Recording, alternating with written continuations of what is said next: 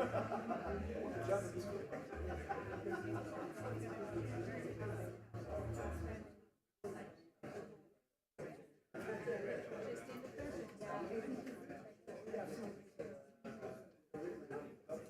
Is this also my water?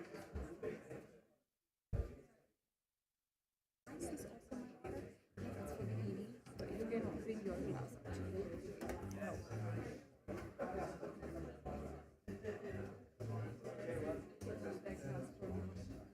Oh no.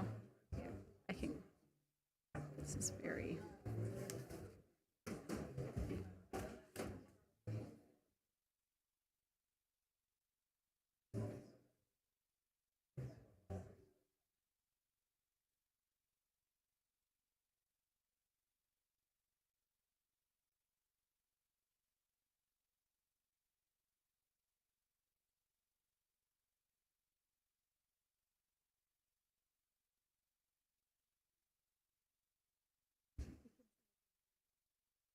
Is there like a moment?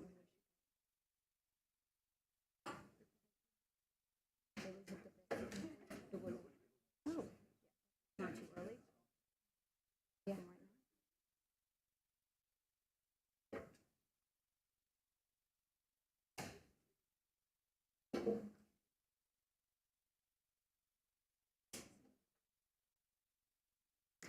Hello and welcome everyone online and IRL.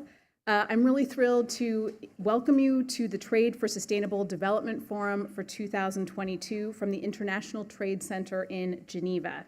We are so honored and excited to have more than 1,500 people joining us from more than 120 countries today, talking about the very important issues of trade, sustainability, and business. If you are joining us online, hello, and we would love to hear from you during the forum. During the panels, you can post questions in the chat, and we will be able to address a couple of those questions after the discussion. If you are in person, it is lovely to see your faces today. We can also hear from you after the discussions. We will pass around a microphone, and we'll be able to answer one or two questions. Also, crucially, there will be a lunch break after panel one. I know this is always the thing everyone wants to know about is food. So there you go. And right now, I am really thrilled and honored to introduce Dr. Pamela Koch-Hamilton. She is the Executive Director of the International Trade Center here in Geneva, and I will hand things over to her.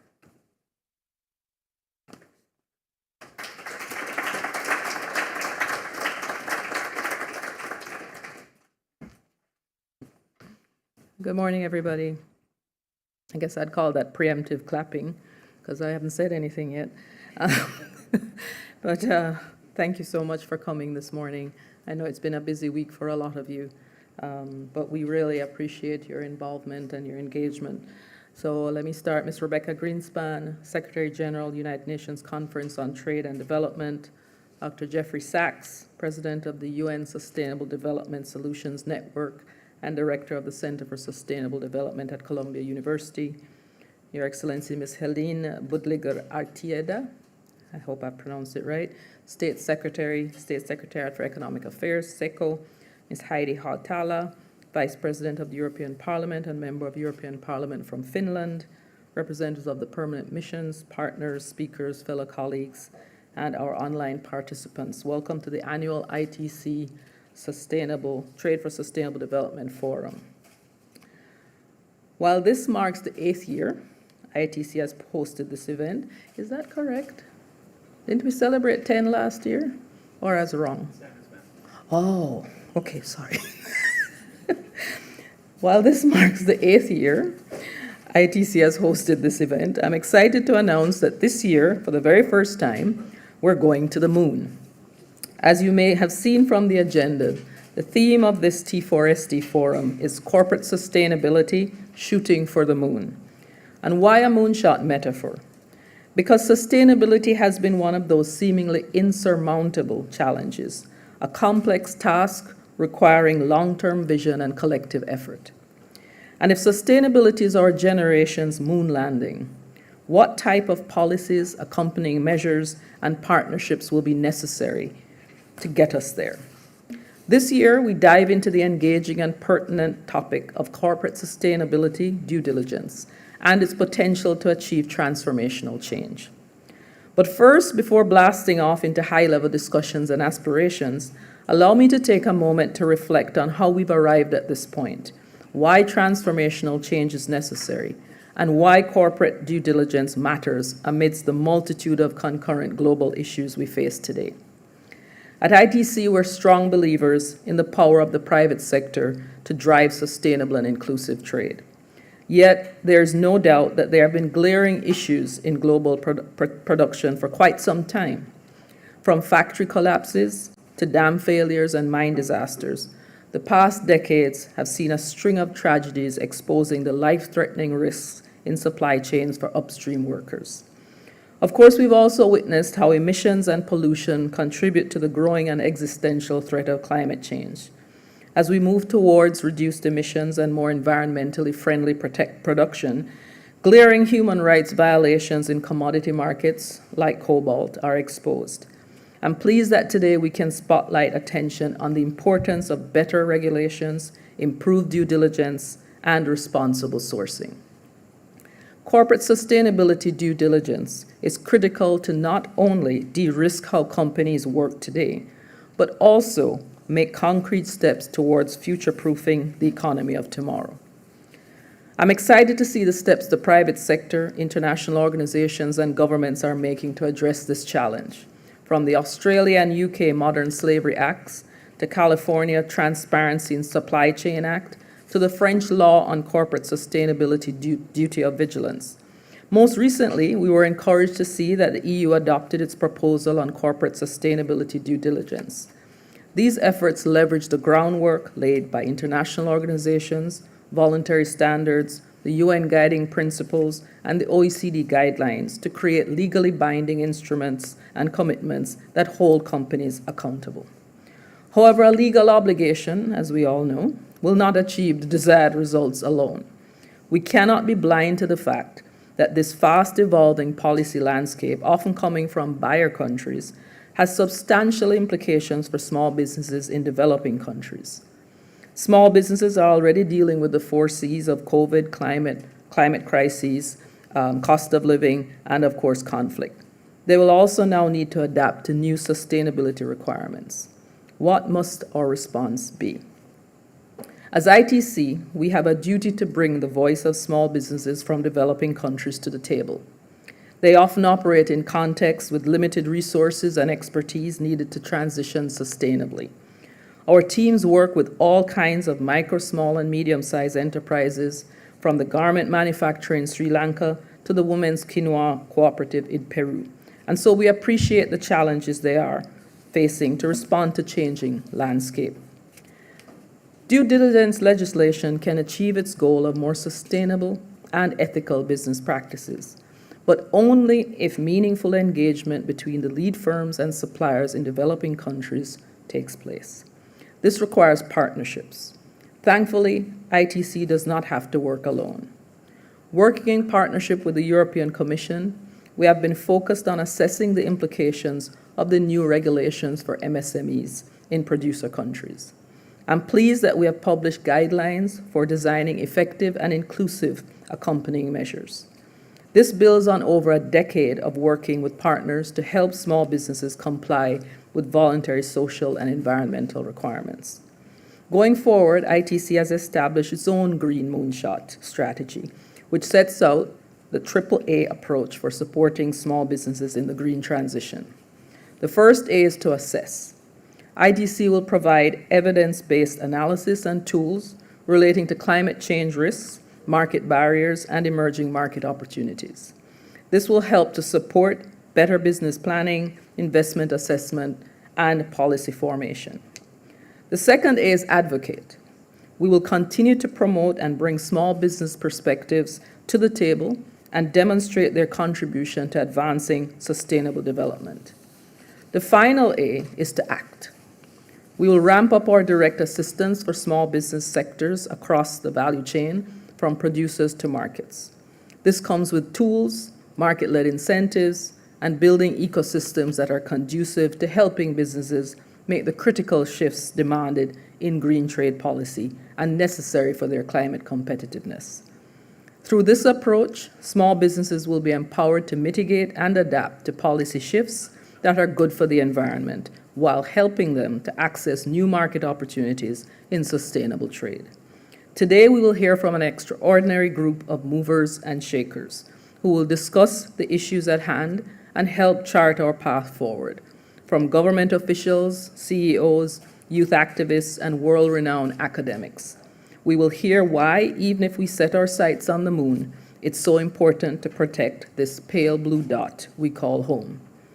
With that, I'm happy to turn over to Ms. Rebecca Greenspan, Secretary General of the United Nations Conference on Trade and Development, who will deliver an important statement to inaugurate this T4SD Forum. Thank you.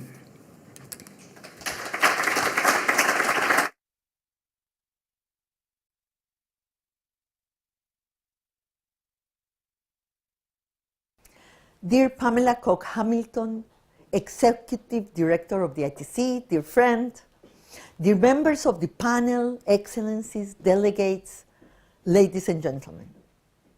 Not long ago, in 2015, we celebrated a historical agreement on a common vision, the 2030 Agenda and the Sustainable Development Goals. The emotions were high. It was a triumph of multilateralism and a fundamental step to build a better world. But our ambitions for sustainable development have been confronted with cascading crises. COVID-19 has triggered a socioeconomic crisis which rapidly turned into a debt and finance crisis. Up to 60% of low-income countries and 30% of middle-income countries are now near debt distress. The climate crisis is hitting us harder every year, demanding enormous amounts of money, which most countries do not have, for disaster responses, mitigation, adaptation, and investment into climate-resilient infrastructure and sectors. Increasing prices for key commodities exacerbate the cost of living.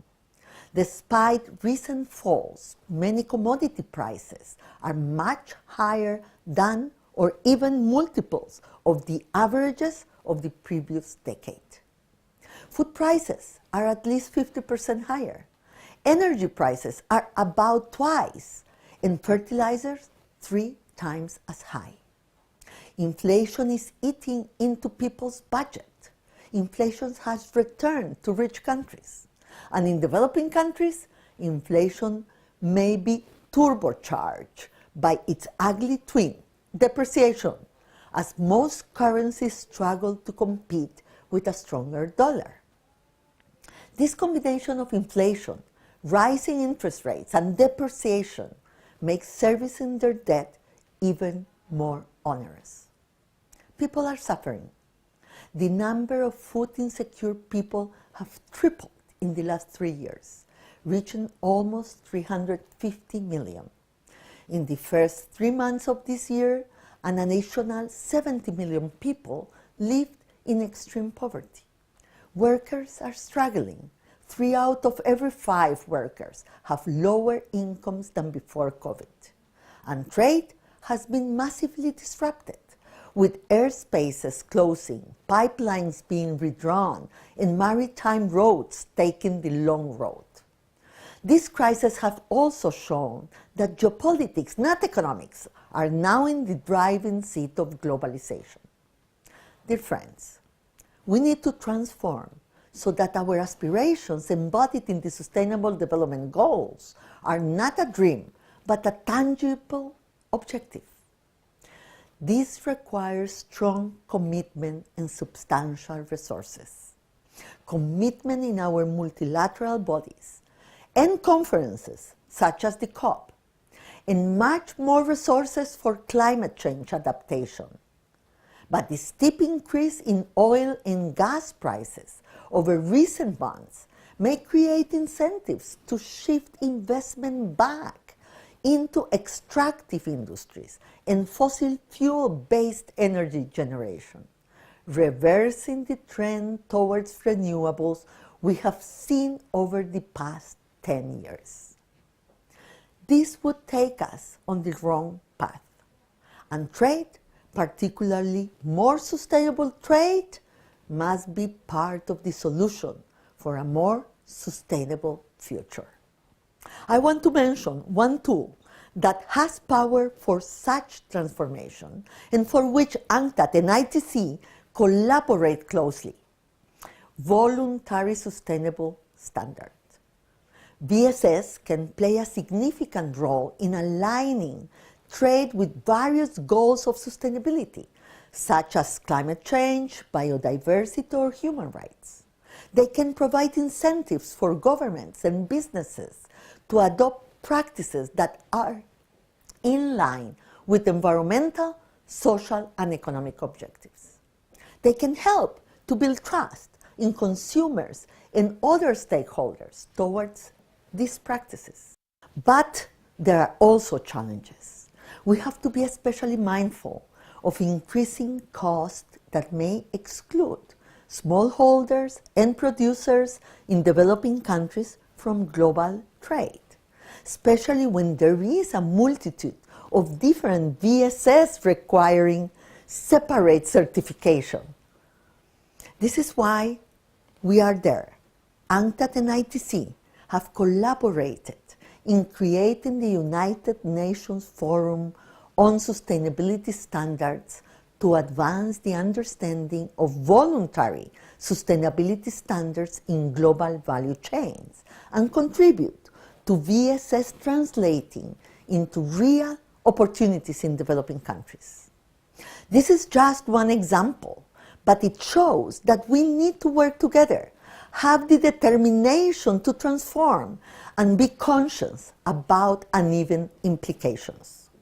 Only then can we ensure that we depart from a world of cascading crises and build one of cascading opportunities.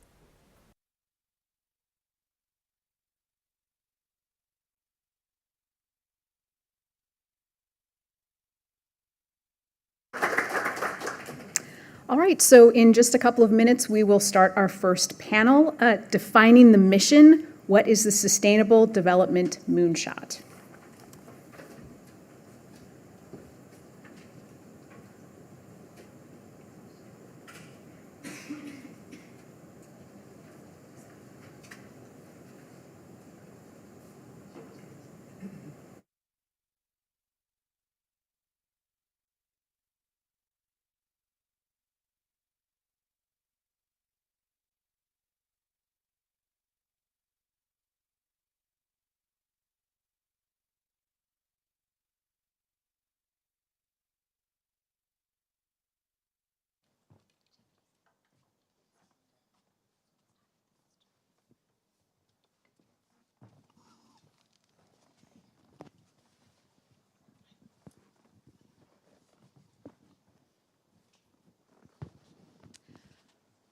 All right, well, welcome everybody to panel one, Defining the Mission, What is the Sustainable Development Moonshot? I would like to introduce our panelists. Of course, Pamela Coke-Hamilton, we just heard from, so welcome. And Danielle Morley is the CEO of Bon Sucro, a group based in the UK committed to sustainable practices in the sugarcane industry. Welcome, Danielle. We also have on virtually Siddharth Kara, author, researcher, and activist on modern slavery and a lecturer at the Harvard Kennedy School. And we will be having Jeffrey Sachs as well. He's an economist, best-selling author, and director for the Center of Sustainable Development at Columbia University in New York. He'll be with us in just a couple of minutes. So one of the things that I wanted to just start out on a very practical level with this idea of the moonshot, the moon landing. Pamela, let's start with you. You grew up in Jamaica, you pursued economics there and began a career in trade. A lot of Jamaica's economy comes from tourism and agriculture, and a lot of the businesses and companies are small to medium size. So I'd love to start there. A lot of the sustainability and development goals, what do they mean for small and medium-sized companies? I think a lot of what we hear has big multinational companies. So what are these regulations? What does change mean for small and medium-sized companies? Hello. Well, let me just start by saying, yeah, first of all, hi Siddharth, welcome. There are a host of issues that frankly now are going to be even more detrimental for small businesses. And we look at what happened yesterday, well, last 2 days in Florida, and that's a developed country. We look at what happened in Cuba, in Puerto Rico, and what the impact of climate change is going to mean for so many developing countries and small businesses around the world. But we do believe also at ITC that small businesses are critical and can bring about transformational change. Why? Because they are at the root of development for most countries in the world, virtually all. They're responsible for 50% of jobs, and they're also responsible for 50% of GHG emissions. So if that's the case, we have to ensure that they are taken into account and that the discussions also include them. Another issue that we have to look at is the whole environmental sustainability and climate resilience is now a basic requirement for competitiveness. And so making the green transition is a sine qua non for small businesses to thrive and to move forward. And so at the practical level, what ITC seeks to do is to work with these companies to help them make the green transition. And one of the things we did in the small and medium-sized enterprise competitiveness outlook of last year is we did a 20-point plan on helping SMEs make that green transition and also giving them the business case of why it's important to make it. SMEs being small and medium-sized enterprises. Small and medium-sized enterprises. Yes, you speak a lot of jargon and do people even understand what we're saying? But I think in the final analysis, what is important, and we had our joint advisory group, which is kind of like our governing board meeting about 2 weeks ago, and we heard from really practical examples. In Vietnam, they're working on making sure that they're able to develop the climate-friendly business policies that they need. We also heard from the Social and Labor Convergence Program about how they can improve labor and at the same time meet the environmental requirements in the factory, in the garment factory. We heard from Ghana how they were bringing together sustainable development production with indigenous knowledge, which is very important to ensure that you don't destroy one going after the other, as we spoke about this morning. That is not a zero-sum game. And then we also heard from Gambia, from a tea producer who had, sourced from over 1,000 farmers and brought that together in a way that was sustainable and helped vulnerable people. So in all, what we're trying to ensure is that we work at the level of the small business. We enable them to actually be able to meet the requirements. We also try to enable a conducive business environment that the government also provides the kind of wherewithal to help them make that transition. But we recognize that it is a challenge, but it's important and it has to be done. Danielle, you work with a lot of small and medium-sized producers in the sugarcane industry all over the world. What obstacles do you see them running up against when it comes to making changes in terms of sustainability, and what kinds of support do you think would be especially useful for these enterprises? Okay, thanks. So Bon Sucre, we're a voluntary sustainability standard, and the design of standards like mine is that we're market-led. So to incentivize change upstream with the producers, then it relies on the supply and demand and functioning markets, and markets are pretty dysfunctional. We don't value nature. We put profit before people. And so what that means is that, in terms of when you're talking about corporate responsibility and supporting SMEs upstream, is that oftentimes commitments are made, but then they're not lived up to because it means paying more for your commodity, for your product. And for example, in Bonsucro, we have, we've only achieved 20% market share, and we're the largest standard for sugarcane. We have, you know, we have in our membership 20% of the global market for buying sugar and 25% of the global production. So huge volumes there potentially to leverage in terms of uptake, but still we only see uptake at 20%. And why that's important is because if you're talking about how to incentivize change upstream and you're looking at VSS and market-led VSS, you can't avoid talking also about shared responsibility along the whole value chain so that the buyers are playing their role and, you know, transferring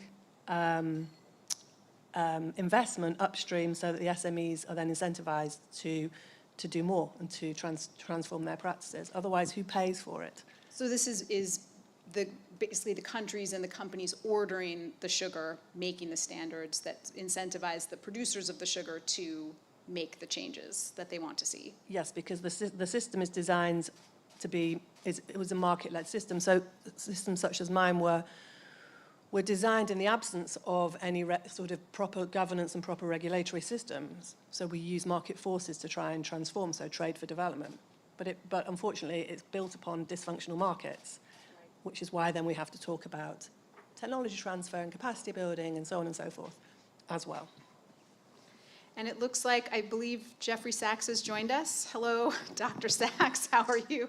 Greetings. Good to be with you. Excellent, you can hear us okay? I hear you very well. I hope you can hear me. I'm in transit as usual, but happy to join. Well, this is very dynamic. We've got commerce in the background. I see some flower vendors. Well, I'd like to turn to you really quickly because the frame of our whole discussion today has to do with an essay that you wrote back in 2020 where you compared sustainability to the moon landing. In the essay you wrote, "Our generation's moonshot is sustainable development on Earth." There are a lot of analogies that you could have used when it comes to sustainability. I'm wondering why you chose the moon landing. What parallels did you see there? Oh, thanks a lot. I wasn't sure about the context, but that is a good one. The moon landing was aiming for a goal, the moon. And it took a great deal of work, public and private, a great deal of finance, a great deal of science and technology, a great deal of innovation in order to achieve the goal. And when we think about the objectives of sustainable development, and just to take one, decarbonization by mid-century, that is a moonshot. That is a challenge that is more complex than going to the moon, although that one was pretty bold and ambitious, of course. Decarbonizing by mid-century is a massive technological challenge. It requires massive financing, of course, even trillions of dollars a year that are invested in energy already, but being redeployed towards a decarbonized energy system.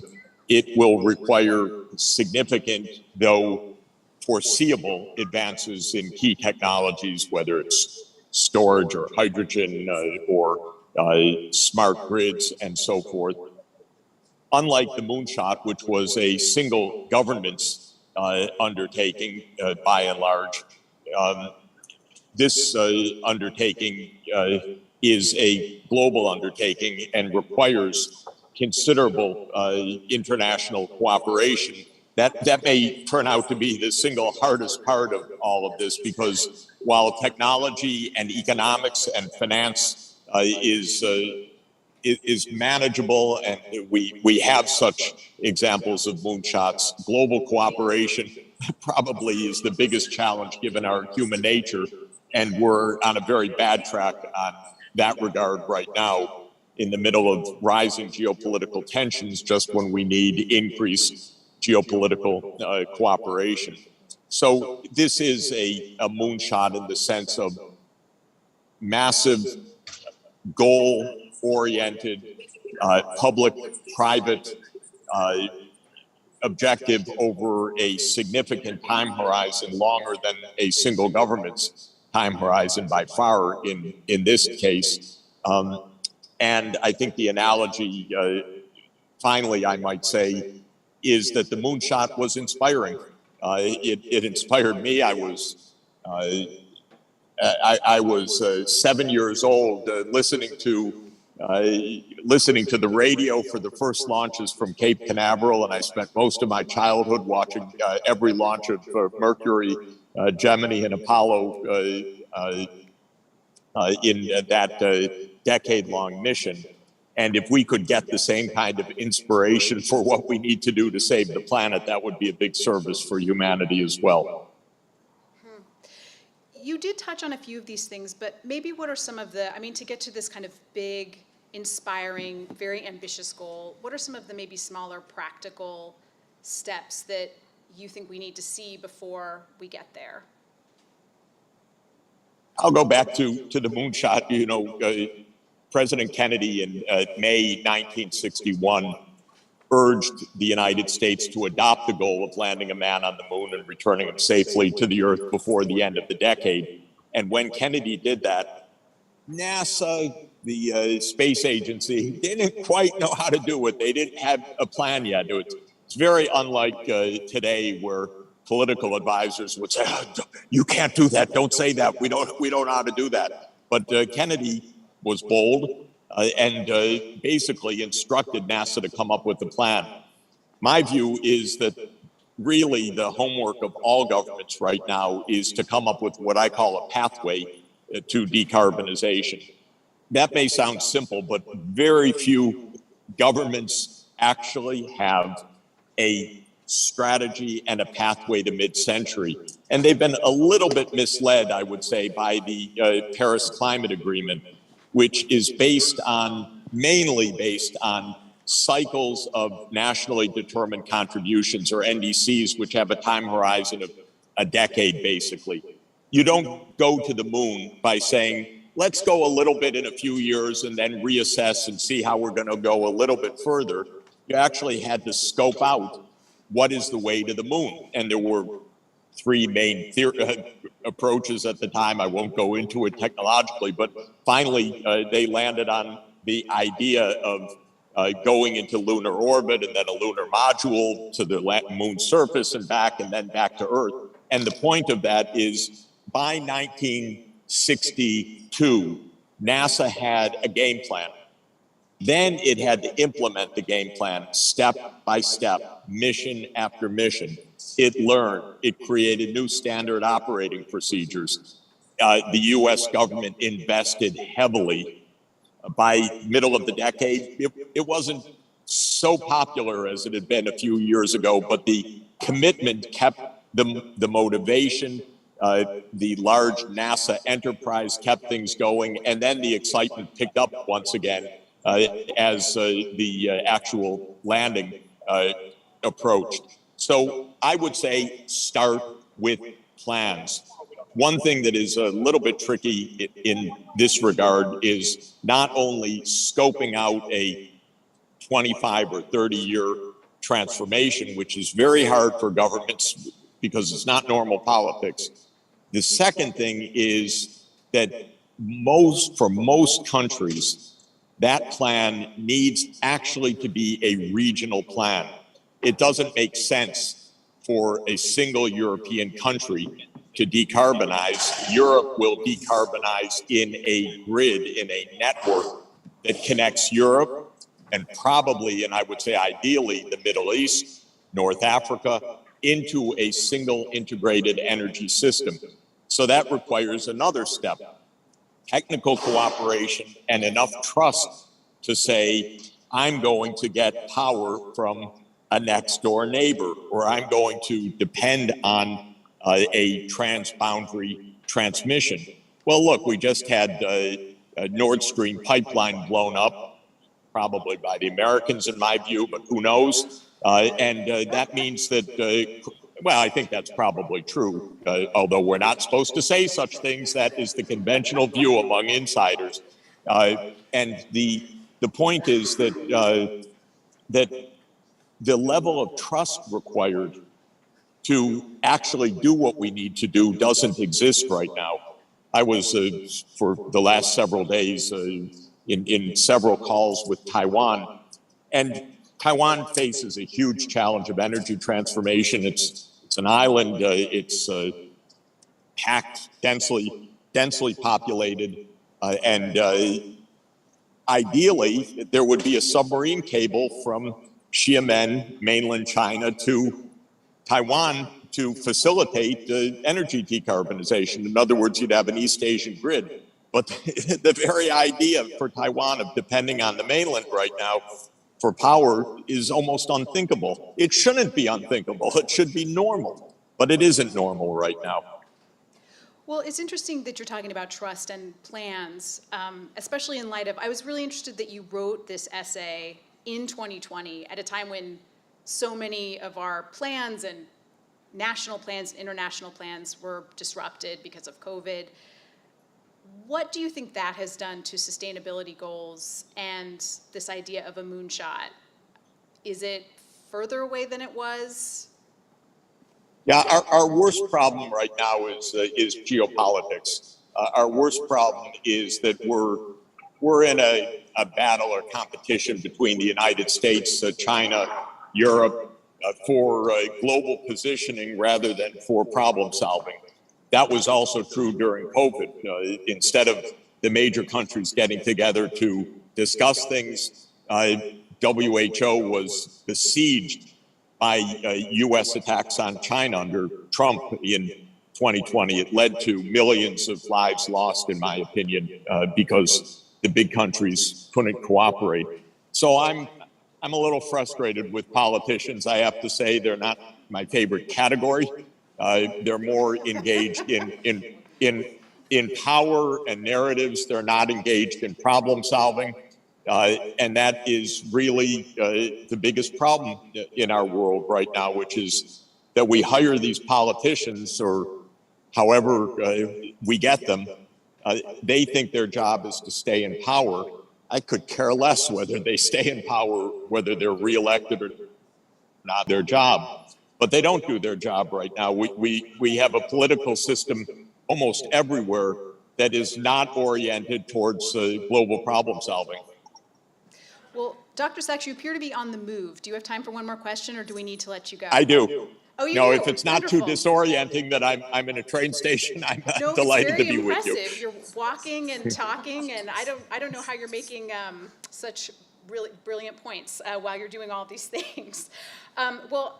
You've just celebrated 10 years of the Sustainable Development Solutions Network, and I'm curious about what some of the biggest obstacles you've encountered are, as well as some of the biggest accomplishments that give you hope.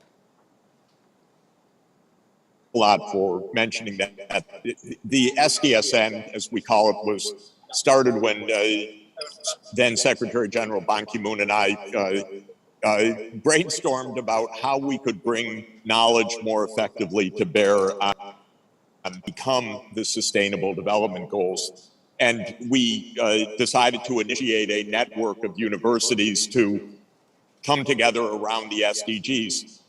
The good news is there are now 1,700 universities around the world that are engaged in SDSN. We had calls with university presidents earlier this year in East Asia, in Africa, Europe, Latin America, Central Asia.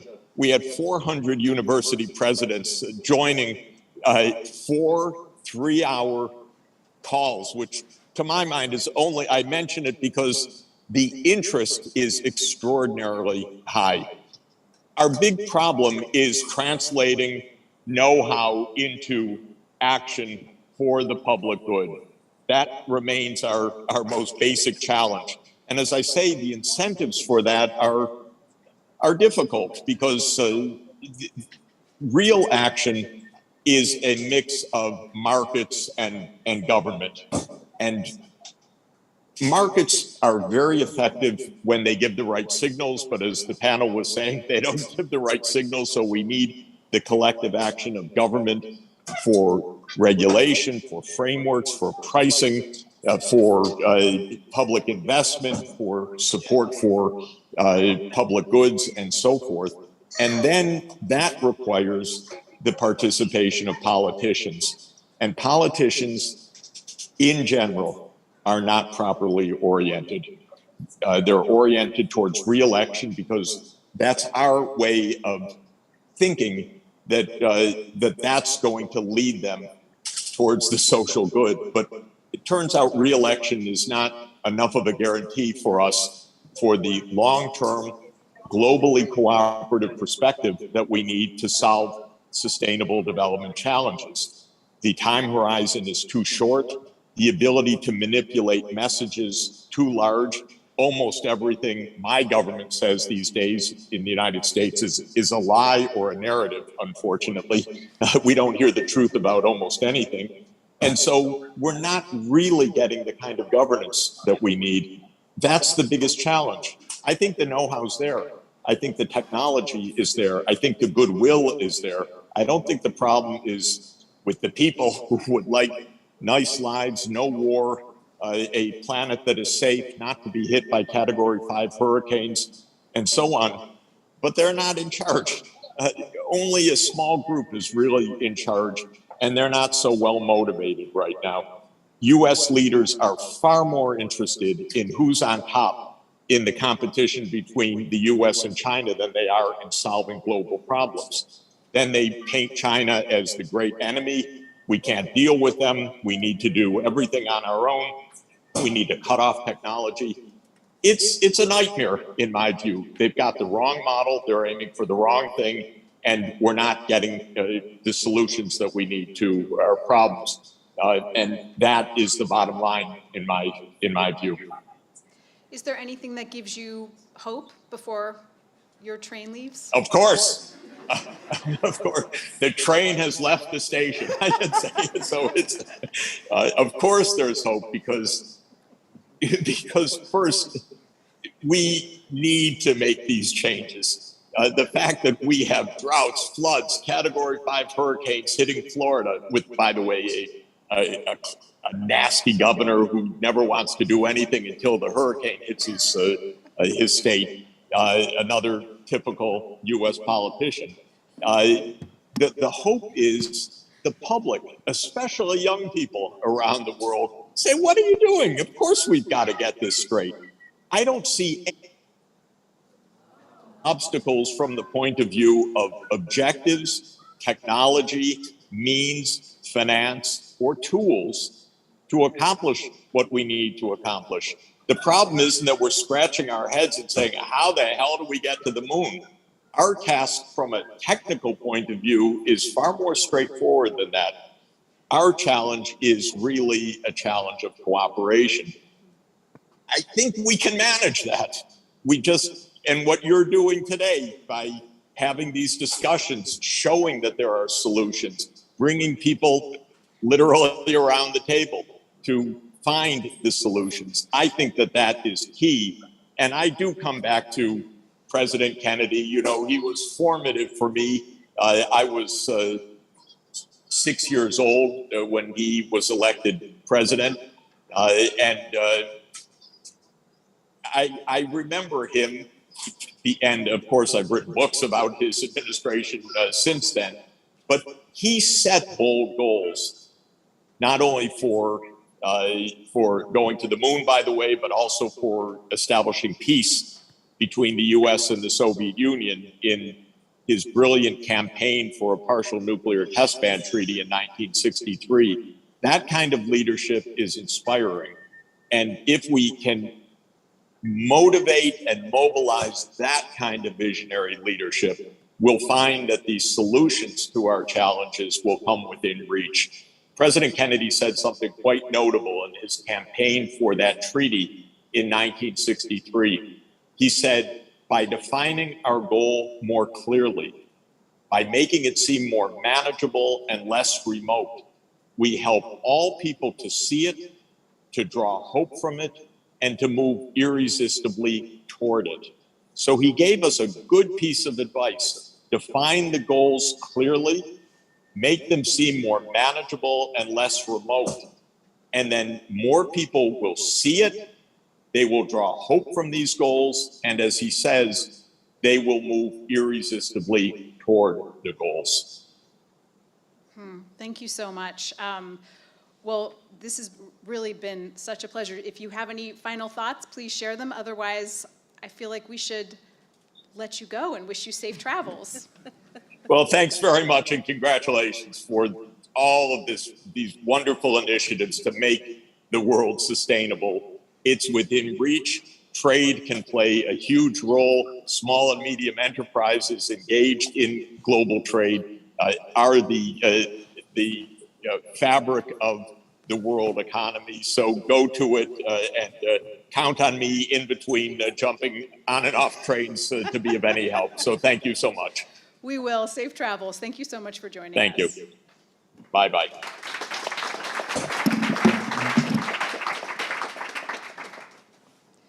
And Siddharth Kara, hello. It's good to see you. I believe it's like 2 in the morning where you are, and you look so professional and nice, considering the hour. It's the magic of Hollywood. Yes, you're coming to us from Los Angeles. We're really thrilled to have you, especially because you've done such extensive work on labor issues, including slavery, human trafficking, child labor. What are some of the biggest issues that you see in trade and in our supply chain right now? And maybe what are some of the ways that you see addressing those issues? Of course. Well, it's a tall order following Jeffrey Sachs on the move through a French train station, but I will do my best sitting here in the dark in Maybe California in go my down sitting the room. Hollywood walk. Good idea. I'll do that next time. Yeah, what I'd like to discuss actually is, in answering your question, the inherent paradox to today's global supply chains. On the one hand, raw materials, resources, and goods can travel from one end of a supply chain all the way across the world to the other end in rapid speed. But the people who toil at the bottom of that supply chain in some ways could not be more disconnected from the people at the top of the chain. For instance, if you were to stand the leadership of a tech or EV company next to the child mining their cobalt in the Democratic Republic of the Congo, they would seem like inhabitants from 2 different worlds. And yet, they are irrevocably connected to each other, no matter how many layers in the supply chain and how many thousands of miles might separate them. So the work we need to do, the crucial work we need to do, is to form that connective tissue between the corporate leaders at the top of the global economic order and the labor and resources they rely on at the bottom. And the best way to do that is to amplify the voices, bring the voices of those who are working across the global south into the boardrooms and sitting rooms of those in the global north. Doing so not only humanizes the chain, but it also helps us dispel the fictions that are disseminated about the conditions at the bottom of the chain, those fictions that are designed to promote business as usual. I'll give you a quick example. The multi-trillion-dollar companies that sell us our electric cars and rechargeable gadgets would have us believe that the cobalt in their rechargeable batteries are untouched by child labor, forced labor, violence, injury, insult, and death, and environmental contamination in the Democratic Republic of the Congo. And they would have us believe that their particular supply chains are clear of these abuses because the specific mines from which they buy cobalt maintain ethical standards. That's the story. And the story goes on until someone goes down to the Congo, as I have, and is able to see directly that all those supposedly ethical mines are teeming with child laborers, toxic contamination, cross-contamination, and immense violence against the people and earth in that part of Africa. And the same, by the way, would go for child labor in garment factories in Bangladesh, slavery in seafood vessels in Thailand, labor trafficking in the Central Valley of California, where I am now, and on down the list across the global economy. So I ask this, is it too much to ask that the CEOs of the companies availing of this cheap labor and resources should take one single trip per year to go and see, this is where I buy cobalt, or shirts, or shrimp, or tea, or avocados, or anything else.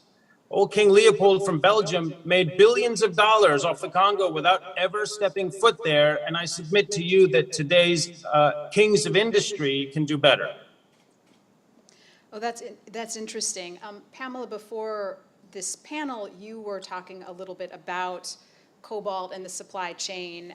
It's such an essential component of the batteries that we use in our phones and are a big hope for a lot of countries getting off of carbon. And Pamela, you made the point that it almost seems as if the price for dealing with some of the environmental issues we have in the West is creating, yes, and I wonder if you would have something to add about that and that kind of trade-off that we're seeing between the environment and labor rights and also, you know, environmental issues in developed countries and in developing economies. Thanks so much. Well, I can't speak as frankly as Jeffrey. I think that's okay. Yeah, I still have a kid to send to school, and I need to keep my job. So, but truthfully, thanks, Siddharth. Thank you for being up at this hour. I really appreciate you joining us. Next time it will be physical, and we'll all be in the same space. But I look forward to that. No, for me, this issue it's foundational, because we continue to try to fix the world in terms that are actually continuing the dysfunction. And it's a zero-sum game that we've set up, which doesn't actually solve problems, it just shifts them. And so what we've done is we've said, okay, we're going to go to electric vehicles, and a lot of countries have declared they'll be using electric vehicles by 2035, 2040. That's what, 10 to 15 years? Meanwhile, the country that's responsible for 70 to 80% of the cobalt necessary to make those electric vehicles is in complete disarray, gets no benefits, there's no value added in the Congo. There's child labor, as we all know. There's environmental degradation. Why does it have to be a zero-sum game? And it is true, as Siddharth has said, it's not just also about cobalt. If you look at the commodity industries across the board, sugar, nothing has changed in 400 years, frankly. You still have the extractive industries or the commodity, cocoa, etc. The Swiss don't grow cocoa.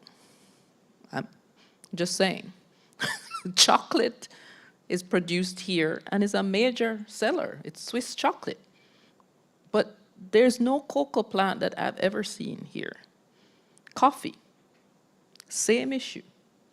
You go down all the commodity lines, this is the problem. There's a structural dysfunction in how our systems are designed, and it's going to affect sustainability, whether we like it or not.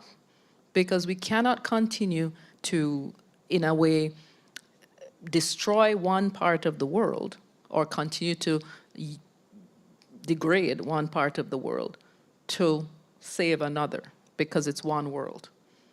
And I think we have to be aware of that, and we have to find a way that everybody wins. Is this something that you notice in the sugar industry as well? Do you see the same kind of trade-off as we see in cobalt with labor issues and sugar and trade? I mean, yes, yes, without a doubt. With all the, as Pamela said, with all the big agricultural commodities, there are really terrible issues in terms of, at that level of primary production. And there are documented allegations and evidence of, trafficking, forced labor, and child labor in all the supply chains, including in sugarcane. But that's what we are actively working on as Bonsucro in terms of being a sustainability standard. So those are completely not allowed within our standards. So if you are a certified producer, then there are criteria that you have to comply with. And there's fundamental criteria, for example, child labor and all the human rights, that you have to comply with in order to become a certified producer. Yeah. Siddharth, what are some ways that you see to prevent this kind of the zero-sum game that Pamela was talking about, to not have environmental progress at odds with human rights and labor rights? Yeah, Pamela makes such terrific points. And I think the key thing to understand is if corporations were going to sort out their supply chains willingly, they would have done it by now. And the reality is the path of minimal effort for many corporations is to evade accountability for their supply chains by pointing the finger at their downstream suppliers. And then those downstream suppliers point their fingers further downstream until the last finger is pointed at the child in Africa caked in filth in a mine, or a young girl in South Asia weaving shirts instead of going to school. So I think we'll have to see more pressure from stakeholders at every level to extend accountability up to the top of the chain, be it from researchers, international NGOs, grassroots NGOs, journalists, and even consumers. No right-minded person wants to buy an electric car thinking they're making a green choice when they're actually contributing to immense violence to the people and environment in Central Africa. Or for that matter, no one wants to buy anything from fast food to fast fashion that relies on the exploitation of the most vulnerable people in the world. So the question is, why do we sitting here tolerate this? Why do we allow our global economy to be formulated in this way? We would not send our children or the children of Cupertino, for example, to scrounge in toxic pits for minerals. So why is it okay to send the children of the Congo to do this? We would not treat the Swiss Alps like a toxic dumping ground. So why is it okay to treat Africa like this? I think that's the central question to ponder. And I think the uncomfortable truth is we tolerate and rationalize these moral inconsistencies because it's those people over there and not our people over here. And as Pamela said, this has been the truth for centuries. Much less has changed since colonial and slave trading times than we might care to admit. The people of the global south are still treated as a subclass of humanity. And once we accept this truth fully, and once we commit ourselves to rectifying it completely, then everything that needs to be done to erect a more decent and dignified and equitable global economy will be done, leading surely to increased uptake of sustainable production methods throughout the global value chain.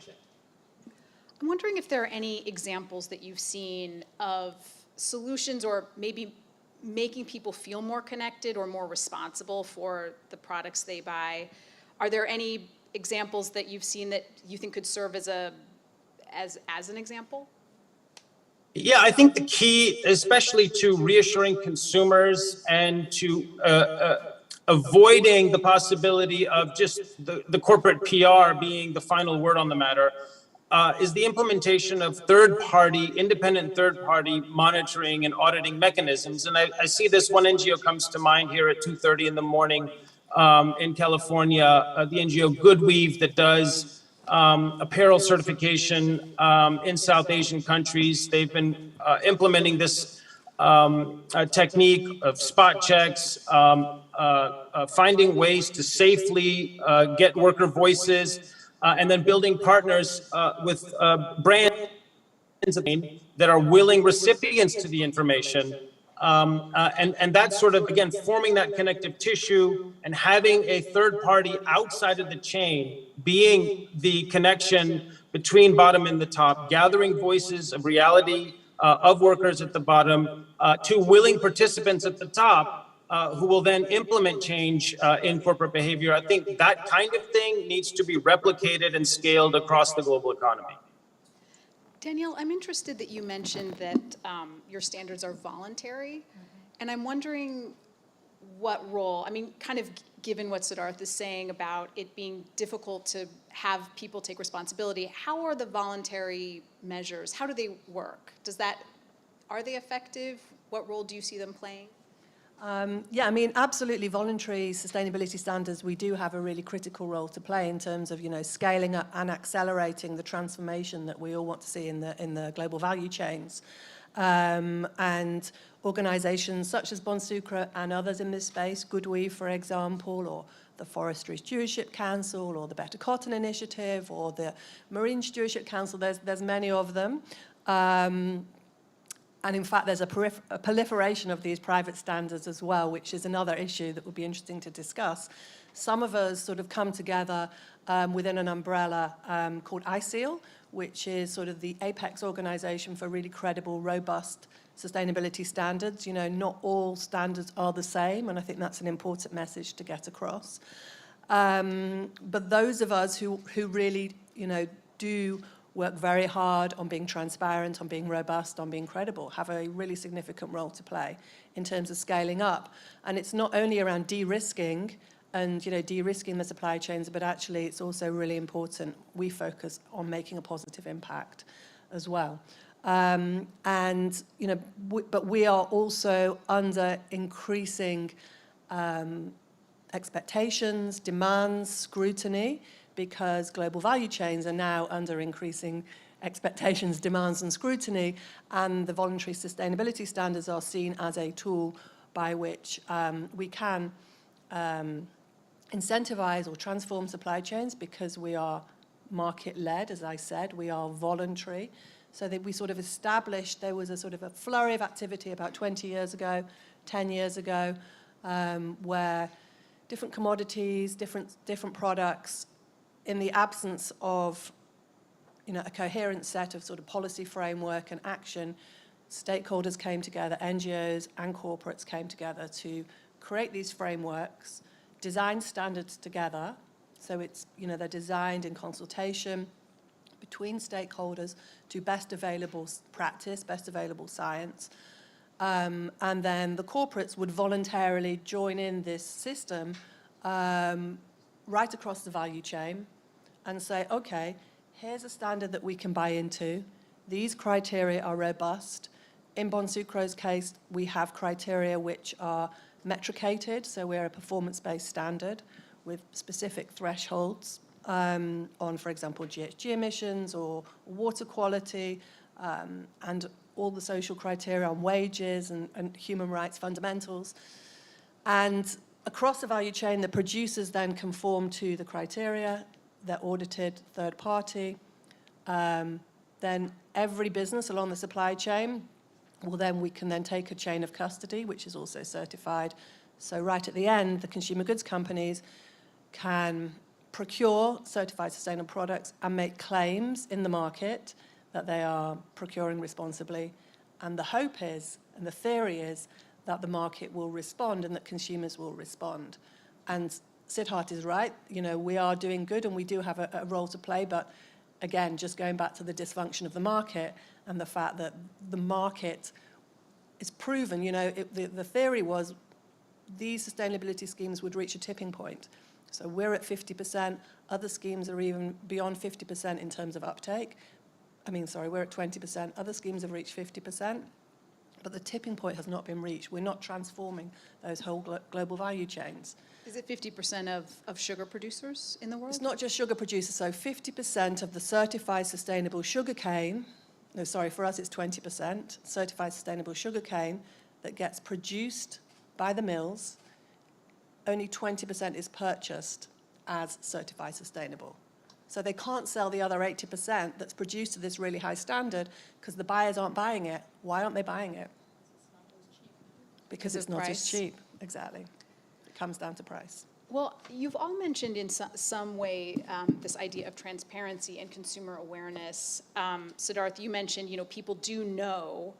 I am aware of the cobalt mining situation. I also have an iPhone. Is it a question of consumer awareness? Is it a question of transparency? Is it a question of transparent alternatives? I'm wondering, Pamela or Siddharth, what your thoughts are as far as that, because that has come up in all of your answers. Sure. Well, I think consumer awareness is important. Many, if not most, advancements of human rights across history have been led from the ground up, from grassroots outrage with top-down regulatory advancement as well. But usually it's a critical mass of humanity that finally says, this cannot stand any longer. And it continues to apply that pressure. But they can't get to that point until there's clarity on what's happening at the bottom of the chain. Consumers, by and large, the people in this room may be aware, but by and large, they're not aware. And that gets back to this idea of the fictions they're told about what's happening on the ground. So it's that hard work of getting down and shining light into the darkness to say, this is the reality, this is the truth. And the very first abolitionists held the belief that if people come to know the horrors of slavery, the horrors of what's happening to people, their conscience will demand that they do the right thing. And they believed in the fundamental goodness of most people. And I think we have to hold on to that belief and then do the work of bringing light into the heart of darkness, of bringing the voices that toil and suffer at the bottom of the chain out into the open, and then allowing people of conscience, such as us, and I believe most consumers and good corporate citizens, to then follow through. But it has to be based on starting with the truth, not the fiction, but the truth of what's happening at the bottom of the global economic system. Do you see the key as consumers putting pressure on companies, or do you see it as companies maybe voluntarily taking responsibility? Look, it could go either way, right? I mean, we have an example on stage of good corporate citizenship, good corporate behavior, and corporate conscience. I think Patagonia was in the news recently. Didn't the founder just decide to give the whole company to charitable purposes? And there are many giving pledges that billionaires are making, and that's all good. But it's not sufficient. So I think there will also have to be an outcry of citizenry. Look, I want to say one thing that it's popped in my mind, and it's really important, because last year I met a father and son in the Congo. The son had lost his legs in a tunnel collapse digging for cobalt for $2 a day. But he considered himself lucky because he was the only one who survived. 40 other people were buried alive that day. That's the truth that's not coming out. And when he was done telling me this horrific story of what's happening to people so we can plug in our phones and so I can access you today from thousands of miles away, he said, do you understand how we're working here? And I reached for an academic kind of answer. I said, yeah, I understand that you work in very appalling, degrading conditions. He just cut me off. And he said, no, we work in our graves. And that sentence stands in for countless people across the global south. But that truth has not reached the global north. And that has to be bridged. And then I think everything that has to be done will be done by consumers, by NGOs, and by decent corporate citizens. And when they don't act, by regulatory pressure. I think, thanks, Siddharth. I think in a way it's a double-edged sword. I think you have to take it from both ends. So you have the grassroots end, which is very important, the upswell. I mean, where I'm from, we're known for lots of rebellions, slave rebellions and stuff, which is why we ended up with the Maroons and all of that. But the point is that you can have the groundswell, but you also have to have the top down.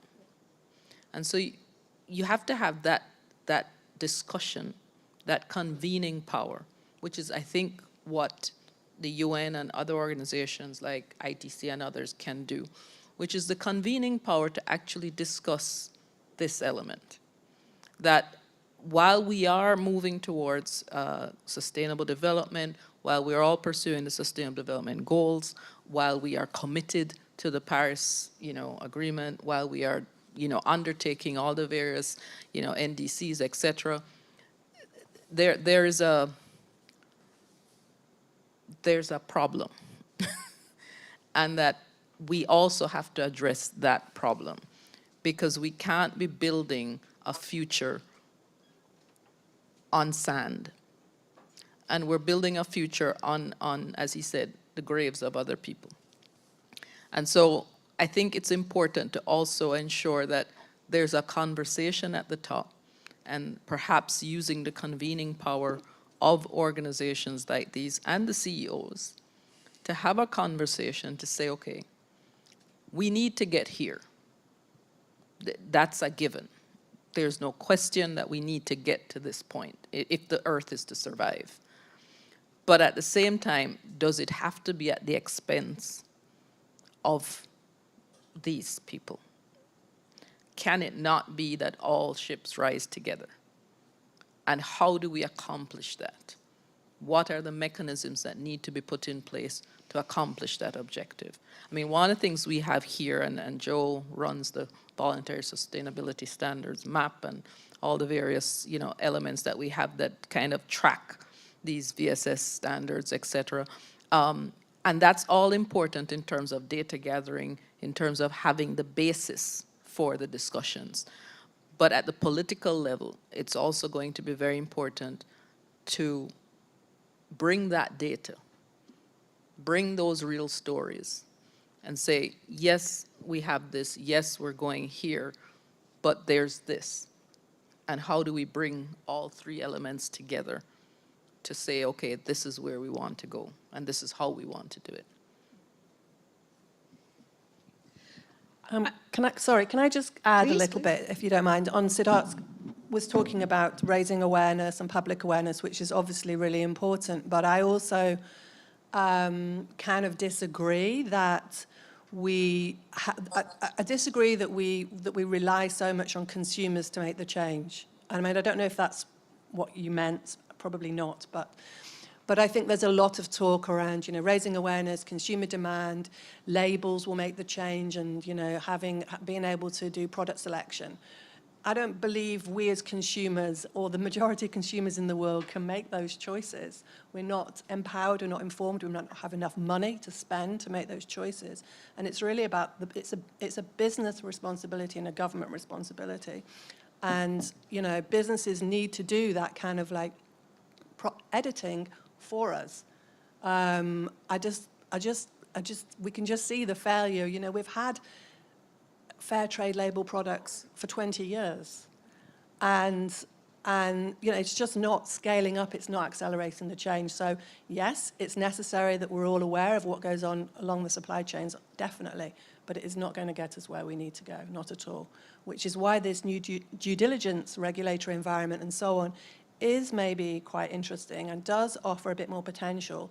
And the fact that we're now having this conversation is fantastic. The fact that governments of the world are now waking up to the fact that they need to be more proactive in leveling the playing field and not allowing just a few progressive companies to lead the way and everybody else just does business as usual, right? And also you've got to consider the fact that when you're talking about big commodities, like sugar, like palm, like soy, they're being traded around the world, and there's only a few markets where consumers and companies really care about this. The big emerging economies of the world don't have either the luxury or the interest or the political motivation to engage in this. So, I used to work for the Roundtable on Sustainable Palm Oil before I did sugarcane. And there, one of our big challenges was the EU, and I was doing a lot of work in Brussels around the whole deforestation agenda, and it was a really hot topic. Everybody hated palm oil, and getting across the fact that there was something called sustainable palm oil, and it was better than conventional palm oil, and so on. That was the conversation we're having in Europe. And they were talking about banning palm oil and so on. And meanwhile, deforestation continued. Companies continued because they would export palm to China and to India, and it was used as a cheap cooking oil. It wasn't used to manufacture chocolate bars. It's just a cheap cooking oil. How can you put a premium, a sustainability premium on that when it's poor people who are buying it? So this whole piece around consumers leading the way, it's not going to get us where we need to be. Well, speaking of that, I mean, we are in a moment right now where there's a lot of economic uncertainty. We're in an inflationary environment. We've just been through a lot of sort of economic shocks and economic changes, and it seems like there might be more in the future. I'm wondering how you all see this moment. Is this creating additional challenges? Do you see an opportunity here? I'd love to get your thoughts just on the change that we're hoping to see being made at this moment. Pamela, Siddharth? Siddharth, do you want to go first? I know it's 2:30 in the morning, sorry. 10 to 3. No worries. Gosh, we've talked about this a couple of times today. In a time when we need more cooperation than ever, we are facing more division and fractiousness than ever, nationally, internationally. I come back to COVID, and I think there's still an entirely untold story, or a largely untold story, of what the impacts have been on the pandemic at the bottom of global supply chains. I think in the early days, we saw some of those images of hundreds of thousands of migrant workers literally walking 100 kilometers from Delhi back to their village in northern India when the garment factories shut down. And what happened to them? I did a little bit of research on this, and of course, child labor increased. Children had to be pulled out of schools when work and income were gone. When orders from apparel brands came back, wages were less. Families had already taken out loans and were in debt bondage, and so everything got worse.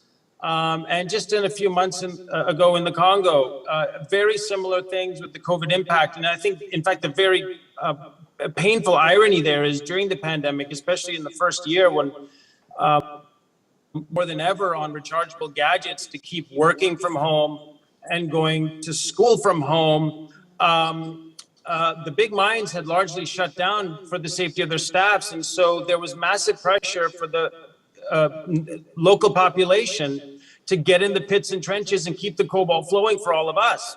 And that's another largely untold story, because the illness spread like wildfire in the mines. There's no such thing as masking and social distancing when you're in a tunnel 20 feet underground, or up to your waist in muck and filth under the hot sun. So a lot of that damage has, number one, not been assessed, and then as a result, not addressed and redressed. And I think these are some of the challenges that we're going to face in the coming years, is coming to terms with just how problematic the pandemic was at the bottom of global supply chains, and how much progress was lost in those 2 short years. I mean, a generation of children may have come out of in dozens of countries as a result. And so a lot of progress possibly lost that needs to be regained. But to do that, again, and I come back to it repeatedly, we have to know the truth on the ground in order to address it. Thanks. I think when you speak of challenges, we go back to who are the ones who are going to be implementing these due diligence requirements and so on. And at the end of the day, 90% of firms are small businesses across the world. So in the end, we have to ensure that they're able to meet these requirements and that they're able to stay alive, to survive. And so we have to look at what are the mechanisms that we can utilize to help them make this transition. The cost alone is a big factor. How many small companies, especially in developing countries, don't have the wherewithal to be able to make the transition upfront. So the first thing we have to look at is how do we enable them to actually do that? Whether it's through, microfinancing, grants, concessional loans, whatever it is. But we have to find that ability to enable them to make that transition.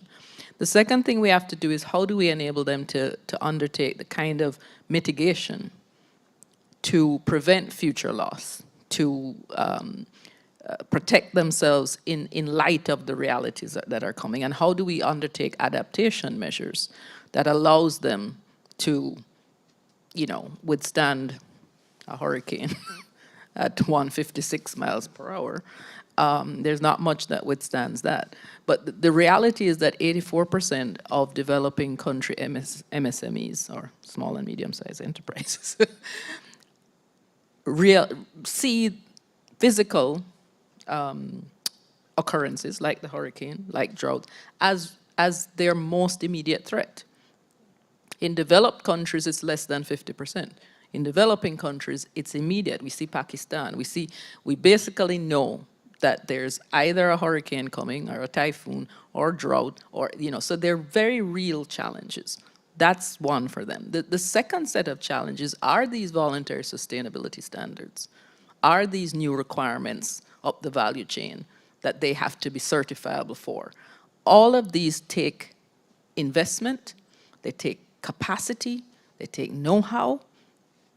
So these are the challenges that many of the companies will face. The opportunities, however, are even more important though, because when you look at the opportunities that are now occurring in the green space, if we are able to show the companies how in the area of new energy production, alternative energy, solar, wind energy, hydro, all the services also that are now associated with going green. These are services that small companies can also start to provide. So we also need to shift their framework, the way they think, into looking at this green transition as an opportunity to reposition themselves in what is going to be a new global dynamic. In a way, it's the same as digital. In the digital space, 20 years ago, I shouldn't even say 20, 2.5 years ago before COVID, half of the companies I know in my region were not online because they were just local and they just didn't, they cooked some food and people came and bought the food. And now they're huge deliveries. They're online, they're taking orders, it has completely transformed. And the opportunities that have been presented have translated into something completely new. I think the same is true for green. But we have to be able to translate that for them. And I think that is also important. Thank you.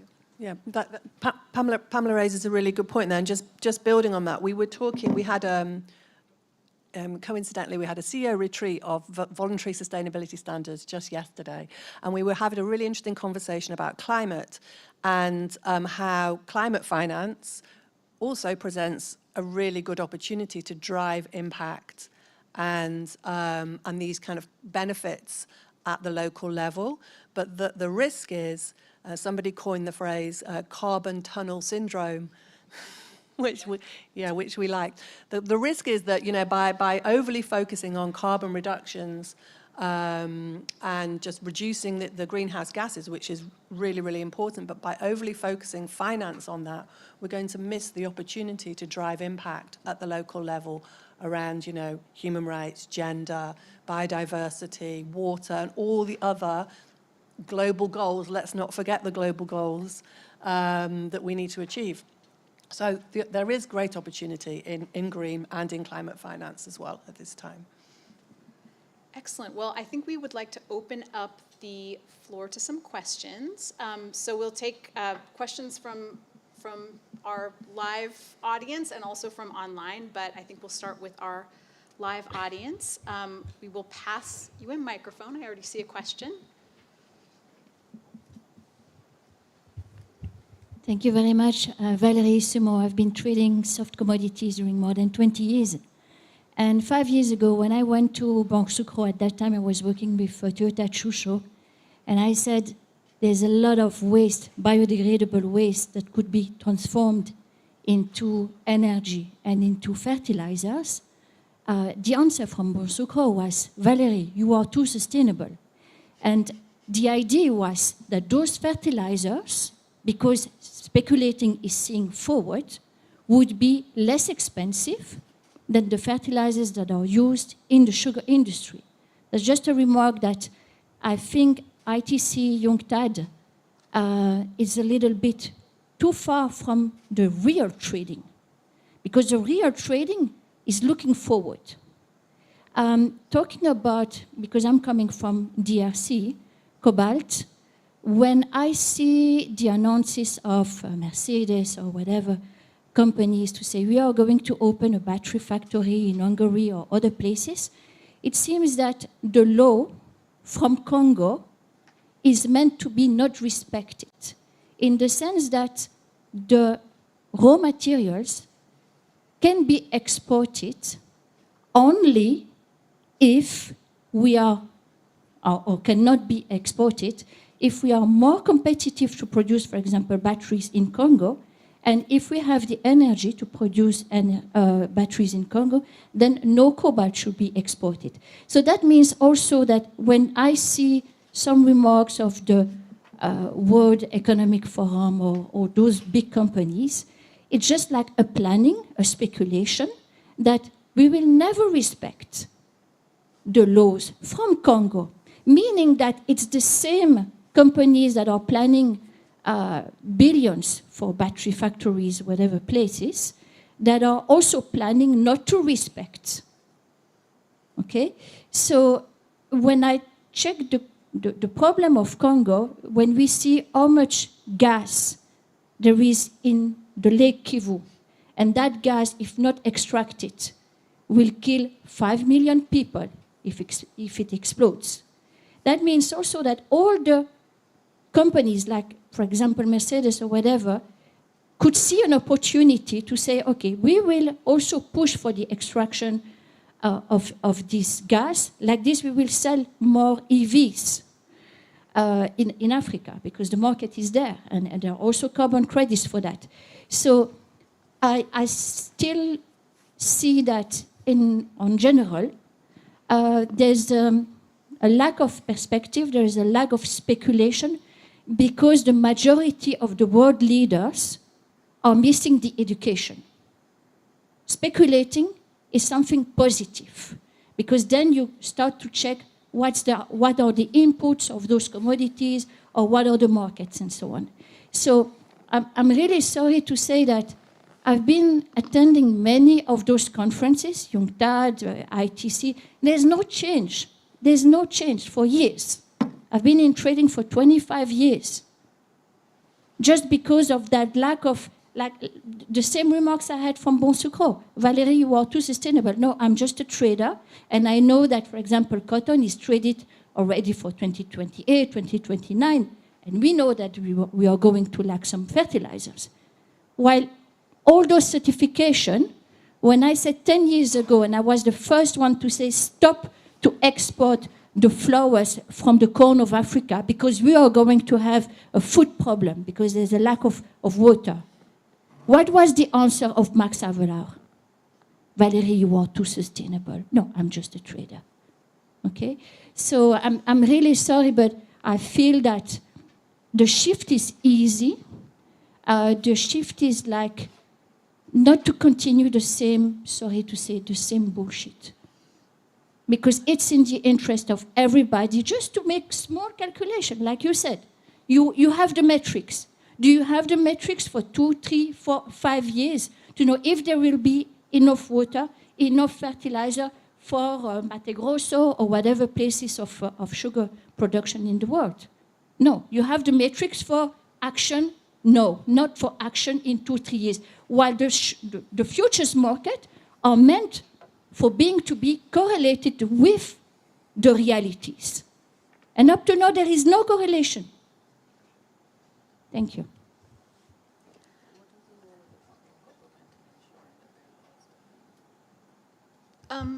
Yeah, so I don't know, do any of you care to respond to that? I mean, it sounds like the essence of your question is, you know, how there's sort of the idea of change and big institutions promising change, and then there's sort of the reality on the ground. What are the ways in which you can see potentially maybe bridging that gap? Or are there examples you've seen of that gap being bridged? And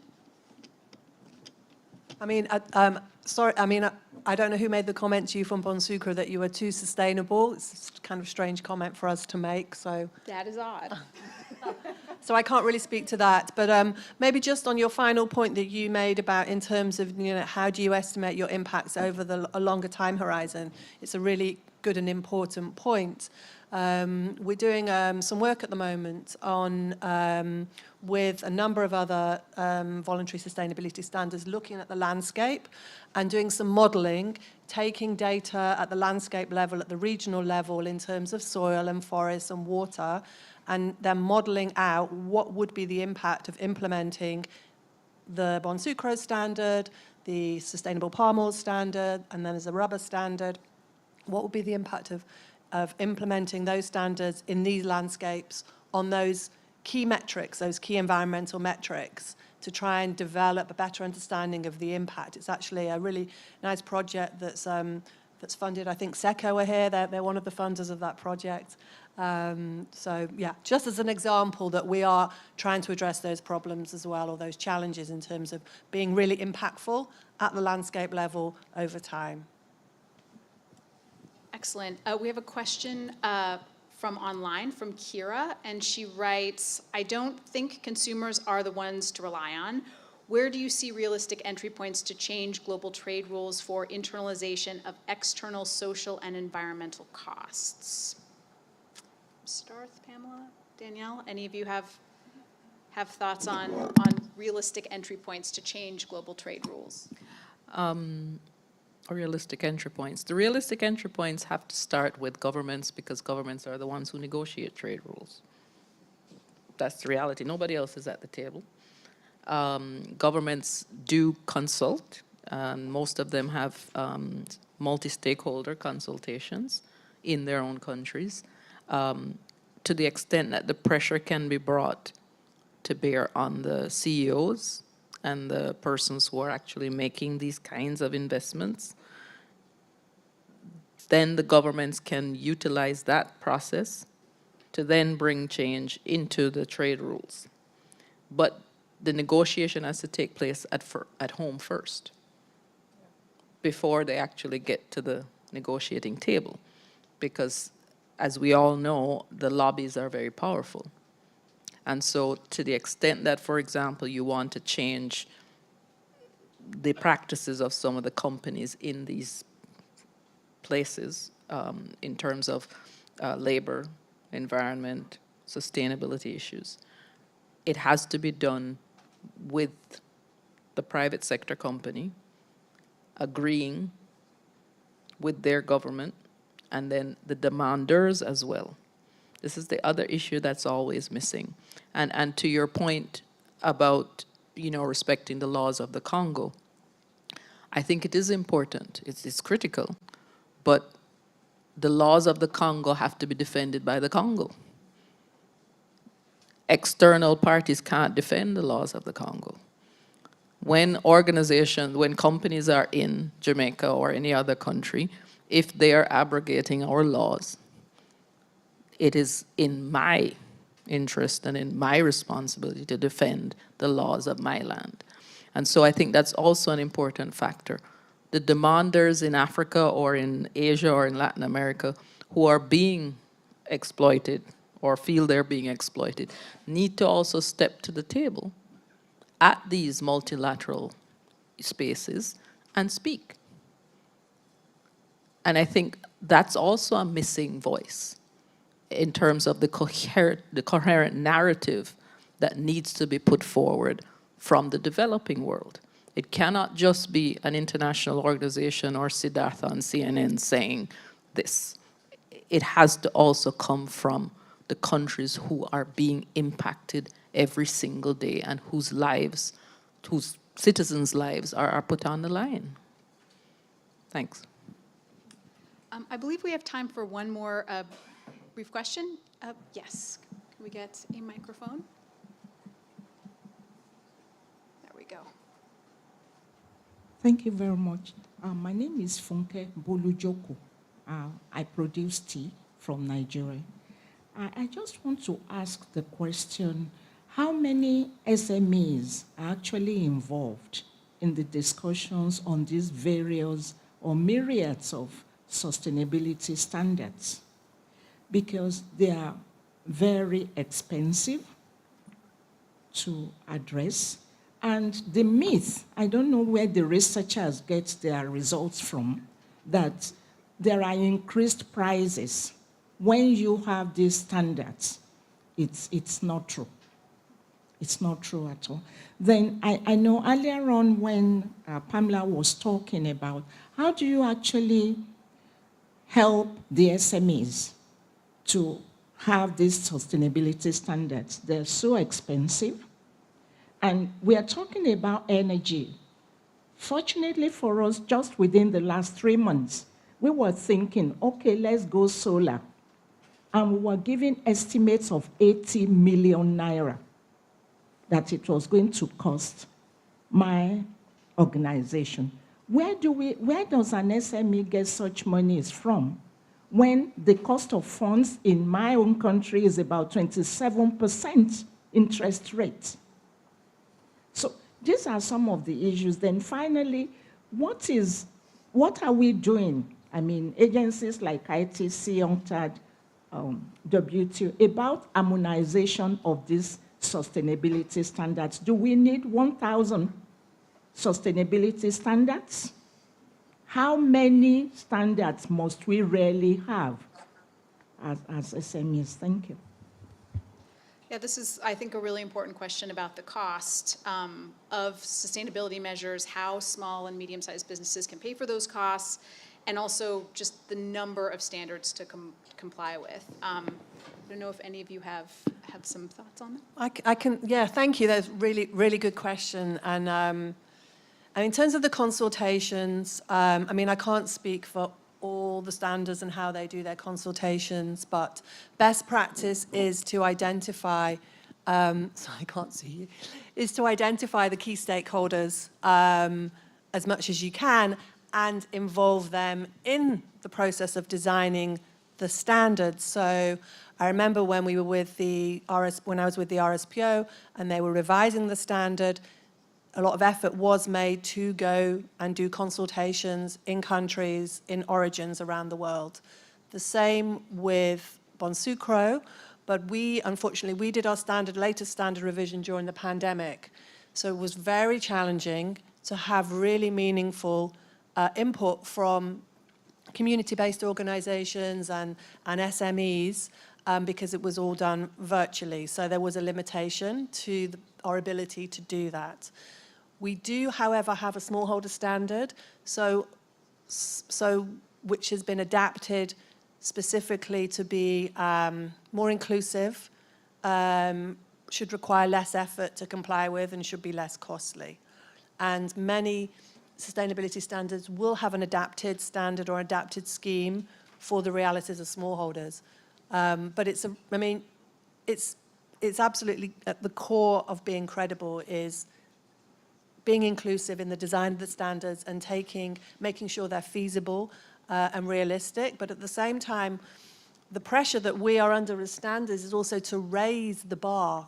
So it's about how do we kind of be inclusive and at the same time raise the bar and the performance levels, because that's what the end users and the big buyers want. They want us to continually raise the sustainability performance, and yet we also need to be inclusive of smallholder farmers and small producers. So there is a real tension there, and it is not resolved. So we need to keep on working together and trying to figure it out. And your point about harmonization, I mean, I love that. You're absolutely right. There is just this proliferation, and we need to improve the way we align horizontally and vertically across the different schemes. Siddhartha, I'm wondering if you have anything to add before we let you go to bed in LA. But just about how small and medium-sized businesses can bear the cost of raising standards and still compete and still, make the money that they need to make. It's such a good question, and the one thing I'll add is, because it comes back to this idea of value siphoning from the global south into the global north, which just perpetuates these cycles of poverty and exploitation. And if more of the value chain was retained in the global south, there would be more available for things like rural electrification and sanitation and infrastructure development, which could address the question raised by the audience member. And coming back to this issue of Congo, they could refine more of their minerals if they just had sufficient electrification. And so foreign investment or holding on to more of the value chain would assist in those types of development activities. Now, Pam makes a terrific point, and it comes down to governance as well. And poor local governance is an unfortunate part of the problem. and also has to be addressed. And that comes back to the issue of the grassroots. And I think I probably stand a little bit in isolation in my belief in the grassroots and a little bit the consumer, maybe not the consumer of commodities in the global south. I completely agree with my Bon Sucro colleague on that point, but the consumer of the $100,000 EV or the $1,000 phone or other kinds of products, they have some role to play, especially young people who have grown up in this super connected world. I think they have some role to play. I said some time ago, if corporations were going to do this willingly, they would have done so by now. So ultimately, there will have to be governmental pressure, regulatory pressure from the top down, as Pamela said, but the grassroots as well. I hold a candle to them in the hopes that I think there can be pressure applied from there as well. That's very well said. And Pamela, any final thoughts? The question raised is a very valid one. But I think it's important to point out that the voice of SMEs is also as strong as your togetherness, your ability to pull together, whether it's as sectors or, across different value chains. One of the things that we recognized when we went to COP26 was that there was not one representation or voice of an SME in that entire 4-block radius.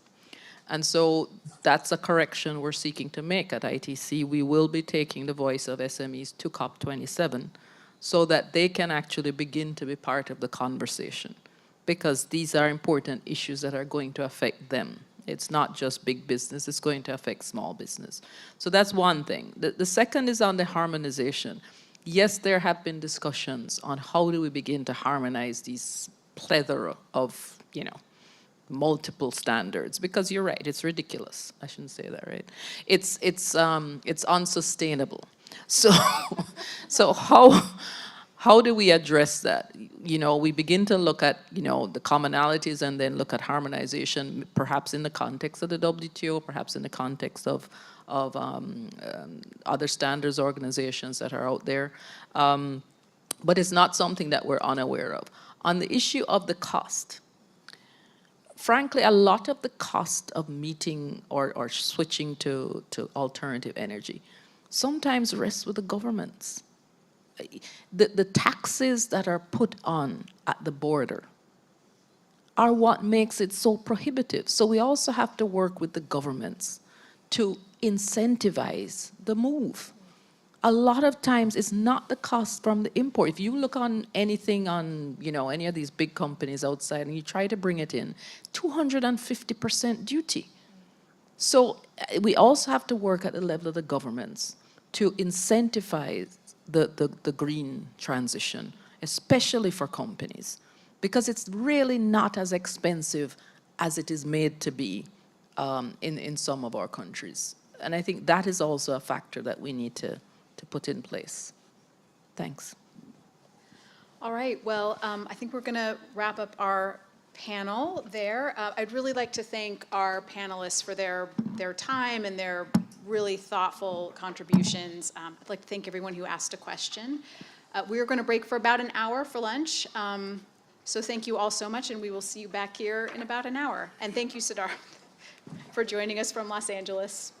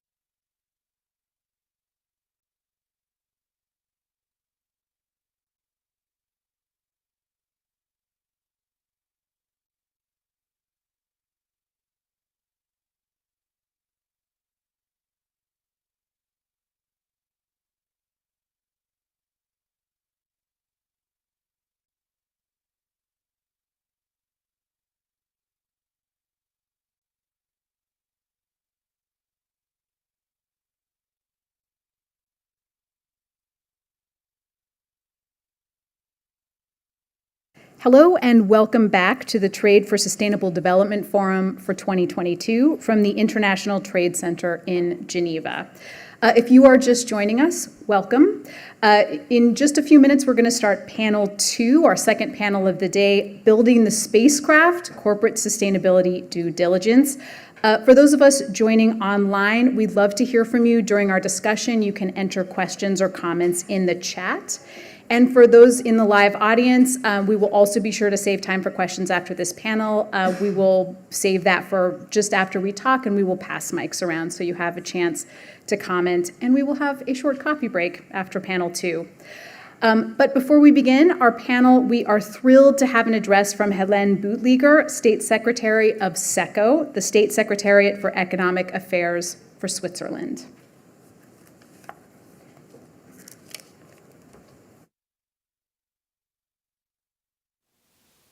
Executive Director of the ITC, dear Pamela, Excellencies, ladies and gentlemen, a warm greeting from the capital of Switzerland, Bern. First of all, let me thank the ITC for providing me the opportunity to briefly address you on behalf of the Swiss government. This is really much appreciated. The topic of sustainability is indeed an immense challenge for humanity. Insofar, comparing it to the first moon landing appears quite appropriate to me. However, I fear that contrary to the Apollo 11 mission, in the case of sustainability, we might never be able to land the Eagle, take home steps on the moon, rather moon bounce, and then return to Earth with our mission accomplished. Sustainability is a continuous path, where we will always have to push the bar further if we want to remain within the ecological boundaries of our planet and secure the well-being of future generations. Strengthening sustainability due diligence requirements is one way to push that bar. This debate is of great actuality in Switzerland too. Even though Swiss citizens rejected the Swiss Responsible Business Initiative in November 2020, this rejection still triggered the adoption of new obligations for companies. From 2023 onwards, companies will have to report on their sustainability performance and conduct due diligence related to conflict minerals and child labor. In another public vote, the Swiss population approved a new comprehensive economic partnership agreement with Indonesia last year. I think it's really fair to say that this agreement may also have been rejected had it not integrated an innovative clause on tariff preferences for sustainable produced palm oil. International standards like those of the OECD, but also voluntary sustainability standards will play an important role in the implementation of the corresponding Swiss regulations. Over the past 2 decades, Switzerland has invested quite heavily in increasing the transparency and improving the credibility of voluntary standard system. SECO and the ITC have collaborated in this field for a long time. In fact, together with Germany, we were the first to support T4SD and standard maps over 10 years ago. Today, standard maps has become the global database on sustainability standards. However, we should not forget that neither due diligence requirements nor sustainability standards are the rocket that will take us to the moon, but hopefully they can be part of the engine. Accordingly, we welcome the organizers also plan to debate on challenges that come along with new sustainability regulations. It is important that we address these challenges openly and in a collaborative manner. Only in this way we will be able to find truly sustainable solutions for our planet. Because let's face it, even if the moon might be an attractive place for space travelers, I would actually love to go there.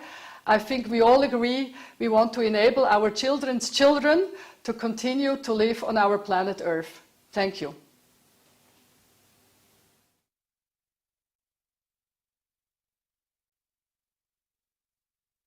Wonderful, thank you. And so I'm going to begin our panel. Just a minute.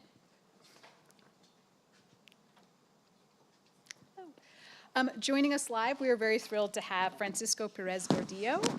Senior Advisor on Sustainability, Due Diligence, and Accompanying Measures for the International Trade Center in Switzerland. And online, we have joining us Heidi Hautala, the Finnish member of the European Parliament for the Greens and Vice President of the European Parliament. Welcome. And Gabrielle Chiandria, Regional Director for South America, International Union for the Conservation of Nature in Ecuador, joining us from Quito, I believe. Welcome. Heidi, I'd love to start with you. You're the chair of the European Parliament's Responsible Business Conduct Working Group, and you've been keeping close track of the proposal on corporate sustainability and due diligence. Could you explain for a moment just what it is and why it's important?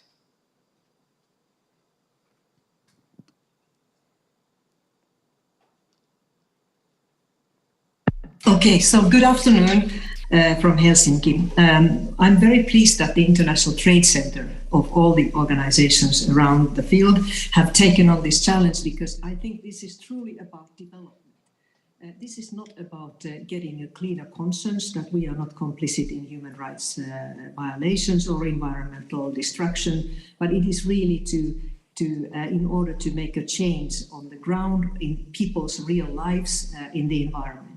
So I believe that after the UN Guiding Principles of Business and Human Rights from 2011, it took quite many years to see that we really need to have this smart mix, voluntary but also mandatory measures. And Professor Raghi, who unfortunately, as we know, has left us a year ago, was very much insisting on this smart mix. And he was thrilled to see that the European Union would finally, after quite many years of forth and back, take this initiative to introduce mandatory legislation.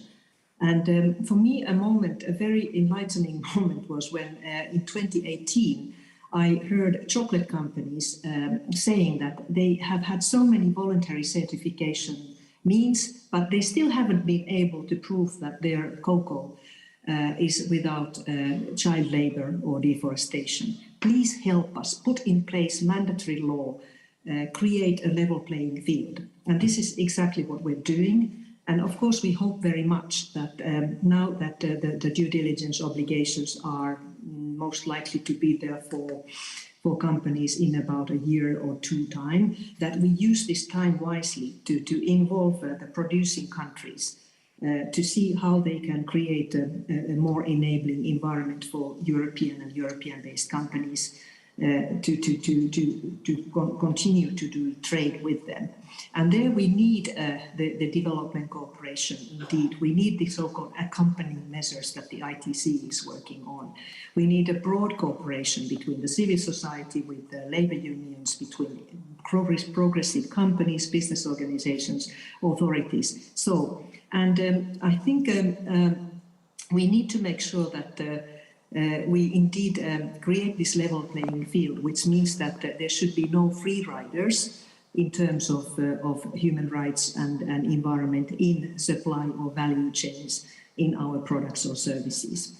And this all is still in the making, but I would say that it starts to take shape gradually. The European Parliament and the 27 EU member states are now discussing how to take this proposal further and what should be the final form it takes. So it's still very much time for interaction. But the main thing is that the value chain is very complex, and we need also means to help companies to map their most salient risks according to the UN Guiding Principles of Business and Human Rights, and also to mitigate and eradicate those failures which they will inevitably find in their value chains when they start to look at it. Thank you. And Gabrielle, I believe you're joining us from Quito, and you are an expert in environmental policy and an advocate for sustainability and biodiversity, especially in South America. One of the things that came up in our last panel and that I'd love to ask you about were the effects of corporate sustainability on developing economies and businesses, and what multinational companies can do and how they can work with developing countries in a way that's especially productive and that maybe doesn't place too much of a burden on individual producers. Thank you very much for the question, and thank you, ITC, for the invitation to join this panel. Yes, I'm joining the discussion from Quito. I think there are some issues that need to be clear in these discussions. That this is not an engagement solely between private sector coming from developing countries or from consuming importing countries and providers or private providers from developing countries that are producing the raw materials or the basic materials to produce chocolates, as Heidi was mentioning, but something that needs the involvement of public policy makers. Because when countries or when someone that buys chocolate, for instance, or cocoa, decides to go deforestation free, what they are doing is that they are telling a group of people in a developing country, in a certain country, the way you used to work and you used to produce is no longer accepted. So there are measures that need to be taken for these actors to be able to do this transition. So we are discussing issues about just transition. For instance, in the context of the climate change discussions, used to be related to what happened with oil producing companies or oil producing countries that won't be able to sell oil. But when time has passed, we have discovered that this just transition goes all the way to the implications on productive sectors of certain measures that are being taken. And what is the mandate for someone as a policymaker or someone working from civil society in terms of generating these enabling conditions to do this transition is to avoid that the group that has received the most impact of the unsustainable model now has to bear the burden of the transition to the right model, to the green model. So this is something that needs to be understood in terms of what are the public policy or the issues that need to be taken in account in discussions such as the negotiation of free trade agreements, for instance, and how do we include this in not only in terms of a chapter of a free trade agreement that makes the countries responsible for I don't know, measures that they know they cannot be able to achieve, but to include cooperation, development cooperation to help countries that are the providers of these materials to be able to comply. In my experience, I live in Quito, but I'm Peruvian. The discussion of the free trade agreement with the United States was I was working for an American NGO, the Peruvian office of an American NGO based from the United States, and we were happy. Yeah, put regulations and ask this for the Peruvian government to do this and to do that, and we ended up with an 18 pages chapter of things we knew the Peruvian government was not able to comply with, and so how do we change this view, and how do we trying to generate a good model, do not generate constraints and things that the countries and their producers will be unable to cope with. Thank you very much. Yeah, that's so interesting. And Francisco, obviously you're thinking about implementing, regulation and change for countries all over the world, all of whom have different concerns and obstacles. What are some of the ways that these rules can be made or thought of in a way that does make real change, but also isn't placing an unrealistic burden, or I guess in the case of Peru, making rules that countries can't comply with or can't follow? Yes.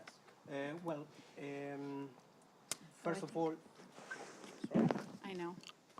hi. You have to get used to it. Yes. Good afternoon to all. Great initiative, Joe, and your team. Congratulations, and I think it's very important to have this space of discussions and interaction in a peaceful way and on issues that matters and that are going to impact the life of many peoples and many countries around the world. So, going to your question, there are different ways to address your question. Here, for example, I have one document that then I can provide you the link. Is a document that is a guidance document on accompanying measures that EU, DG Impact, and ITC co-created in order to address certain concerns that are related with the regulation on due diligence that is coming out. So here, this document is the result of different interactions between international organizations, EU, ITC, FIO, ILO, and different aspects of private sectors and public authorities. So they come out with this guidance document, and we can say what are the actions that need to be doing in the future in order to address the concerns. And I take 3 conclusions. First one, the process must be inclusive, participatory with, for example, SMEs or small farmers, not only large multinationals, but also small farmers and SMEs. So we are talking about the impact in the global change around the world. So it's important. This one is the first conclusion that I take from this document. The second one, I can say, is the financing. And in the morning, we listen some of the panelists and some of the questions related with this topic. Well, who is going to bear the cost of the new standards, new regulations? So it's very important to here involve the financial institutions in this process all along the way. Otherwise, it's going to be complicated to have or to improve environmental situation, social standards, if we don't have all the actors included. By financial institutions, do you mean like banks or? Exactly, yes, and investors as well. Oh, yes, okay. Investors, yes. And my last point, before concluding this first talk, is, it's important to have the national support. I think the national ecosystem is very important also as another important piece of the puzzle. So you have the private sector, the international organizations, and the national system is very important to address different challenges and to tackle, as you were asking me, structural and systemic issues. I think that all the actors must work together in order to overcome the new challenges. Thank you. Yeah, thank you. I did want to mention, by the way, that the Egyptian Environment Minister was going to join us, but she is not able to join us. She had to travel at the last minute. So we wish her well. She's with us in spirit. But Heidi, I'd love to go back to you and dig into the due diligence directive a little bit. One specific part that I wanted to ask about, that there were special provisions for high-risk sectors. Would you mind telling us what high-risk sectors are and talking a little bit about why they need special attention? Yeah, thank you. Well, I guess why the question of the risk sectors has now arisen in the context of the EU legislation is that the Commission proposes to put a little more obligations in terms of the size of the company, so that even somewhat smaller companies would be included if they are from the so-called high-risk sectors. And they talk about agribusiness, mining, but for instance, there's two things. Finance sector is a risk sector because they are basically financing a lot of very backward activities in terms of human rights, labor rights, environment, and that has to change. So what I and my colleagues in the European Parliament will certainly try to do is that we want to include the finance sector, and not only when the financing decision is taken, but also to follow throughout the course of the investment how things are going. And I think some banks are already doing this. Recently, I met someone doing the sustainability program of Amro Bank in the Netherlands, and I was really impressed because they are really cooperating with their clients in terms of identifying risks through financial transactions. So they know quite a bit about a company that, for instance, is sourcing something from China, Xinjiang, and you know the debate about forced labor of the Uyghurs. So high risk is important. And we have to understand that, indeed, talking about agribusiness, we see that clearly the land use issues are very risky for human rights, for indigenous rights. So they need to be taken extra carefully into account. Mining, we know that there's also land use. So I think land use sort of stands up of all the sort of, let's say, issues among the high-risk activities. But then I would like to say that many of us do not think that the size of the company matters. It's really it's how they conduct their activities. So perhaps we have to somehow redefine this question of the size versus high risk in the EU legislation. So is it high risk in terms of high risk to environmental damage? Okay, so it's activities that are especially risky potentially for the environment.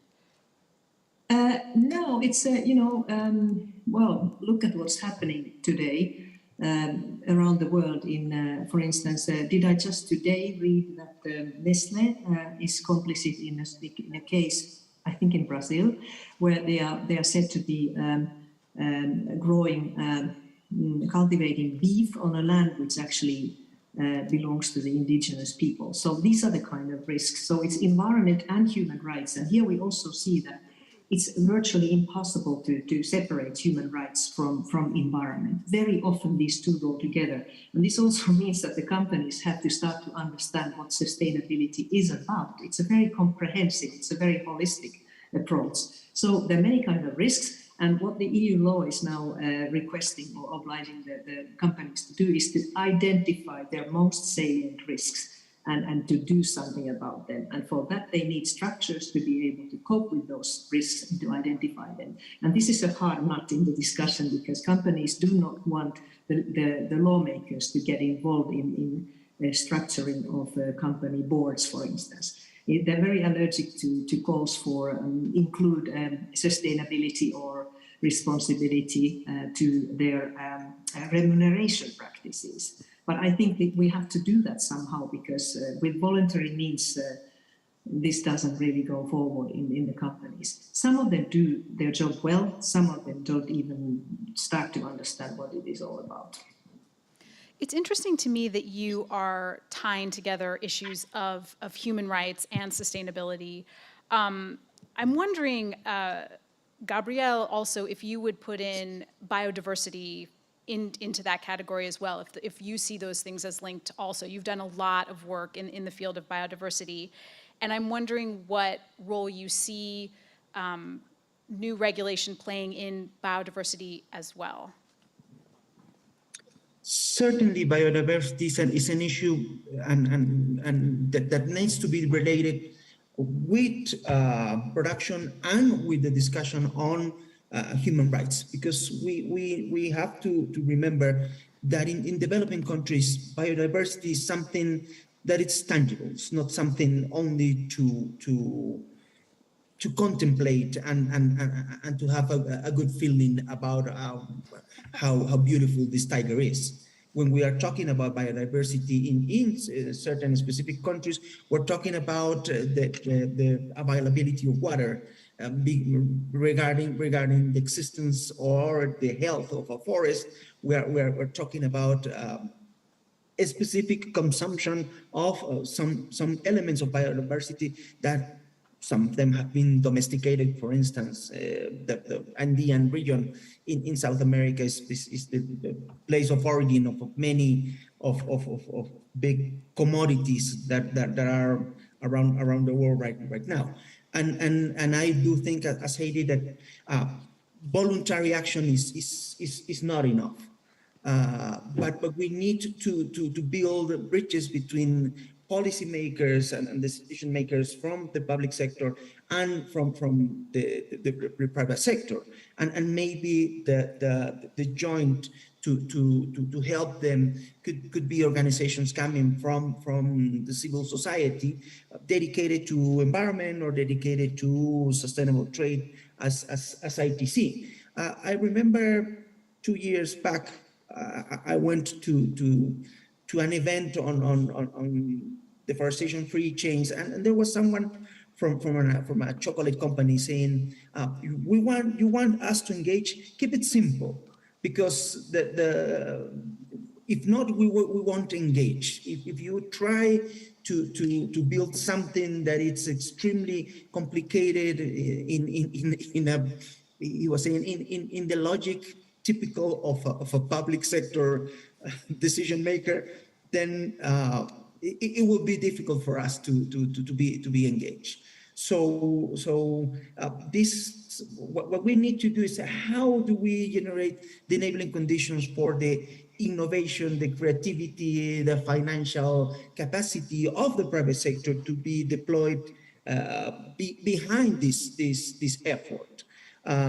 Because you cannot leave it to the public sector, because the nature of someone from the public sector, and I've worked a long time there, is not to innovate, because probably someone coming from the office of compliance will come and say, you are not doing you are not doing things as we used to do, and you are being too innovative, and maybe you can have even legal programs if you legal problems if you try to innovate too much. So I think this issue of working together and trying to understand the impacts and the implications on biodiversity, on ecosystems, on ecosystem services of certain decisions should be part of the equation. But they should be involved in a positive way. No, in terms of how do we complicate the requirements coming from I don't know, from a European country or from the United States or from an importing country, but how do we ensure that this new regulation, this new requirements generate new opportunities for development and for a better development and for better conditions in the people that it's related to the production activity in any case. Thank you very much. It's interesting that a couple of times it's come up that companies asking for regulation or asking for a certain kind of regulation. I mean, are you seeing this from companies around the world? Are you seeing people hungry for direction and legislation? Yes. I can see, for instance, in my experience in South America, that there are certain sectors that are willing to take the challenge, but we need to differentiate different niches and how prepared are different actors to cope with this. It's different to discuss these issues with Asociación Rural in Argentina that is related to the production of beef, and there are an absolutely modern and capable institution ready to engage and engage in global markets for more than 150 years, or maybe 200 years, to do it with a group of coffee producers in let's say in Ecuador or in Peru that are not organized, that need all this previous work in terms of generating their capacity to engage. So there's a lot of work in terms of building this capacity to engage in a just manner and be able to become an active actor, let's say, in these processes. Chair Hautala, I noticed you nodding when I said our company is asking for this. Is that something you've noticed? Yeah, absolutely. I told you for me, a bit surprising story of the chocolate companies. And there are many more in the garment sectors, because the pressure is coming also from the consumers very much. So there is a change in the consumer market, and of course this is primarily in the more affluent markets. But then let's use this for the benefit of people and planet by putting in place sort of robust legislation. I believe very much that even if, of course, I mean, in 5 or 10 years, who knows what is the biggest market in the world at that time? Is it China or what? But at the moment, it is the European Union. It's the European internal market, which is very attractive to do business. And their companies need to respond to these new consumer demands. And I believe that there will be a spillover effect. And of course, this is a UN global process in essence. There were the UN guiding principles, 2011. We are now in what we call second decades for the guiding principles, which is very, very good. But I know that in many other continents, companies are a bit wary or interested or curious. There's a need to know about how the European legislation will affect their behavior in case they want to operate in the EU market. So we see that this has a potential to become a global standard in line with the guiding principles. And actually, I very much want to emphasize that if there's some sort of corrections that we need to do to the proposal that we now have on the table as legislators, I think we need to make sure that it's aligned with the guiding principles and the OECD guidelines, because that's what companies already know. And if they didn't hear about them, this is the last minute to understand what it's all about. And please, Mrs. Moderator, I need to correct one thing. You said that something that Gabriel seems to be connecting human rights with sustainability. Excuse me, but sustainability contains human rights, labor rights. It's not, we talk about sustainability as it would be a green issue. It's not an environmental issue. We have 17 sustainable development goals, and it's a very comprehensive concept. And we have to bring these different communities together, those who prefer to defend human rights or labor rights, and those who defend environment. And it's already happening. And I think this new legislation, the due diligence obligation, is a very, very good learning field for bringing those together. And that's why we have so many different civil society organizations working together towards this new legislation. And Francisco, one thing that's come up a little bit already in this discussion is how a lot of times the effects of these regulations can fall in kind of an outsized way on marginalized populations and on sometimes the people who can least afford it and certainly aren't responsible for a lot of the issues that we're trying to address. What are some of the ways to make real change happen, but also to minimize the impact and the pressure on some of the people who can maybe least afford to bear it? Yes, let me answer your question from a practical point of view. I had the possibility to travel to Peru in June and to Ethiopia last week in this framework of the corporate sustainability due diligence process, and ITC is working with different partners in different pilots. And I had the possibility to interact with small farmers, SMEs, exporters, etc., national authorities as well. What kind of farmers? A small farmer of coffee, basically, yes, in Peru and Ethiopia. And this question came out many times. I say, well, we know that this is coming. We need more training. We need more capacity building. We are eager to continue feeding our family and exporting to Europe or other markets. And so, but at the same time, you need to include this group of people working hard from the, as I was saying in my previous answer, there are three key elements. Is well, involve all the actors. The financial issue is very critical. And then the national support. I don't want to look repetitive, but I think this aspect came out of this discussion that I have with small farmers, SMEs, roasters. I say, well, you know, my volumes are small, but this is my way of life, and I don't want to be out of the market because of the cost of the due diligence process. Was there fear? I mean, did you sense fear from the farmers about trying to deal with new regulations? Well, not only farmers, national authorities as well, I can tell you.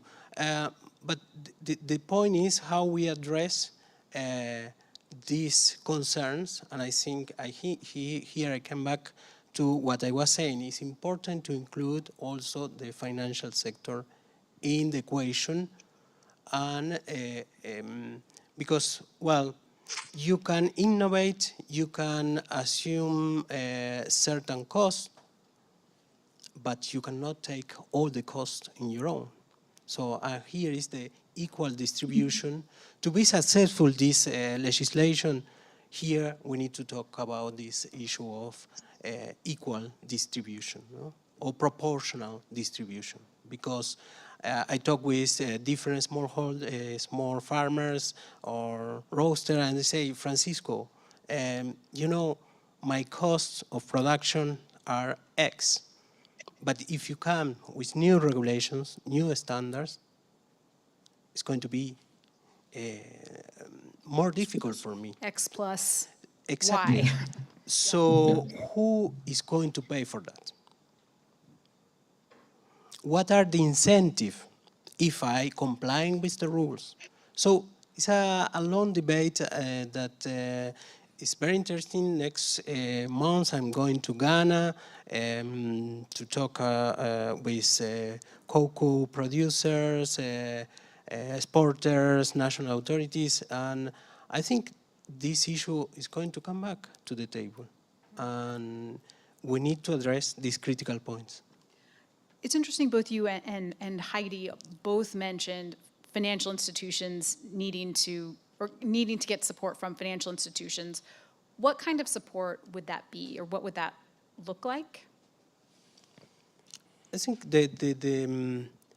is in the distribution, well, there are risk assessment to do, say, well, to try to divide the bill, no? Mm-hmm. Who is going to pay at the end, no? Because the private sector cannot afford it alone. And for this reason, the need of inclusion of financial systems for this course. Can I come in here? Yes, please. Please. Yeah. I'm very excited about what Francisco has said also earlier, because indeed now is the time when we have to sort of create this process whereby the producing countries, the producers, very much so the smallholders and small producers, come together with the authorities and with businesses and with the civil society, trade unions. So that's why we set up in the EU this sustainable cocoa dialogue. I know that cocoa has got a lot of attention because it's for as Europeans, I must say it's easy because 60% of our cocoa comes from two countries, Cote d'Ivoire and Ghana, and there's no substitute in the market really, perhaps a little bit here and there. So we established a sustainable cocoa talk whereby we try to help the countries to meet the requirements. And it's very much about development. And I think ITC is quite active on this as well. So let's see that we get this kind of pilot projects where we really combine our forces and help this to make a win-win for those who now suffer from unfair trading practices, for instance. In cocoa, the big question is the living income for the living wage to the poor cocoa workers. And I'm always struck to understand that many cocoa workers they never tasted chocolate because it's a luxury product for us. Is that right? You know, they don't. Yes, it's right. It's so expensive for them, and don't believe that the profits go to the producer of cocoa. No, it goes to the brand. The brand, gets the biggest bulk of the profit. So we have to change that as well. Yeah, I can add on that on a specific experience. I used to work 15 years ago in an area of coffee producing, coffee producers in the border between Peru and Bolivia, and producers there had never had their coffee that was of an excellent quality. They prefer to drink soluble coffee of bad quality because they were losing money if they were drinking their own coffee. So they prefer to have this bad quality thing. They were drinking like powdered coffee. Yeah, and I will add something additional to the engagement of the financial sector. We need engagement of also of the innovation and technology sector to deal with certain issues. For instance, in South America, we have a problem with cadmium, with the content of cadmium that it's transferred to cocoa, and we have discovered that this has to do with the kind of soils where coffee is produced. And so we need to engage universities. We need to engage this technology development actors in terms of dealing with these issues. But I can tell that when I was at the Ministry of the Environment, we were trying to engage universities into discovering, I don't know, a solution or maybe try to figure out a solution for this, but it was difficult. Many of them were not connected with the corporate sector or with the logic of the university generating knowledge that it's directly useful for the corporate sector or for the production sector. Just one quick comment, and for example, one of the 8 accompanying measures is described impact, investment, and supply chain finance. So it's within this scope that we want to work with all the stakeholders and all the actors in order to move and to find ways of addressing the concerns of those vulnerable groups and the different actors of the value chain. It sounds almost like you're both talking about connections in a certain way, like connecting corporate interests and financial interests with sustainability interests, with the interests, with what the producers need, with what the scientists are able to do. I mean, it sounds like a question of maybe creating connections. Does that sound right? Yes, it's critical. I mean, yes. Yeah, if you ask me, and I've been working and traveling since June, meeting different actors of the coffee value chain and now the cocoa value chain. they call, they demand this space of dialogue between private and public sector, because there are critical issues. We can talk, for example, of the price that the producers receive at the end. So they say, well, if I look at the numbers, the cost and the earnings that they have for this production and the cost, the equation is not fair. So there is a need to establish this dialogue between all the actors, for sure. Well, I think sometimes it can feel like people's interests aren't quite aligned. Like you were saying, sustainability interests might add some cost, and that might seem like it is at odds with what companies, the goal of companies, which would be to be as competitive as possible, selling their coffee or their chocolate to have the lowest price possible. If this raises that price, it would seem to be at odds with what their goals might be. Yes, but also with the impact on the life of many people. So, because, for example, we discuss with some authorities, they say, well, look, this can have a huge impact in our society. There are concerns from the private sector as well. They say, well, I will move to another sector because it's going to be cheaper than stay in the coffee sector, for example. So there are issues that we need to address in this dialogue, private and public dialogue that is urgent, yeah. Heidi, I'm wondering what steps you think that the EU member states would need to take to ensure the most effective implementation of the corporate sustainability due diligence changes. Are there any kind of concrete steps that you'd like to see? Yeah, well, first of all, if we talk about them implementing by let's say the EU member states, that's of course a little bit, let's say, I would say that's the importer, the European company aspect. And I think the main thing is that there is a proper monitoring and perhaps advice to the companies on how to incorporate all aspects of sustainability, as I said, including human rights, into their business strategies, so that they are able to work with the supply chain and to sort of shed light on all stages of the supply and value chain.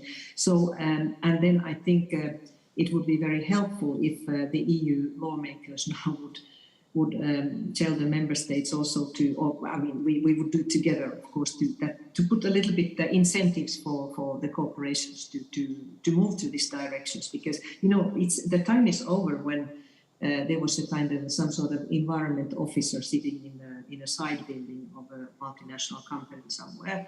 No, this is not anymore what is sufficient. We need a kind of the sustainability and responsible business conduct must be taken to the core of the business strategy, and the lawmakers, of course, have to sort of, demand this.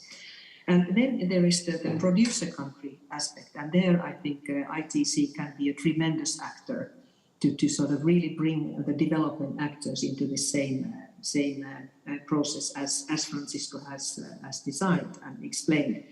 So they're the sort of two ends of the process, so to say, where need to be, but implementing in producer countries may come by surprise, because this is nevertheless quite new as mandatory for European companies. It used to be voluntary, so now it's going to be mandatory. And I always, when I go to Pakistan or I go to Bangladesh, I say that, look, it's very helpful if you can have a national action plan on business and human rights, because then you sort of, at national level, you are prepared to what is coming.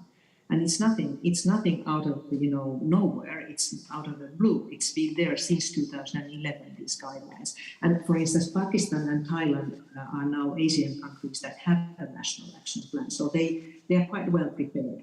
But I hope that we could do something to encourage African countries also to do this, because every country can do that in their own terms. Gabriel, I noticed you were nodding at a couple points in there.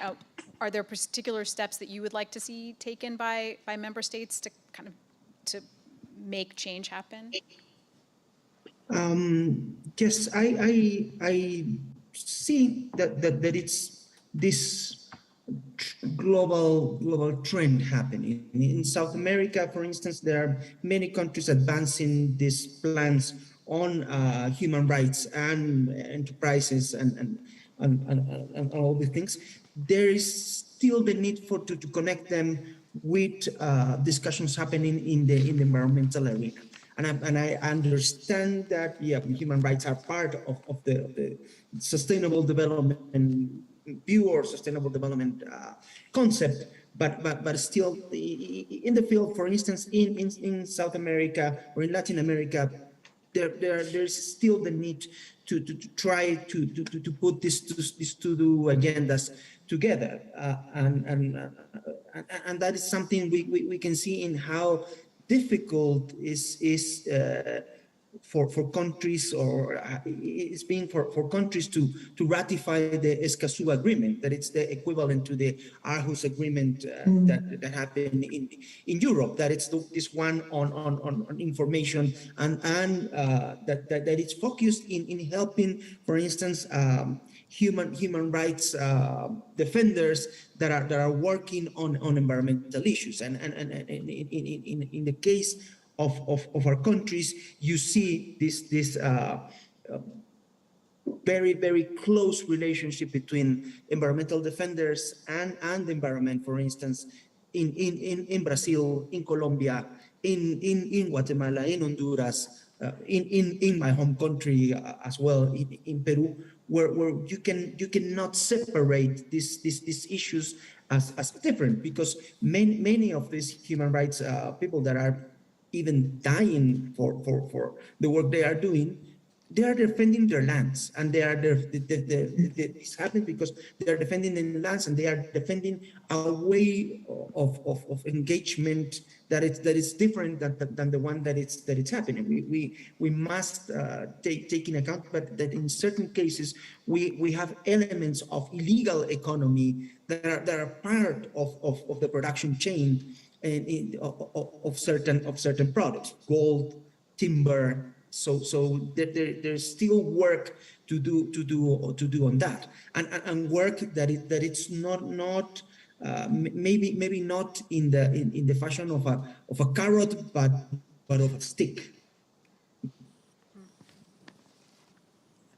Oh, well, I did want to ask you, Francisco, one of the things that's come up a couple of times are the difference between voluntary standards and requirements. And I'm wondering what you see, or when you've spoken with people and producers all over the world, what you see the difference as being, or the strengths of both. Look, I think there is they are not incompatible. So I think one is feeding the other. Voluntary measures, and now we have the mandatory measures, and we say we can add accompanying measures, and this smart mix are going to be critical for facing the new challenges in sustainability, protecting the environment, taking into account human rights. So I think there is not contradiction in one with another one. I think it can work together. It's like when we ask,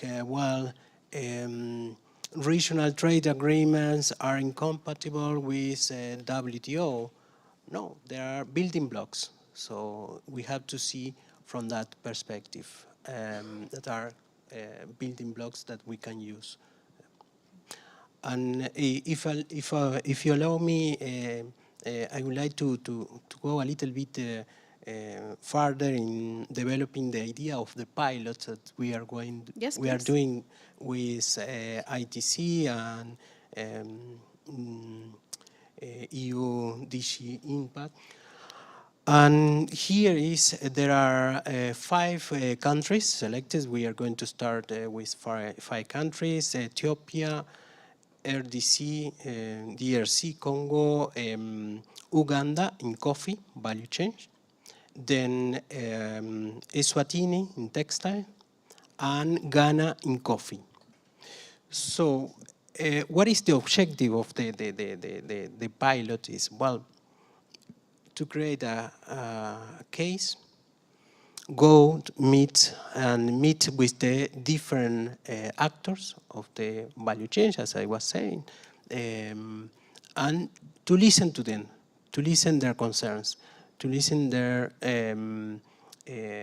needs, because there is a need of capacity building, as I was mentioning, training, awareness, what this legislation is about it. And so we met them, and then the idea is to develop an action plan to work in a collaborative way with other international partners and private sector, public authorities, and then address these issues, these critical issues that they are going to face with the new legislation. I think it's a way to find solutions to these concerns. Is the pilot underway right now? Exactly, yes. As I was saying, I was last week in Ethiopia, so I have the possibility to meet different stakeholders, and so next month is Ghana, and then Uganda, and yes, so we are working on this line of action. See, ITC has the potential also to give this differential help to the different countries. So now it's going to be in a small list of countries, but well, then let's see if we can replicate after evaluating the results in other countries and other value chains as well. I mean, it's an interesting moment to have a pilot program because we are obviously at a moment in the world where a lot is changing. There's a lot of uncertainty. There are a lot of kind of economic forces pressing on countries that are, you know, we had a big economic shock with COVID, and things are still a little bit rocky.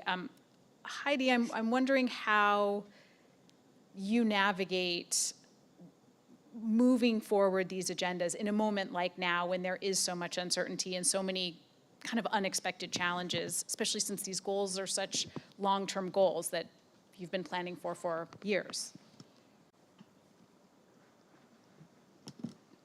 Oh, I think you may be on mute, as is the way of our world. Yes. Yeah, so COVID gave us the necessity to look into the supply chains. There have been disruptions of supply chains. There's sort of deficiencies of raw materials. We are more aware of the scarcity and, let's say, strong geographic concentration of critical rare earths and things like that. But at the same time, we have been able to understand that some of the products that we produce, like the personal protection material against COVID, comes from Malaysian migrant workers who are almost like modern slaves, you know? So producing rubber gloves for most of the world, actually. So I think these two things go together, that we have to be much more aware of what actually is in our consumption. And this, if you look at the sort of trade flows and flows of impact of climate change on biodiversity, etc., you see that finally we look into this sort of external outsourced impacts that our behavior has on developing countries and on the planet. So I think this all goes together, because one thing is for sure, that we cannot go business as usual. I mean, this planet is not enough for all this. And it's the Western countries, it's the affluent countries that must change their consumer behavior. And we can be a happier world with a little bit less consumption. And you know, it's time to be a little thrifty, and frugality, I think, is a good virtue again. So it's and companies also see a lot of possibilities for doing business with this. So I'm so happy to see so many companies who actually genuinely seem to be wanting to make this world a better place. So most companies still perhaps are a little bit in the back bench, you know, but they have to understand that it's also for them. But primarily we cannot continue to punish progressive companies who see that they need to be a part of the change. So that's how I see it. Can I just thank Gabriel for taking into the discussion this illegal economy?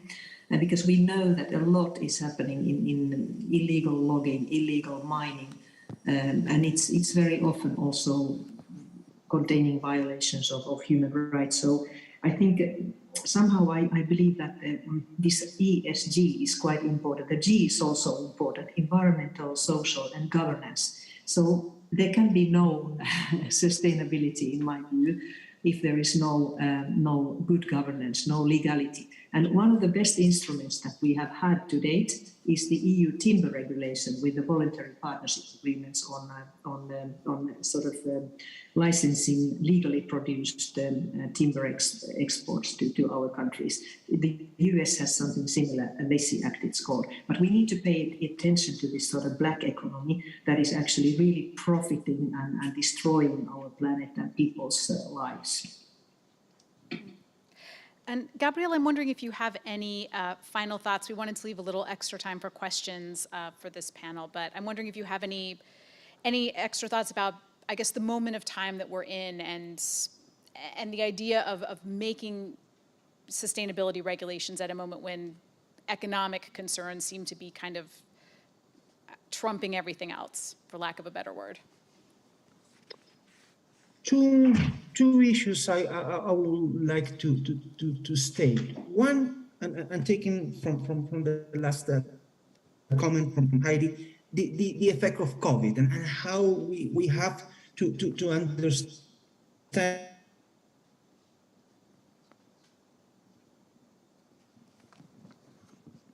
For instance, around what is needed for producers, for instance, of a certain commodity to engage. Are we still discussing about having very big highways cutting the Amazon region, or maybe high-speed internet is something that is much more valuable to allow them to have financial transactions without having to spend 3 days in a boat to reach a bank agency and maybe go back to their communities infected with COVID.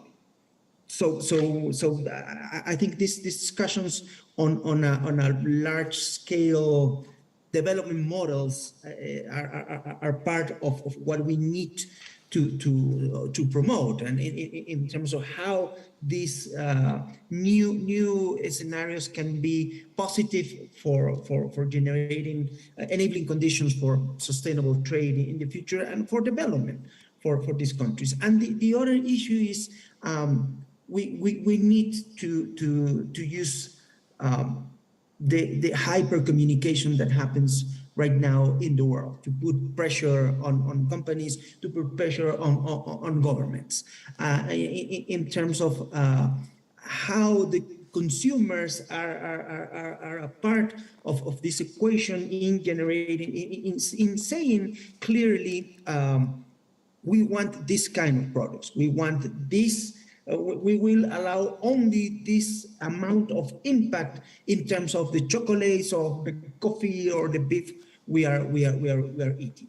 And something that it's interesting is that we are no longer in the 19th century where ideas used to travel by boat. So a great philosopher in Europe will write a book and then it will take a year or 2 years to reach our coasts. Now you have someone tweeting something about his concern or her concern about the coffee he's taken and the effect on deforestation, and this will cover we will go through the whole world in less than a second, and we'll find someone in a developing country that has the same sensibility and the same concern.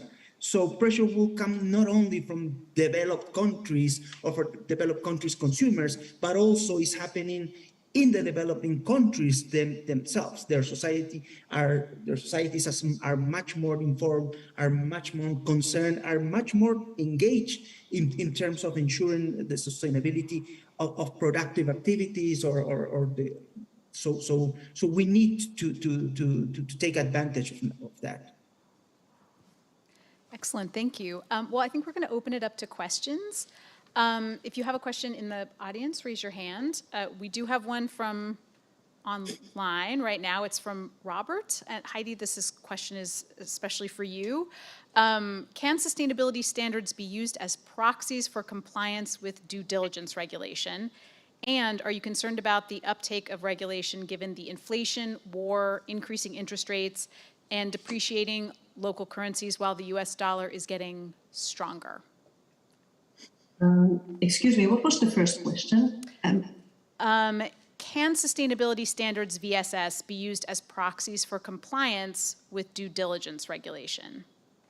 Okay, so as far as I know, there are no official sustainability standards. Please correct me if I'm wrong, but there's quite a sort of plethora of different informal standards. But yes, each company can develop, let's say, a curated set of sustainability standards and perhaps combine elements from different already existing systems. Also use certifications as a tool for doing their due diligence, which means mapping the value chain in terms of how the company impacts its environment, the human rights, labor rights, environment, and how the environment, the operating environment affects the company, which actually is the double materiality principle. So I think there's a lot of now advice also being developed around this field, but each company has to take a thorough look at their own behavior. Then there's sustainability reporting standards, if that was perhaps more the question. These are evolving fast, and I think we are having, let's say, unified standards on sustainability reporting. So that's perhaps something that can be helpful also, so that we don't have hundreds of different acknowledged standards for reporting. And the EU, by side of the due diligence legislation, also has now already finished more or less the corporate sustainability reporting standard directive, which tries to be based on the best available standards. So I hope perhaps I understood the question a little bit better towards the end of my answer. But the other question was about war, inflation, US dollar. Well, I think I more or less said that, yes, it's a world in turmoil. There are wars in Europe, but also elsewhere. But if we want to create well-being for people, and if we want to respect the environment, we have nowhere else to go but to involve everybody in this transition. And the great idea of Kofi Annan, I think 20 years ago already, was that through Global Compact is that companies must be sort of brought into this work, and that's what the guiding principles then also said 10 years ago. So everybody has a place in this work, and it's a meaningful task, I think, that we all can promote the well-being of our planet and its people in our small and big ways. So do we have any questions from our live audience?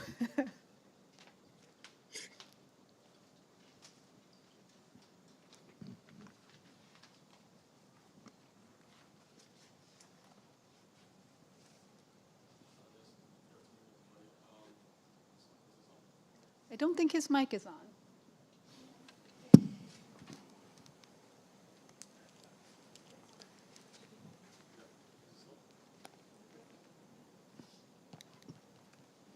We have a second mic coming. Great, thanks. So my question is around, thinking a bit more practically about the implementation of due diligence and what Ms. Hautala just mentioned around companies that will, they will need to set their own standards. They will need to develop their own policies. And I'm wondering how this connects to some of the other comments we've heard earlier in this session about the fragmentation and just the amount of requirements and labels that are already out there.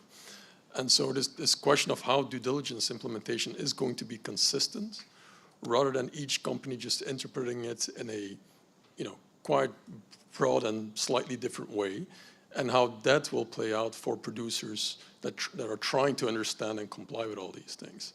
So obviously, I think due diligence as a concept and as a mandatory concept is really important, but the consistent implementation of it is something that, we do worry about a little bit.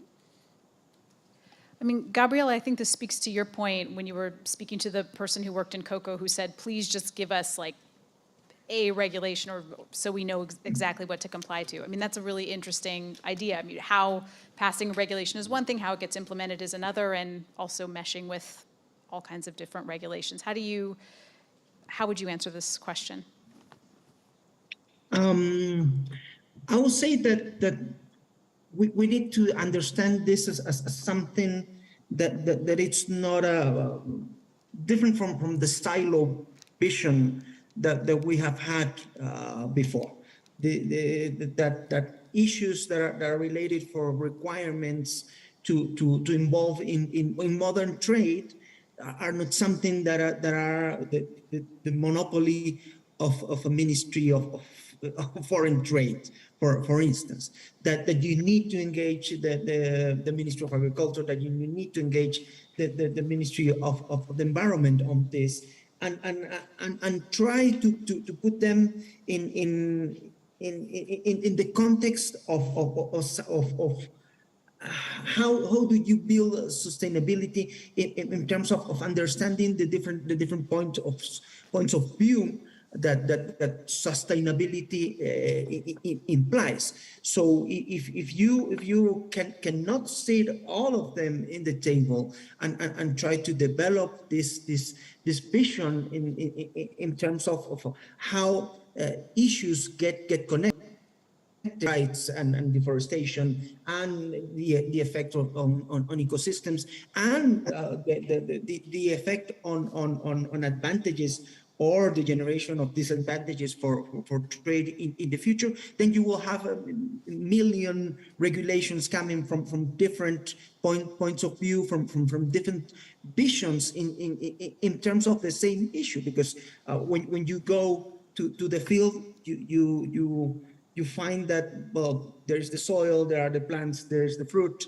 They are all connected. They are not separate, and there is no owner of the environmental aspect of it, that it's different from the agronomic aspect of that it's different from the other aspects that can be related to trade. Well, actually, kind of tying into that, we have another question for you, Gabrielle, from Susan online, and she asks, how do we develop human technological skills to engage in fields of food and agriculture industry to ensure food security? That's a challenging issue. We at IUCN are working, for instance, with indigenous communities in the context of a project that is funded by the European Union in terms of generating the capacity for indigenous peoples to monitor their territories, that monitor the use of natural resources, for especially timber. And allow them to have a better engagement, for instance, with private companies in terms of how will they supply and how much will they receive from supplying timber to these companies. But this is something that is starting to be seen in the field in terms of the use or deployment of this new technology. But we see this as something that hasn't been completely bought by public decision makers, by ministries of agriculture, for instance. So we're still in a pilot phase in terms of making the case of how the deployment of these technologies can help. So we are hoping the lessons learned in this process, for instance, for 6 different Amazon countries, will be able to scale when we engage with the ministries of public decision makers, for instance. Let's see, our next question is from email. It's for you, Francisco. And it is, how can there be corporate sustainability due diligence without appropriate pricing and purchasing policies? Will legislation foster that? Well, very good question. And I must tell you that from my trips to the field, this question is on the top, and they say, well, it's the big one. Exactly. Yes. The question of price and cost, and I think we could work, or we can work in this platform and this dialogue that is also here one of the accompanimations, no? Global policy dialogue, international coordination and research. No? Within this accompanimation, it can be a space also to discuss the issue of price. Is an idea, but yes, it's a very good question, and critical that I don't have the whole answer. Just what I received for the moment so far from the different actors. They say, well, we are investing a lot, and you are coming with a new, not myself, but the new standard, no, the new regulation is putting new costs on how we can deal with this due diligence aspect, plus the price that we are receiving. So I think it's a point that we need to discuss. And I revert to Heidi, maybe she can give a better answer with regard of the legislation fostering this compatibility of price and cost. Yeah, but it's up to you. Yeah. I'm not surprised to hear that your trips have put the question of price on the very top, and I think there's perhaps a need to strengthen and clarify this aspect in the forthcoming EU legislation. It's not really there, if I can give my humble view, but as I said at the beginning, this is just on, it's on the table. So I mean, I'm very, very interested in for instance, how ITC would want to bring this question of price. And also, I remind you, fair purchasing practices, because what we have seen during the COVID is that companies who lose a little bit their clients because people don't have money or they don't go shopping, so they just brutally cancel orders for instance, Asian garment factories. And of course, the ones who pay the price for this are the poor women working in those garment factories. So this cannot be a part of responsible business conduct, so we have to make it clear. Francisco, there's a question for you from Johan, which is there a role for the WTO in setting baseline sustainability standards like with SPS and TBT standards? Mm-hmm. I'm actually out of my acronym depth here, so if sanitary and phytosanitary, okay, and trade barriers. Oh, okay. Yeah. Okay. So, here we have. We are today discussing the EU oncoming regulation, but there are other countries that are moving in the same direction. So my humble view is that at the end of the day, with different legislation, it's going to happen the same as it happened with the SP, so sanitary and phytosanitary agreement. There were many regulations, and at the end, at the WTO, there was an agreement, say, okay, let's put all these regulations together, let's negotiate. And well, we have today one of the critical, the pillars agreements of WTO is SPs. And I think we may go in this direction sooner or later. Because, well, WTO, World Trade Organization, is a global organization on trade, so it may end up there to have the consensus and the agreement of all the members. Excellent. I don't know if there are any more questions. Oh, yes, looks like there are a couple.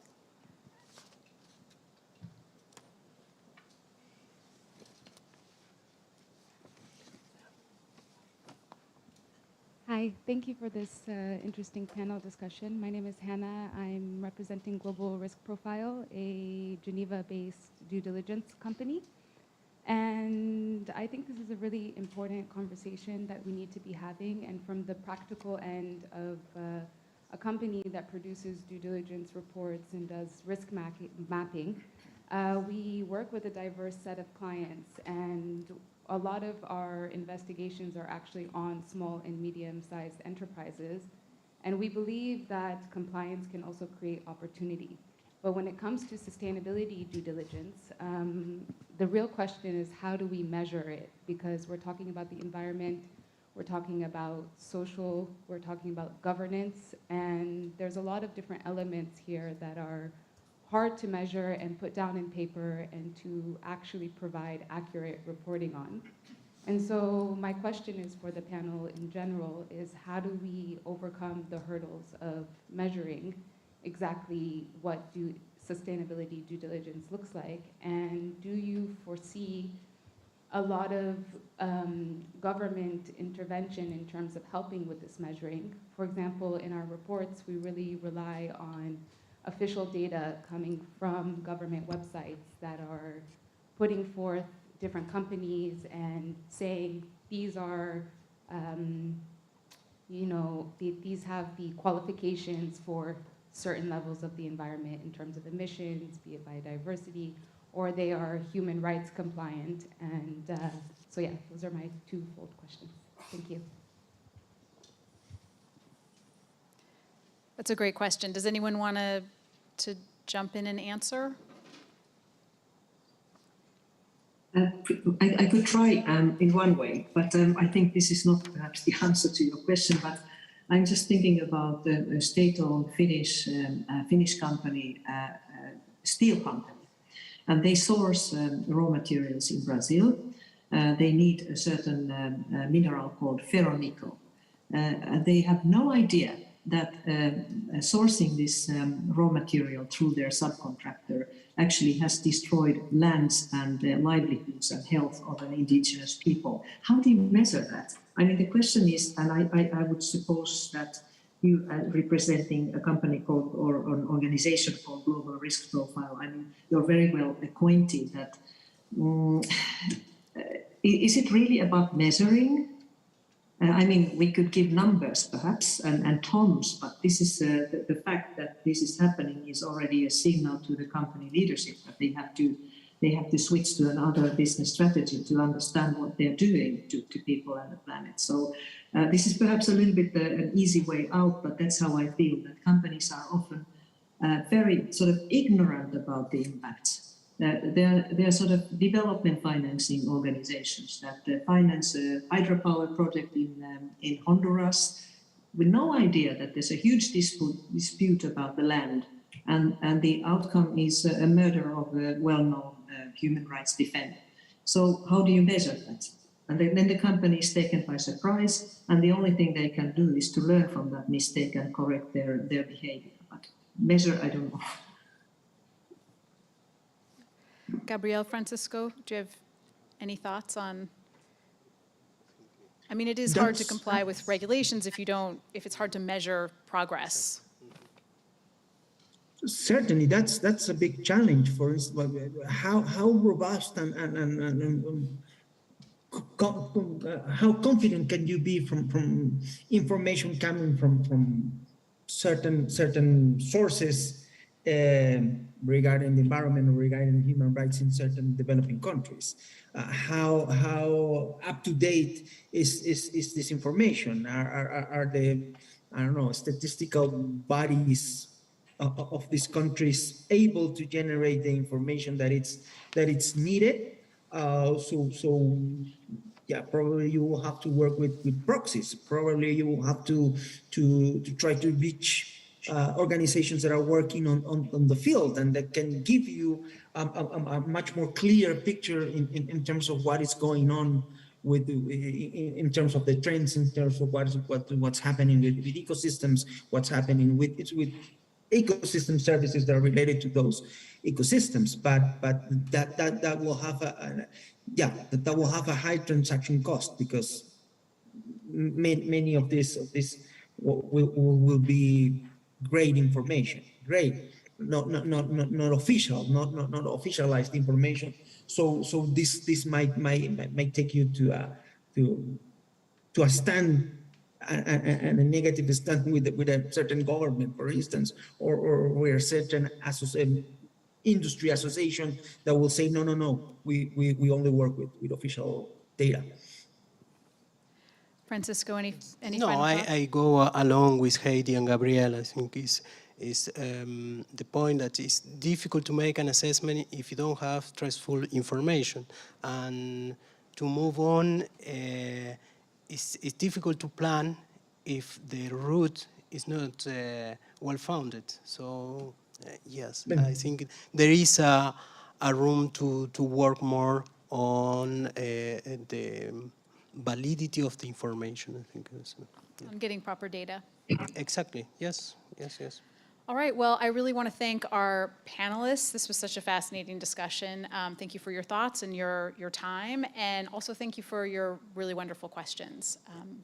This has been really wonderful. We're going to have a short coffee break, and then we will be back for panel 3. But thank you for Helsinki and Quito. Thank you. Thank you for Thank you. joining us. And thank you, Francisco. So, well, nice to meet you. Yeah. So nice to meet you too. Yes. You know, when I was studying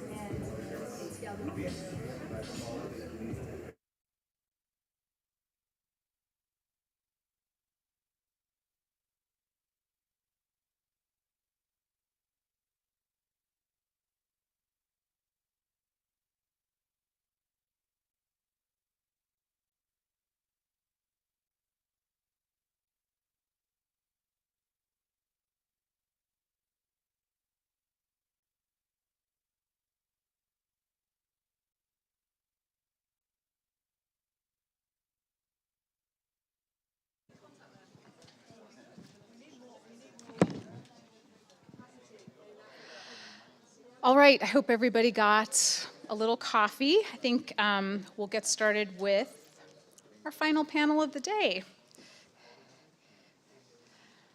We have a really wonderful panel for our concluding panel, so I'll just go ahead and introduce our guests. We've got Emibeth Aku-Kwanson. She's the founder and CEO of Kawa Mocha Coffee Company in Ghana. Thank you for, she's here from Ghana. Apparently it's the same flight length as from New York. Yes, thank you. And we have Anna Yalouf, Sustainability Manager at ADM in Germany. Thank you for joining us. Thank you very much for the invitation. And we have some wonderful virtual guests. We have Daniele Giovannucci, President and co-founder of the Committee on Sustainability Assessment in the US. Hello. And we have Marique, oh, I can kind of hear an echo of my voice. We have Marique Di Peña, President of the Latin American and Caribbean Network of Fair Trade Small Producers and Workers in the Dominican Republic. Hello. Thank you for joining us. Marique, I'd love to start with you, if you don't mind. You can hear us okay, and we're coming through loud and clear? Excellent. We've had very good luck with all of the technology today. I hope I didn't just jinx us. But Marique, farmers play a really obviously critical role in our food systems. At the same time, a lot of them operate on very tight budgets. There's not a lot of extra money, especially small farmers. And a lot of these farmers are facing a lot of environmental and economic challenges, especially right now. Would you mind laying some of those out for us and just describing what you see as some of the main issues here? Yes, thank you. Well, smallholders, because we work in Latin America with the little smallholder farmers, are in many of our countries are producers of primary non-processed food products, and they sell to quite a number of intermediaries, and with the outcome that they capture low value out of local as well as global supply chains. Smallholders are price takers. Sadly, we are not price setters. And many times the price we receive are below the cost of sustainable production. Smallholders and our organizations, we have quite limited power to negotiate better prices. And in the upcoming crisis that we see all over the world, it's getting even worse. And also the local and global food policies are aiming to offer sustainable and healthy food, but if you see it's always need to come at an affordable price, which honestly is an impossible combination, no? Besides this, we have rising costs of production due to climate change, due to COVID, due to wars, but also because consumers are more aware and they want to have more sustainable food, which comes with more requirements. So in this reality of decreasing prices and increasing costs, we see that farmers are struggling with getting a living income and covering their decent living costs, which is a right on itself, but it's also a condition to fulfill other rights. So what we see is human and environmental risk as child labor, forced labor, gender-based violence, insufficient income and wages, a lack of decent working conditions, lack of investment in climate change, excessive use of pesticides, land degradation, deforestation, and a decrease in biodiversity. Increasing costs and decreasing income comes with risk that smallholders cannot solve on their own. We have seen that voluntarily policies and guidances haven't been so effective. So there is a need for strong and binding commitments so we reach shared responsibility in responding to these needs.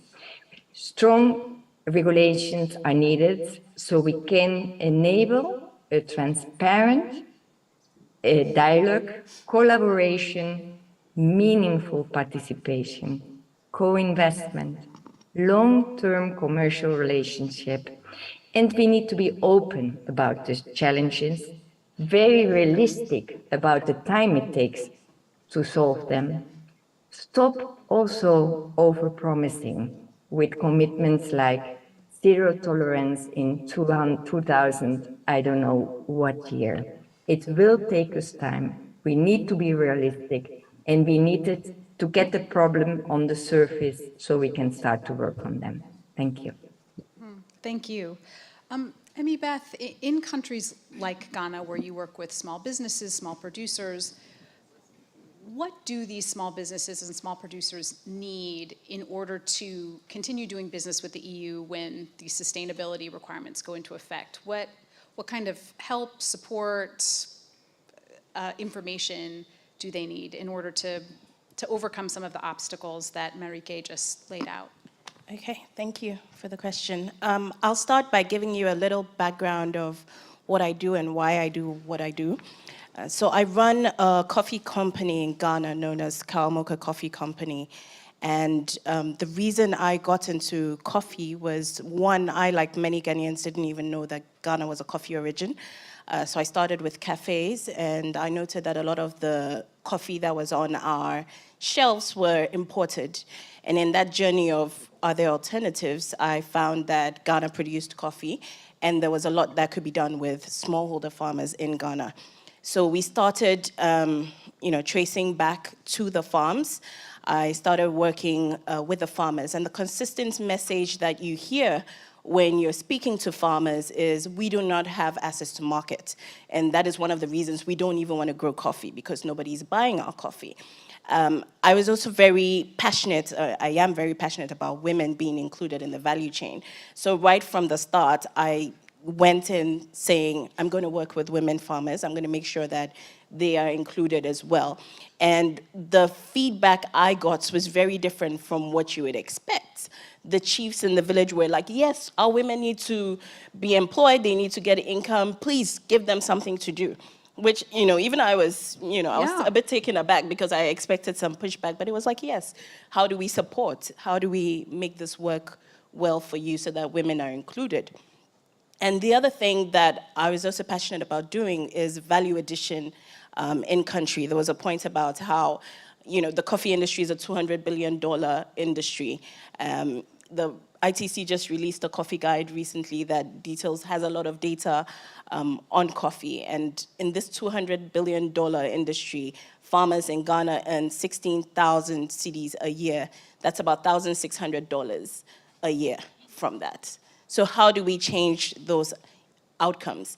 For me, as a roaster, these EU regulations actually make it even more difficult because you're trying to find a market, you're trying to encourage farmers, you're trying to guarantee that everything that they grow you will buy.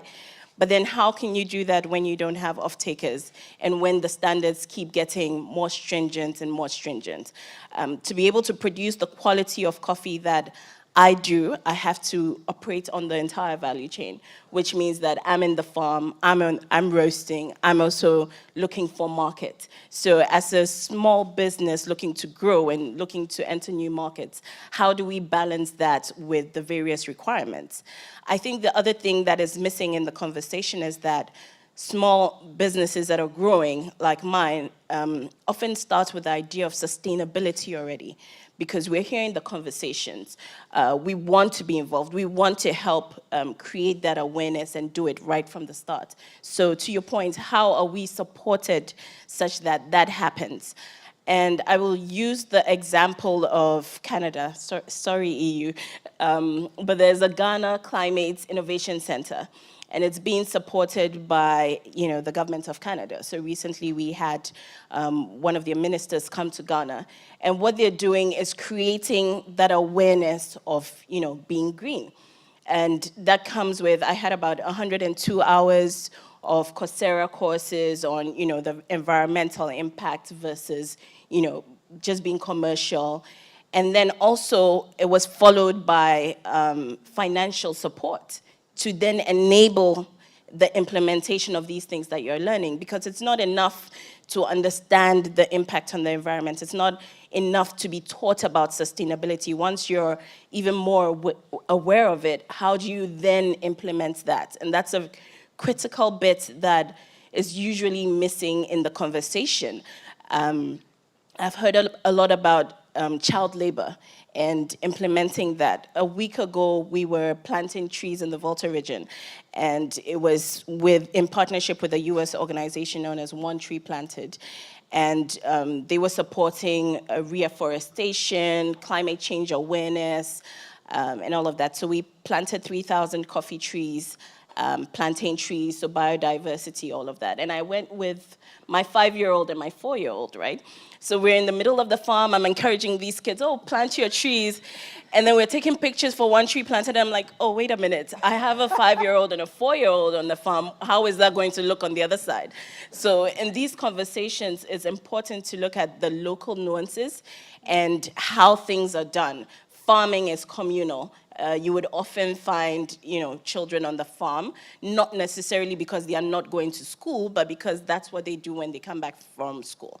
So how can we take those nuances into consideration as we're implementing legislation so that people are not left behind because of things that they're not even consciously doing?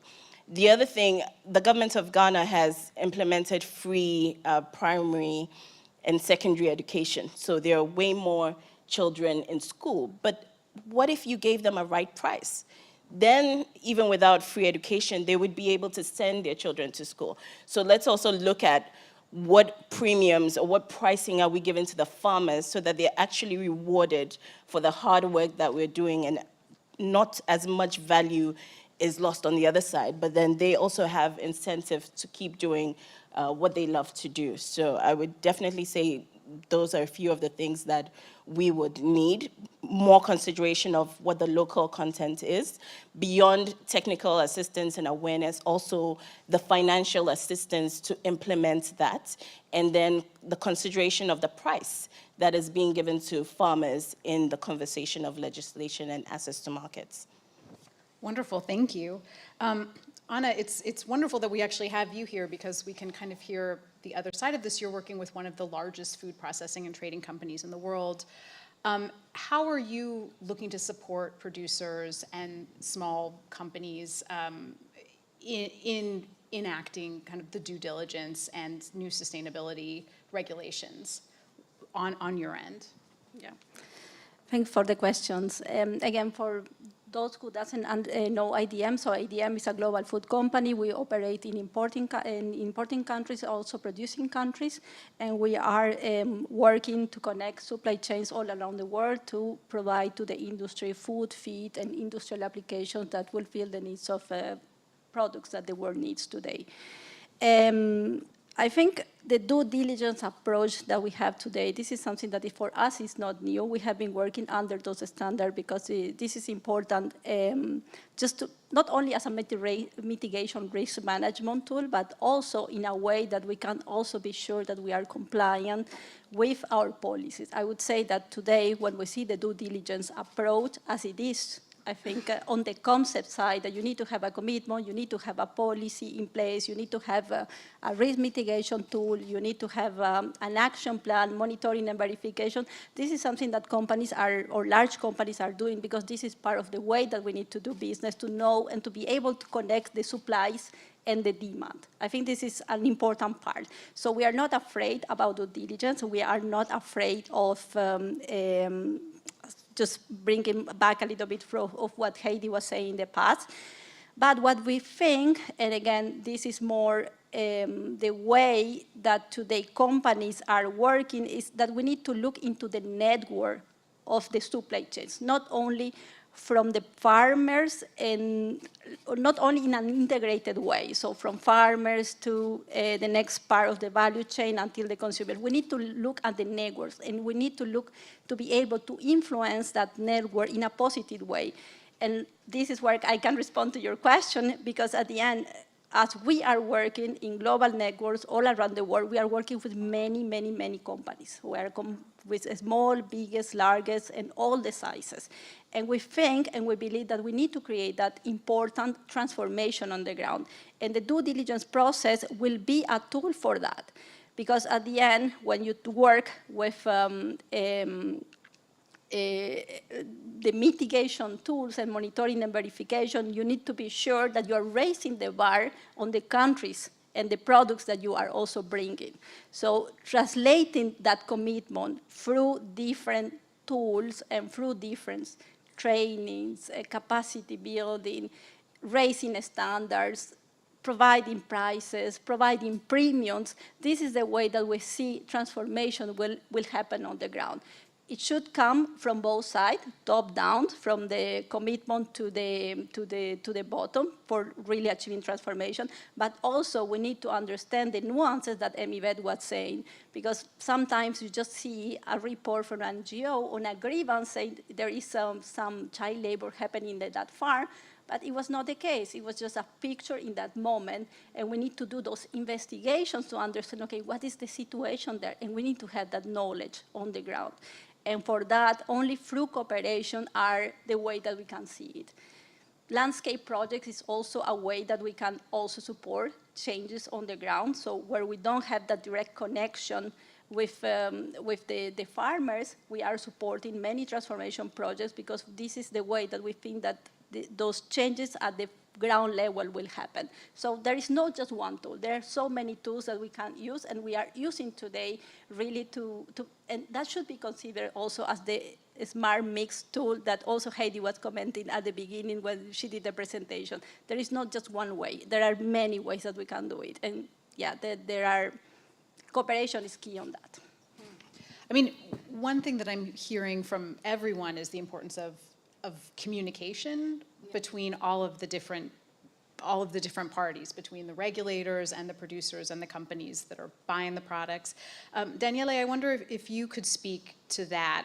What are some of the ways to sort of facilitate that communication? How can technology be used to have these conversations and to maybe break down some of the obstacles that are in the way of change happening? Thank you.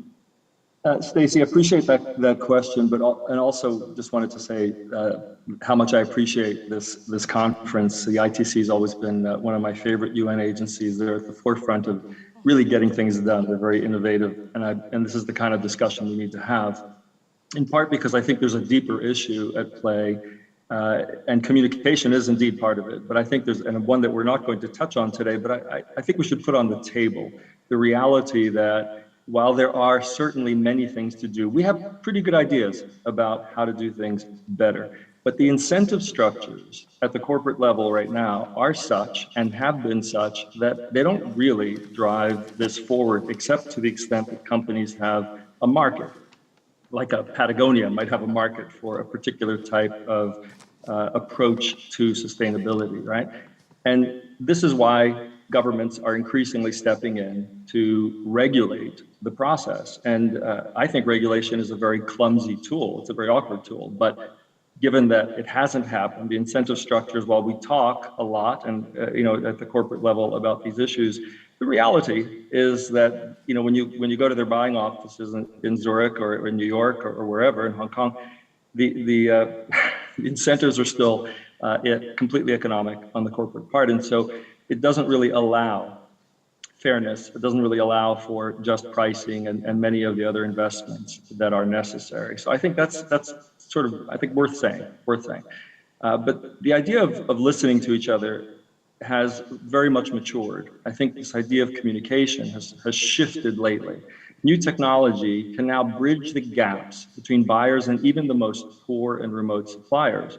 So as governments engage at this level of, if you will, transparent and measurable trade standards, they can take us well beyond compliance. And we need to go well beyond compliance or due diligence to generate what is truly a transformative partnership if we're going to have positive impact. And partnerships are key in this process. So the combined virtues of the ability to look at agile data now, the ability to have inclusion in a way that the digital divide has prevented for many years. We can now really understand who's in that supply chain much more effectively, and what are their conditions, what are they operating with, what are they suffering from, or what are they doing really well. And the advent of geospatial monitoring, that's changed radically in the last 3 years. And so we are now set to transform how we understand, and most importantly, how we can place the apex risk point, the farmer, essentially, or the local supplier, the local business, also at the center of the solutions that we can craft together. And it has to be together. I think that's a common theme for all of this.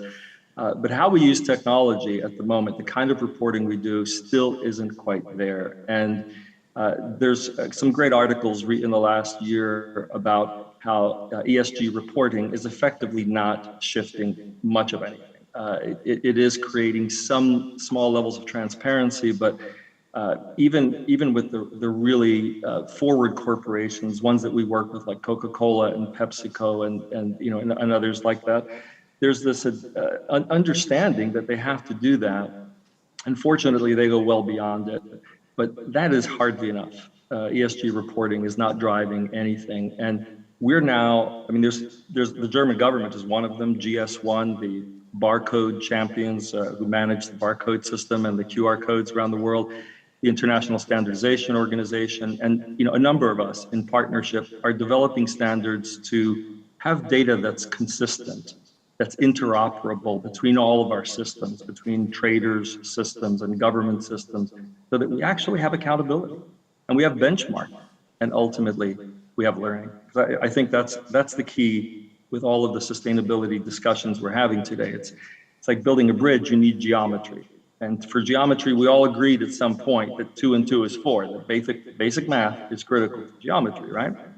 We haven't agreed in sustainability on basic metrics. And I think that's important because all this reporting is happening on very different perspectives. The way people measure is not the same. And I think it shocks people to hear there is no set consensus on how to measure carbon, for example, or 100 other things. And I think that's what's beginning to change right now. And with that common language and the new technologies we have, we really have the chance to do this together and to do it credibly and to accelerate it, to do it quickly. So, thanks.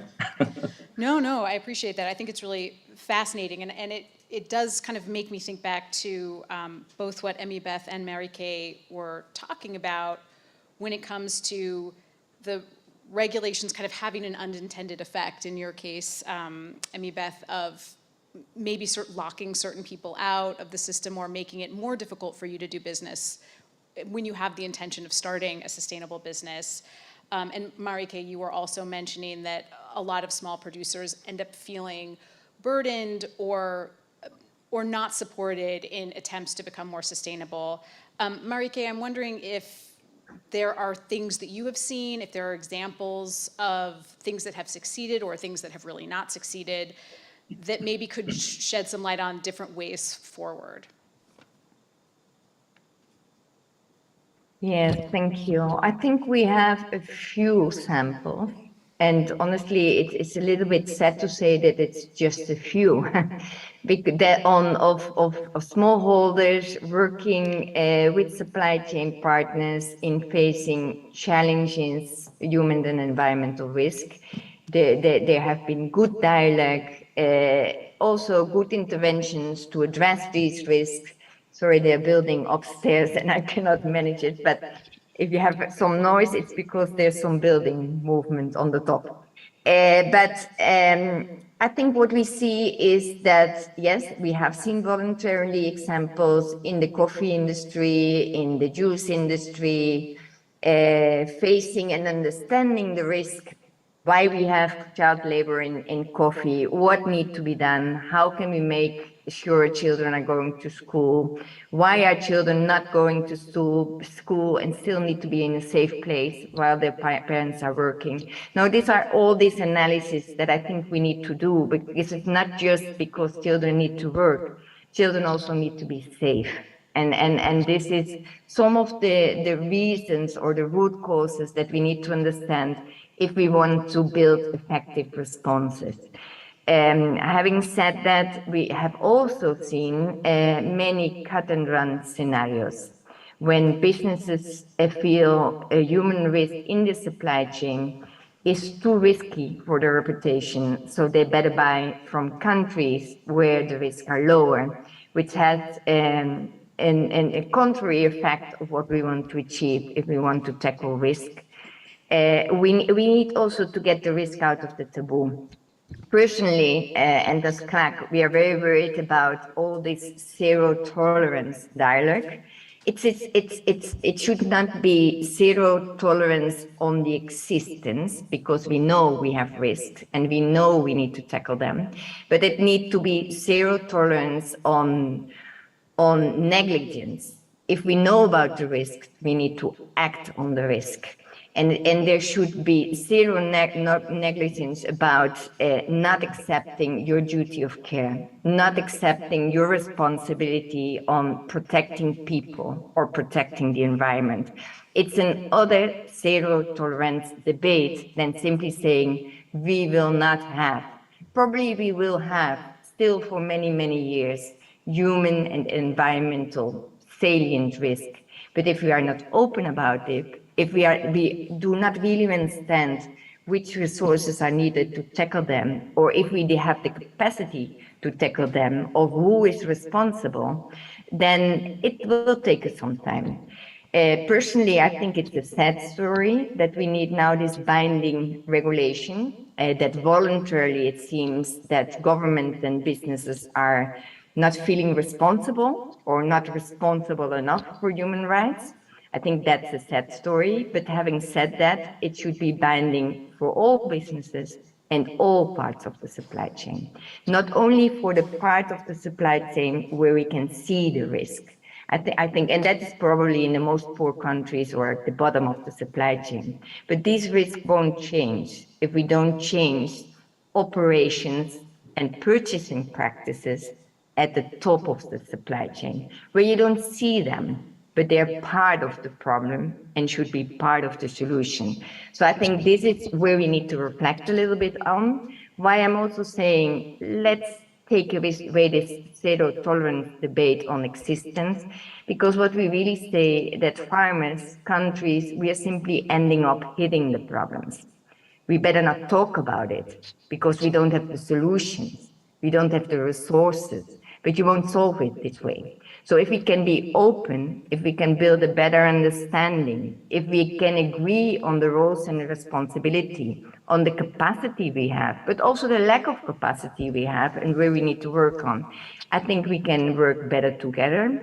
How can we prevent burdens I think regulation is a part, but we need to be very sure that we are not creating unintended consequences, because sanctions are good, but not if you are running away from problems, because then it's the wrong kind of sanctions you're trying to avoid. And also, if there will be support from businesses or from governments, let it be through an inclusive debate. Make sure that the parties are part of it. What we are seeing in Latin America is that these companies are now facing this, some companies are facing these realities, still a few one, but they delegate it or to standard setters, which is not the solution, or they delegate it to third parties. Please find it out. But if you are not yourself part of a due diligence, you never won't understand what's the problem, and you never will be part of the solution. So I would say, let's try to work together, listen to farmers and workers, because farmers and workers, first, they know the risk they face. Second, they know why they're facing it. And third, if we want to be effective in addressing them, we need to build something that is very feasible in time, and we make sure all the needed actors are part of the solution. Thank you. And speaking of listening to farmers and producers, Emmy Beth, I'm wondering what some of the solutions you see are. I mean, it sounds like one important thing in the Canadian program was that there was help, but then there was also actual support behind the regulations and the guidelines. There was actual support. Were there other things that have been especially helpful to you in your business, or that would be? Okay. So one of the outcomes from that program was we've now been able to install solar in our roasting facility. The other thing that has been useful is the question of CO2 emissions, right? With roasting, it's a big problem globally in the coffee industry of, are we even measuring, those CO2 emissions, and how do we reduce them? So there's a technology that sort of takes out the carbon and releases steam instead of, CO2 in the industry. And we're also getting that installed as part of the program. So these are real actionable solutions that came out from that. Oh, how are the roasters powered? It's gas or electricity, and/or electricity. So these were some of the things that came out. And the ITC Alliances for Action program has also, there's a coffee program in Ghana, and that has also been very active in the farmer end, so educating the farmers on sustainable farmer methods. Robusta, fortunately, is organic, generally grown organic by nature. It doesn't need that much intervention to thrive. So that's been very positive for us. But we have to prove that, which is a question of certifications, right? So we're going through organic certification to confirm that we do grow organically with our cooperative. And I must say that it's a useful exercise for transparency and traceability of our value chain. And it makes you realize that data is essential for making decisions. So through our organic certifications, for example, now the farmers need to record, when do they weed, when are they harvesting, how much is harvested. We label bags per which farmer, which farm, the farms are mapped. So we have all that information. And with that information, you can then create interventions per farmer. What is your biggest challenge? For the coffee industry, it was harvesting, because then, they harvest cherry by cherry, and they had issues with ants. So, then you have specific interventions that you can then apply to the farmers and have that then taken in your supply chain. So I would definitely say that the assistance, the technical assistance of how do we transfer that knowledge to the farmers, and then the inputs in resolving the issues that are raised are very critical in making sure that we're more adaptable to such legislation, and we can voluntarily, give that data and comply with interventions. But again, when it's forced, the issue of exclusion, are we ready? How long will it take us to be ready? It's relatively easier in the coffee industry because it's new. Even though we've been growing coffee for a while, we're not doing that much volume. So now the incentives are there to grow more, to be able to sell more. But by contrast, in the cocoa industry, where together with Ivory Coast, we produce more than 60% of the world's cocoa, how do you then go back to implement those interventions over the number of smallholder farmers? So there are all those legitimate questions on how soon, what time frame for us to comply, and what is the level of non-compliance in the first place? Do we have that data? Well, it's especially interesting to me when you were answering the first question, you mentioned that sometimes these regulations can feel like a burden or a barrier, which is especially concerning since you're trying to start a business that is sustainable. Yeah. Would there be changes to the regulations that would make it not feel like a burden, or would there be help or anything that would make you like excited as a business owner about these regulations instead of scared or fearful? So I worry about the country exclusions. Coming from a Robusta producing country, you already have a certain paradigm that you have to deal with when entering the global market.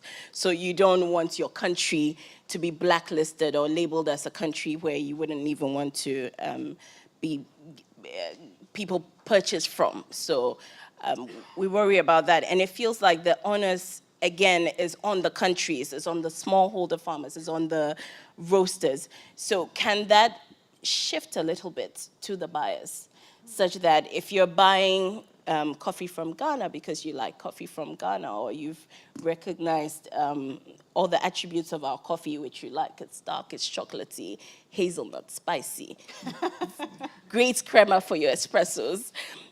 As you're buying, how can you help us implement that?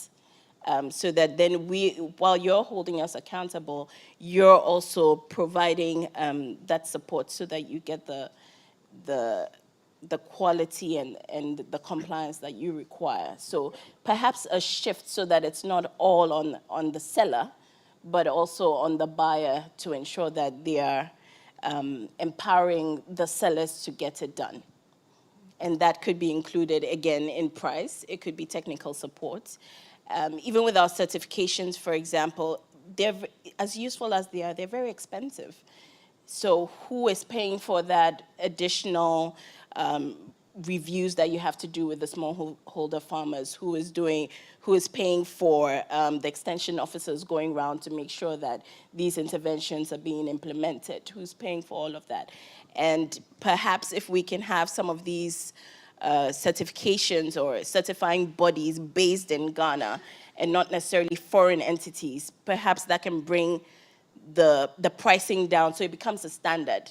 It's not necessarily that you're applying for organic. We're sustainable from the start. So we're just reporting that we are sustainable and showing that instead of necessarily having to pay high prices for audits and the like, but support us to implement right from the start. So that those sort of interventions could also be useful. And what is also missing for us in the coffee sector is perhaps some sort of mechanization or technology, and a lot of that is imported. So I talked about the equipment that changes the CO2 into steam, and that is imported. Can we build that locally? Can we have the technical expertise so that some of these solutions are more easily available? If we didn't have assistance to buy that, and it's a patented technology, then how do we implement such a critical solution for sustainability? So we can also look at how can we build those equipments and machines locally so that it's more accessible. Yeah, yeah. Anna, I'm curious, with a company like ADM, what are they doing either with training or equipment or other things to support suppliers and producers in meeting new regulations? I think Again, maybe bringing back what also Emibet was saying, inclusion is really important. And again, if we are talking about global supply chains, and if we want to have this flexibility to be able to source from all around the world without having the restriction just to go to one country because you have customers that don't want to buy from those countries because they are considered high risk, and that is classified under the due diligence, so they are preferring certain countries. This is something where we need to change the mindset. We need to focus also in having, where you have a risk, you need to have a mitigation strategy. And this is also what Emibet was saying. We need to work on those countries to be able to raise the bar and also be able to comply with the requirements. But the requirements needs to be workable also. It's not something that you just it should not be an exercise of ticking the box. So you have these human rights risks, so I tackle those through that, and that point. We need to really focus on having those real transformation. And those real transformation will not be achievable only with restriction on imports. Cooperation is one part of that, but also cascading the commitment from the top down, working with your suppliers, supporting them to changing their practices, having them also embedding in their purchasing protocols also the sustainability criteria. This is how we will get on the transformation. And we should avoid also to have that creating a specific supply chains that will come into Europe to comply with regulations and supply chains that will go outside Europe with other regulations. So that's why for us, we are focusing mainly on the implementation of our policy. So those are the criteria that we have today for raising the bar all around the world with all the commodities that we have. So human rights, no deforestation, those are key topics for us that we are working on. But if we will need to prove more than provide more information that we are not even having available because there is no information from the country or there is no commitment also from our suppliers so far. So how we will be able to provide all of those data that will be the entry criteria for the European Union. So the short term, what we will do is really exclude exchange trade flows. And this is what we don't want to have it. So we need to foster and really promote inclusion and working in a way that also will make sense. Right. I mean, I feel like that's what Marike and also Emibeth were talking about of people just not, it being at a certain level easier just to not even work with. And this is happening. Today, conversation with customers, I want to be sure that you are not bringing product for that country because in my risk assessment, it's a high-risk country. So my way to mitigate that is avoiding that country. And we have been working with them, bringing them to the country of origin, showing them the process to say, you know, if you are buying from us, you are sure that this is aligned with our policy because this is what we believe and this is our commitment. But that needs to be extended. And that's why also I do think that the regulations that are coming now, we are moving from voluntary to mandatory is important because that will create a level playing field for all companies because we all will be with the same type of requirements. Daniele, I'm wondering, with these ideas of, new regulations becoming potentially really complicated to follow or expensive to navigate, what are some of the solutions that you see for countries and for companies that want to follow the new regulations to approach how to do that without avoiding certain countries entirely or doing other things that would have the opposite effect of the intention? Yeah. Well, first, I certainly agree, first of all, that that regulations do tend to create a more level playing field, certainly. At the same time, I think that imposing requirements is a difficult thing, and we have to be aware that if we're not sensitive to local and national realities, we can easily create more poverties and a greater divide between the haves and the have-nots. So I think it's critical in any stage of a regulatory process that the capacity be there to meet it. Otherwise, it sort of kicks the other way. It has unintended and often negative consequences. So I think it's critical that if we talk about empowerment, that really requires partnership. And if we're going to be partners, we must be more equal. And we need to craft the way of doing that. That's where technology, I think, really is a huge asset right now as these systems evolve, because sustainability is intrinsically complex, very complex, and it changes day to day, and it changes even in village to village and region to region. So it's a lot harder to have, policies and one-size-fits-all programs and, all the things we can dictate from a European capital or the US or Japan, but the realities change radically. And if we care about the condition and the well-being and inevitably the resilience of supply chains and of the suppliers, the farmers, especially at origins, and the small companies that make up the base of these supply chains and are often our industries and trade, then I think we need to craft those communication systems to be so agile that farmers and small companies participate with reasonably equal footing, essentially creating, if you will, a data ecosystem so that there is this constant interaction. It's not, I spent a decade at the World Bank, and one of the things I've learned from that experience is that projects can be very helpful if they stimulate systemic change. But quite often we get into a project mindset, and it's a bit paternalistic, or at the very least avuncular, in that it suggests that someone just doesn't know what they're doing. And I think that sometimes is the case, and help is required, but more often than not, we just don't understand each other very well, and creating the capacity for local inclusion in process, in the business cycle, in supply chain communication, in new technologies, in even understanding, the weather. Hey, the rains are coming 2 weeks earlier this year. Maybe you shouldn't spray.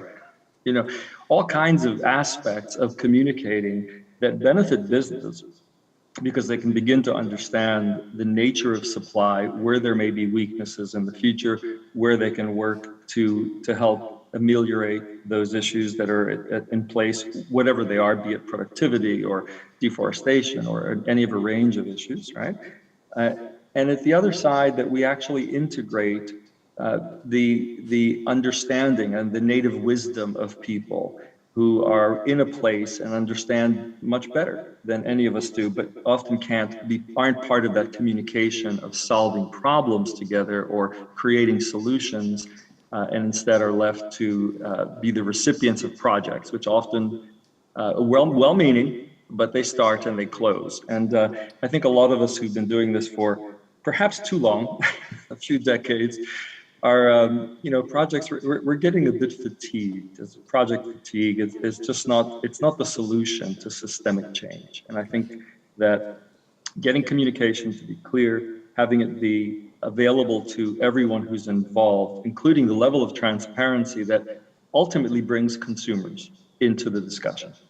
I think even in a place like coffee, it wasn't but a few decades ago that most consumers had no clue where coffee came from. It came from a cow, right? And there were two kinds. So I think when we bring consumers into understanding that there are different origins and different aspects that value the processes and the local cultures that create these amazing components of our food systems, then it's a lot easier to have payment for these ecosystem and social services be part of the transaction, part of systemic change. And it's got to come from consumers as well. We all have to be part of a much better communication and understanding of what's really there and what's needed. When you say creating a greater equality, do you mean engaging more people in conversation, bringing more people to the table, or what do you mean by that? Well, certainly to the table. I think also that it's not just the table, because right now some people have a lot of information and some people have very little.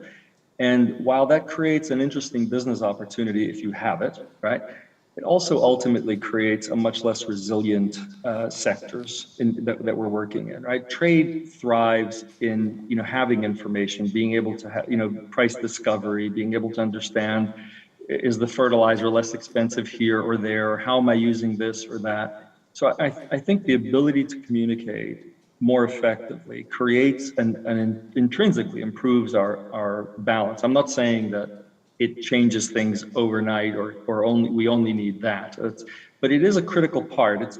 In the same way that information is the lifeblood of democracy, without it, if we don't have an understanding, it's very difficult for us to participate effectively in governance. It's not that different in trade. It's not that different in supply chains. If you're the actor who is a price taker, as Marika pointed out, or if you're the one who's at the bottom and you don't know what's going on, you're always going to get the short end of the stick. So I think that's important. And at the same time, because tech is there now to do this, there's nothing holding us back except perhaps the standards and the will to do this. We can actually engage consumers directly. They're beginning to hear blogs from coffee producers in the Democratic Republic of Congo, places you would never have imagined that are now making inroads into European markets and the U.S. So the communication potential is changing drastically. And I think once consumers get more involved and more conscious of this, I'm hopeful that human nature, not everyone, but some, will certainly choose to say, hey, I'm buying a $3 coffee. Is it true that the farmer's only getting 3 cents? And is that fair? I'd like him to get at least 5 cents. Can I pay a nickel more? How do we do that? How do we compete? But without that communication, the argument is always, well, we have a profit, we have to keep our people employed, and there's we're operate as a company, we're not a charity, and that's understandable. That's absolutely true. So no one's giving this up. I mean, we're not offering it. It's got to come from an understanding of value and the understanding of partnership, and I think that's where equality occurs, when we understand each other better. I'm interested. All of you have brought up in some way the role of consumers. Marike, maybe you could start. What do you see as the role of consumers in making changes in sustainability?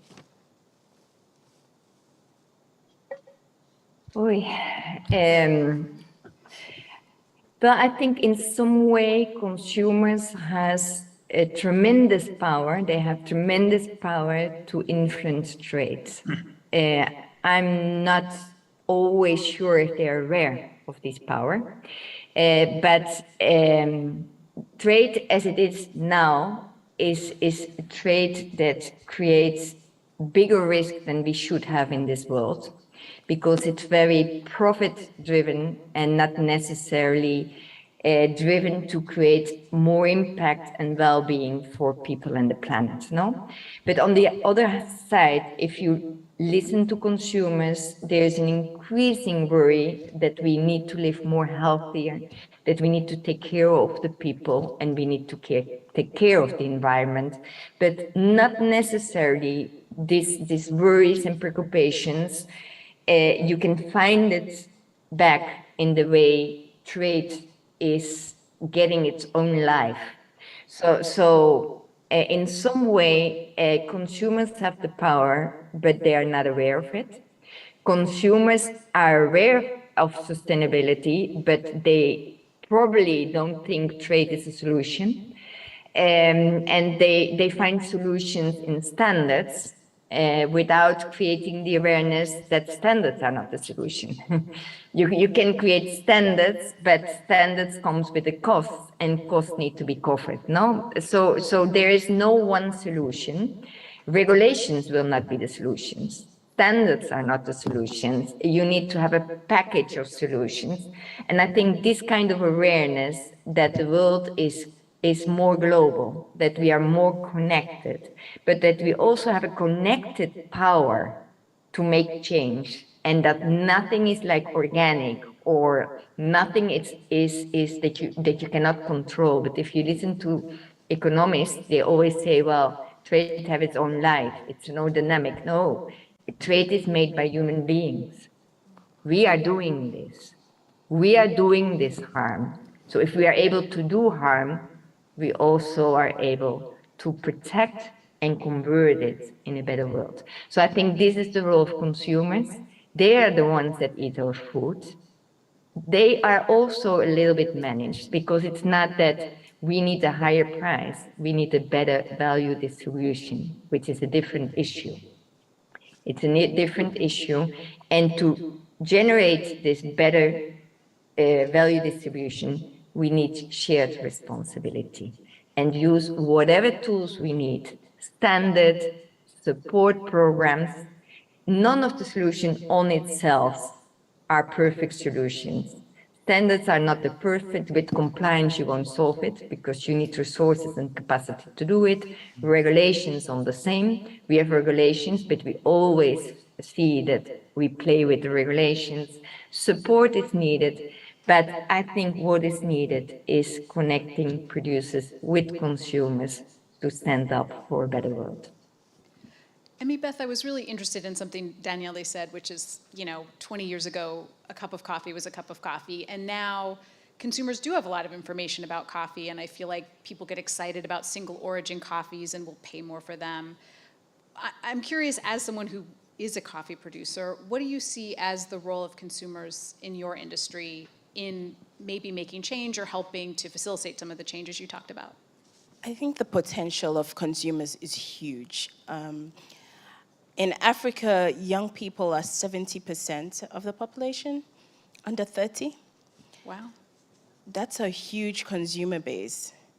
And the way they make decisions are very different from traditional decision making. There's a lot of TikTok, there's a lot of Instagram, there's a lot of storytelling, to the example from DRC. And they're really changing the way they assess whether a product is friendly or not. So that creates an opportunity for even some of these certifications to be obsolete because they're determining of whether there's a standard or a standard of care or, what sustainable methods are being used is different from what has ever been seen with the penetration of internet and, things being so accessible. So they form a huge consumer base and may even eliminate the need for a B2B relationship in the long term if, supported by things like shipping and, being able to send the products direct to the door. It might eliminate a lot of, the third-party issues. And for me as well, as you were speaking, I was thinking about, just the future of work and young people and where they're headed. There's been a huge focus in Ghana, for example, in bringing up entrepreneurs. So we're one of the third largest countries with entrepreneurs, especially women entrepreneurs globally. And this, I think, was after Uganda and another country. So if you look at that, you're encouraging people to start their own businesses, to find markets to sell, and yet you're creating barriers for them to sell in terms of how they can account for that, while we have the internet that is making it easier to reach people globally. So how do you marry those two facts? Because the harder it is, the more we start to think about what alternative markets can we create. And in Africa, you've seen the rise of the Africa Free Trade Continental Agreement, where we're saying, how do we trade more with ourselves? How do we create payment systems? How do we create supply chains that recognize this huge consumer base that has been trading with others? So for me, that consumer awareness is a key thing and can completely change the conversations and the way that those voices are included in legislation. Excellent. Well, we do want to open it up to some questions. We have a question that came in from online, and if you have a question out in the audience, please feel free to raise your hand. We'll get you a microphone. Daniele, this is a question for you from Honoré. How can we facilitate access to technologies and data collection for small to medium-sized enterprises? Facilitate. Well, it's an interesting choice of words because I think we have to first understand what's required and what people want and what's there. So when we work, whether it's in India or Africa or wherever, the first step is to understand what is available locally, to what extent is it inclusive, what kinds of communication are there already. Quite often the level of penetration is exploding exponentially all over the world of cell phones. Even semi-smartphones are now relatively inexpensive. And there's an array of different ways of communicating with people, but we have to first understand what they use, what's important locally, and not imposing something new from outside. And then creating, the value of the business model is the simple one. And there's great examples across Africa of even some of the telephone companies creating their own little ecosystems where people have access to preferential fertilizer relationships or prices, or getting data about different market movements in various crops. So, creating these systems that also bring in banks that want to finance some of these actors that are doing well, and they're able to see, as you have this, what I would call a rich ferment in every region, the first step is to understand what's there and what's possible. What do people want? What is their business model for? Often we have to be a bit creative, but I think, having folks around the table like these that's something that certainly happens all the time. And I think once we understand what's there or what's needed locally, then you create something that has lasting value. It's not a project brought in from the outside and hope it lasts after 5 years. Sometimes they do, and just as often they don't. So if we understand local first, if we create with local, with an understanding and a collaborative process locally, then I think we have really the basis of doing that. And there is lots of money available. I know that sounds facile to say from my position, but there's a lot of donors that are anxious to find, to look at, where to invest, how do we do these, and companies as well. Working with like McDonald's and Mars, we see them plow like tens and sometimes hundreds of millions of dollars into programs.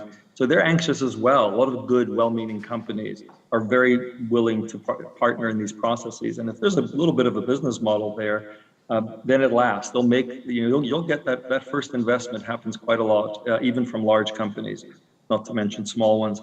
And I think here too is a role for government and the facilitating role of the credible actors like ITC that are excellent at doing this kind of thing, at bringing the different pieces together at the ground level. So yeah, we've got great partnerships. You've got corporate, you've got ITC kinds of institutions. They're not the only one, of course. And you start with that. Excellent. Are there any questions from the audience? I think we do have.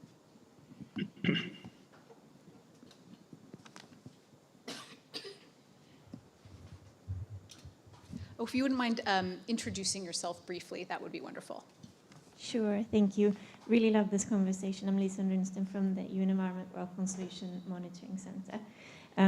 I really wanted to ask you about partnerships, and we've heard from several of you about collaboration. It seems that the central problem we're talking about here is how to get the investments and the capacity on the ground to be able to implement these standards that we have to have in order to have good standard for people and the environmental standards that are necessary as well.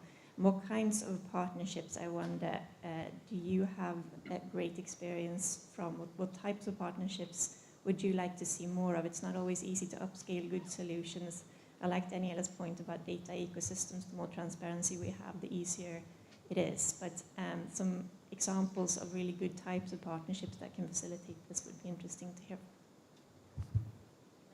Sorry, you mentioned the Canadian investment before. Yeah, are there any types of partnerships you guys would like to see more of or have seen work especially well? I think, partnership, there are many. And if I just can bring as an example, today we have been working in the World Business Council for Sustainable Development to create incentive to drive or to find solutions to tackle deforestation in the Cerrado, where there is a major risk today, one of the regions that have major risk. I think that we have been working with the 6 major sourcing companies today, connecting from the top level, also on the ground and across supply chains, how we can really find ways to work together in a way that will make sense. I think that this is something that we have been working already since 2018. We developed a system for monitoring, for traceability, for aligning what means high risk and low risk, and how we can work together in landscape approach. I think this is something that, for me, is a good example of how things can work, because at the end, you are leveraging your activities, I would say, on the ground, but also at the corporate level and at global level in order to make a sense. And this also can really bring a lot of positive impact. And this is what we have been seeing also in the past years.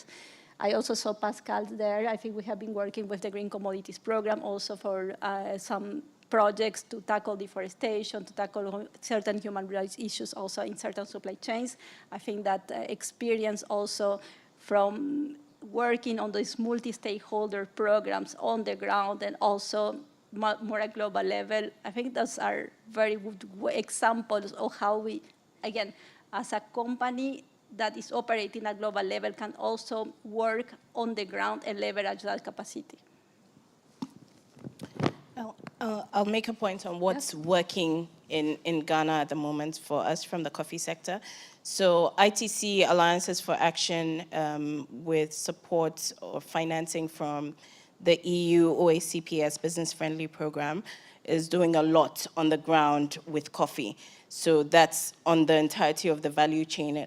So working with the farmers to improve quality, working with the Cocoa Board, which is also the institution responsible for coffee, in creating the right varieties and encouraging planting.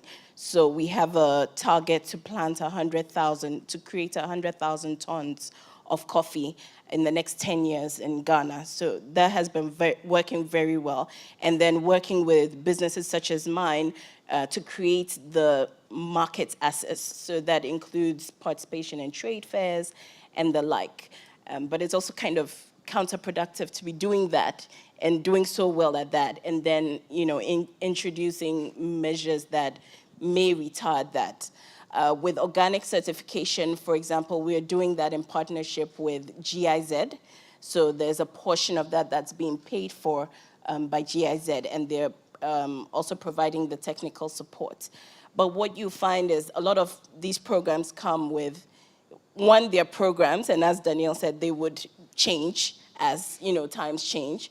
So I would like to see partnerships that are more locally driven and involve, they're sustainable in the sense that we can carry them out on our own and we understand how and why it should be implemented.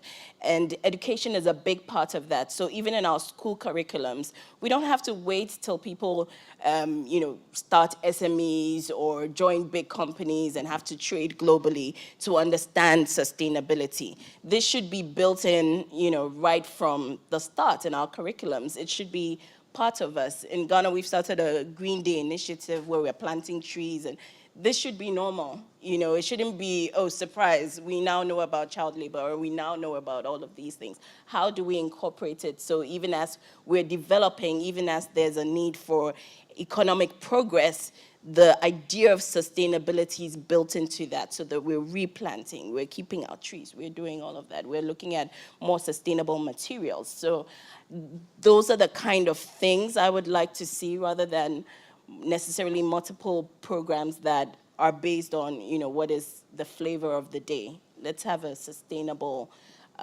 program locally. Are there any other questions? Yes.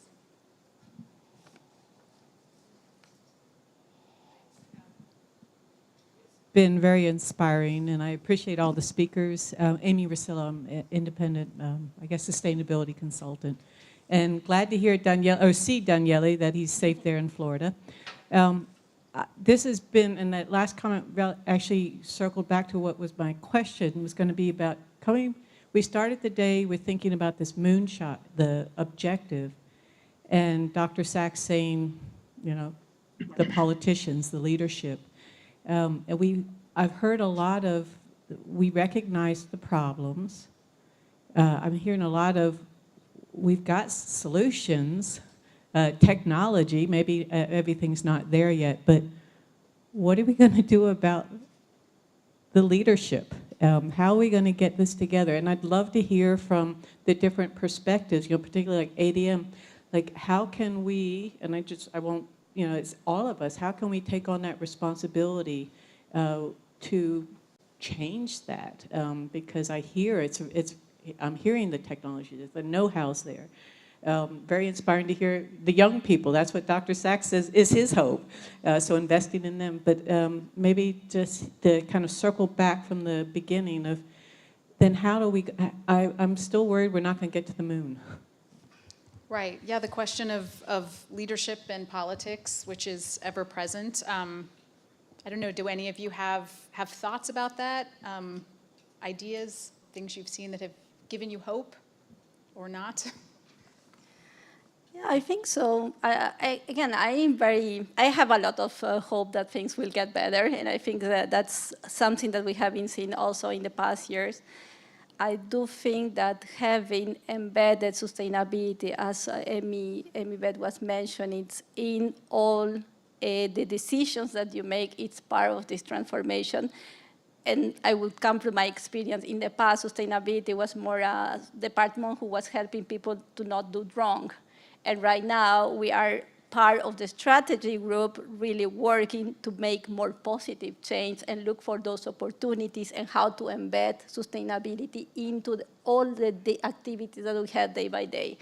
We have our leadership talking about sustainability, all the great opportunities that we see with sustainability, not only for a green growth, again, on a portfolio of products, but also for continue surviving as a company and continue connecting supply chains. We saw with COVID the challenge that we have to be able to connect and looking into, I think, the way that we are trying to do those changes and implementing those changes, really, really good hope that, I'm not sure it will get to the moon, but I think we'll go in that direction. But it will take time, because at the end, the problems that we want to solve are not simple problems, are very complex problems. And at the beginning, they were saying, we are talking about complex supply chain, and we are trying to simplify with a certification or with just a program. And we need to really be able to look that more wider, not just one supply chain or one country, one problem. How we really will be able to tackle the issues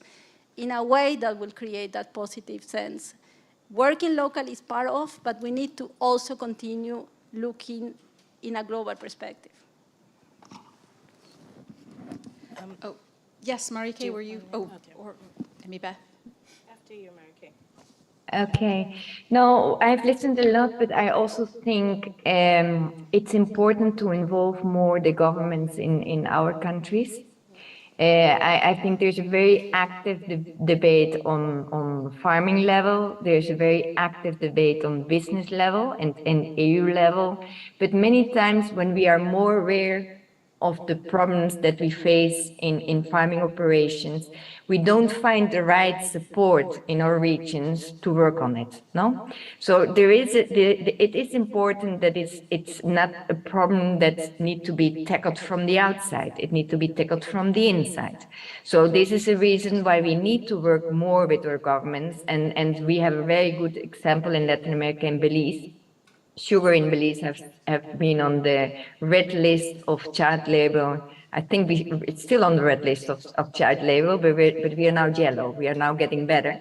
And farmers took it up, but it has then been taken over by the government, and they are now building joint policies. And I think this is also it's not the problem, but we are working on it. And I think we cannot do it without the governments in the South. It's impossible to do, because we need the rules, the regulations, the facilities to really change things on the ground. And it cannot be done just by partnership, not by regulations, not by standards. It needs to have also a strong collaboration and connecting between farming communities and their governments. And I think there we also need more support to support all these governments that have many responsibilities and weaknesses to attend, to also take this up together with us. And I feel sometimes the regulations are coming from the outside.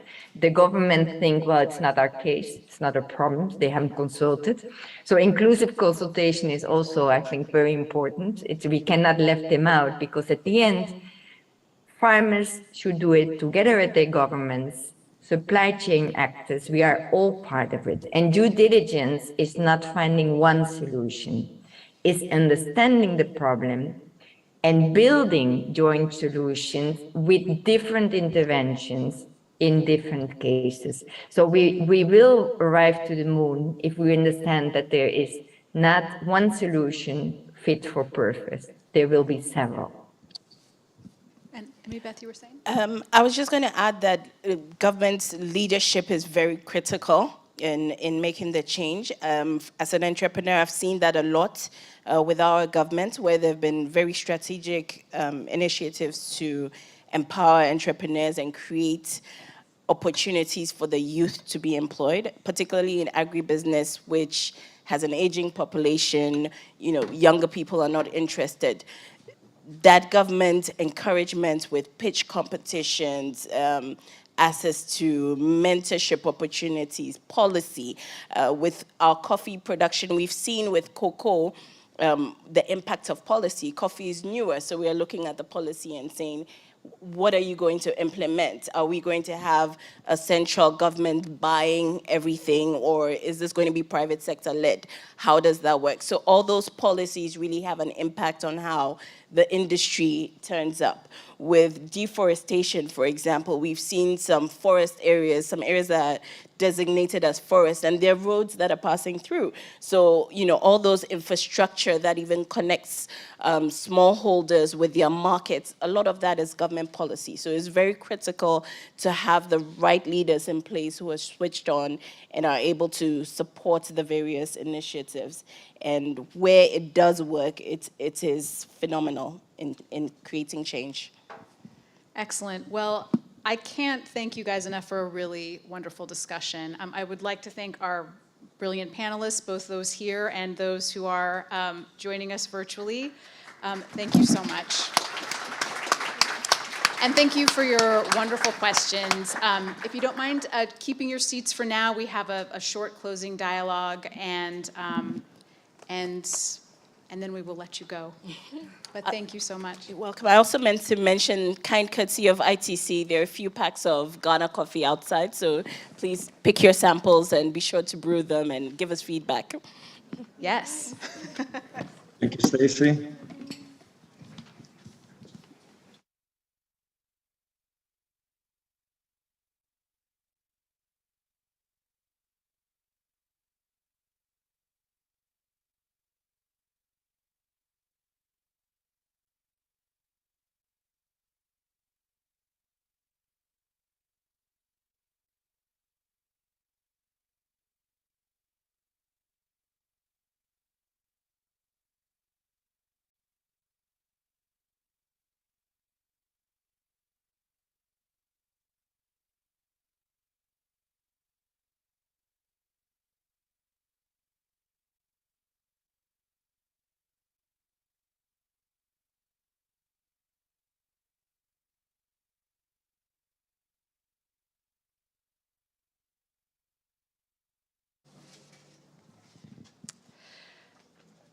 Okay, excellent. Well, we are here with for our closing dialogue, and I'm especially excited for this. Joining us is Pamela Koch-Hamilton, of course, the Executive Director of ITC in Switzerland. She is back by popular demand. And also joining us is Marie-Claire Graff, a climate justice activist, youth advocate, and public speaker for an intergenerational just transition towards sustainable development and ambitious climate action. So thank you both for joining us. Today we've talked a lot about some of the key policy considerations, some sustainability regulations going forward, also the effect of those regulations on businesses, some of the obstacles businesses are seeing or feeling in enacting some of these changes.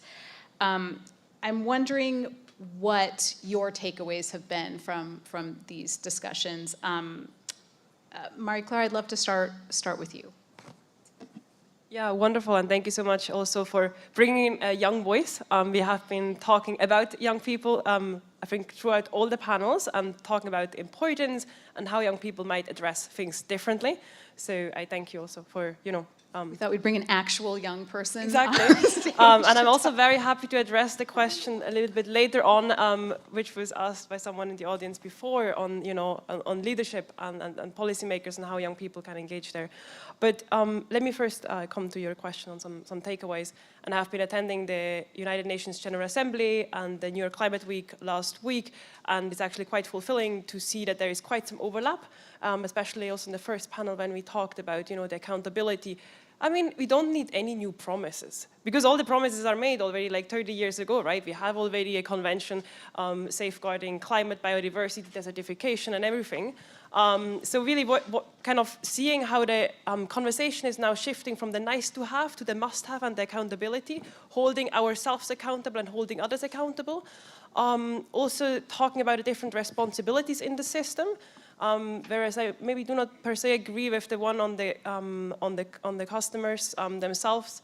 For example, like just today is actually good, but when you're vegan or vegetarian, you go like to a buffet and there's only meat, and I'm like, yeah, it's nice as a customer to have a choice, but if there is nothing which fits your choice, it's very easy to kind of blame the customer to make the right choices if there is no transparency or not even the choice you would like to have.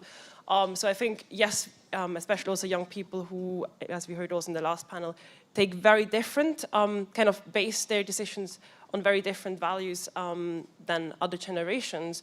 I think it's very crucial that we provide the customers with the right options. And ideally, all the options are actually good. You don't have to choose between bad and good, because all of whatever is there is actually good. So I found this quite interesting also hearing it today. I think also something which was quite interesting also in the last panel was this more systemic approach, which also came up in the Climate Week. I think for too long we have been working in these silos, trying to, there's a Swiss-German word which is called Pflasterle-Politik. I have no clue how to translate this to English, but basically it's you try to patch a problem and try to make it a little bit more social, a little bit more green, and at one point you realize it's not going to work because your underlying system is not sustainable. And I think this also came up today, also in some of the questions, and I found this a very fruitful discussion and something I think we might have to even look more into it. How can we change the underlying paradigms and can work on this, that we actually have this moonshot and really reaching the moon and not just trying to get it there, but actually not able to reach the moon because the underlying engines or whatever we have for getting to the moon are not able to bring us there. And Pamela, what have some of your takeaways been from I guess, the panel that we had, but also the subsequent panels? Thanks.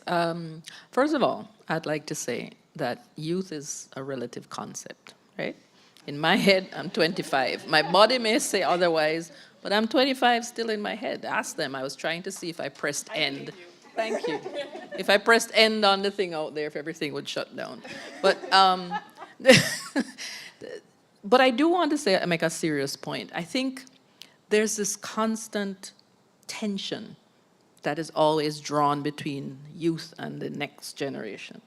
And the truth is, I don't think today's youth are any more radical than we were. We just gotten old. But I mean, but in our day, we were radical, Well, sometimes the body reminds you that, those days are long over. But anyway, but I do think that there's a constant need for us to remember that as you get older, you get more conservative. It's a sad thing, but it's true. And so it's important for the young people to take the thing forward. That's what's important. And I think there is, so my first takeaway is that there's a changing narrative in terms of the global discussions. And, like the moonshot, we all have a global goal for sustainable development. How does it work? How do we implement it? How do we actually, engage in the kind of cooperation that's needed to make it happen? I think that the first panel really kind of energized me because I realized that, we brought together Jeffrey Sachs and Siddharth, and these are people who are coming from different angles, but all on the same page. And then, we have our young advocate here who actually agrees with us. I mean, that's awesome. And then you have the international organizations. And so there is a meeting of the minds, but it's how do we then move from the meeting of the minds to actually begin to put in place the mechanisms to make it work. The second takeaway is, there are critical disconnects between the consumer and large corporations. How do we bridge that gap? Because there's a tendency for, the downstream to kick the can down the road, and nobody takes responsibility and nobody's accountable. How do we address that issue and get corporate social responsibility, due diligence in a way that stops this blame game and this kicking the can down the road? Because unless we stop that, then things will just continue to devolve. The third takeaway is, there are many pieces to the engine to make the rocket go to the moon. What are those pieces and how do we put them together? What are the key components? Corporate sustainability due diligence is one of those key components. How do we ensure that government and companies take responsibility for making it happen?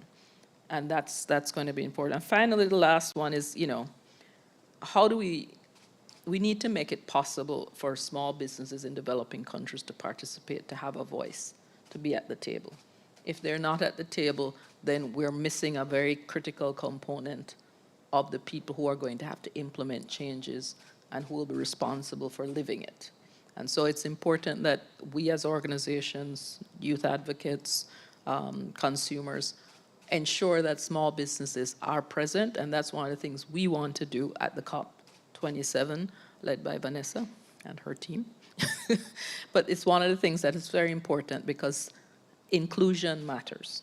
And if we don't get that right, then they'll be making rules that never drill down to the actual people on the ground. So those would be my takeaways. And Marie-Claire, I'm wondering what you see as the pieces of the rocket that will get us to the moon. What do you see, I guess, as sort of the practical changes that need to happen, or what would you like to see happen to make the changes that we've been talking about today? Yeah, absolutely. And I do very much agree, and I like the term intergenerational leadership and intergenerational justice, because I do believe that every generation has something very unique and valuable to bring to the discussion, yet we systemically exclude young people from the discussions, especially when it comes to decision making, especially also diverse young people. Maybe then we have someone, from the politician's family, but we don't have the young entrepreneurs there, right?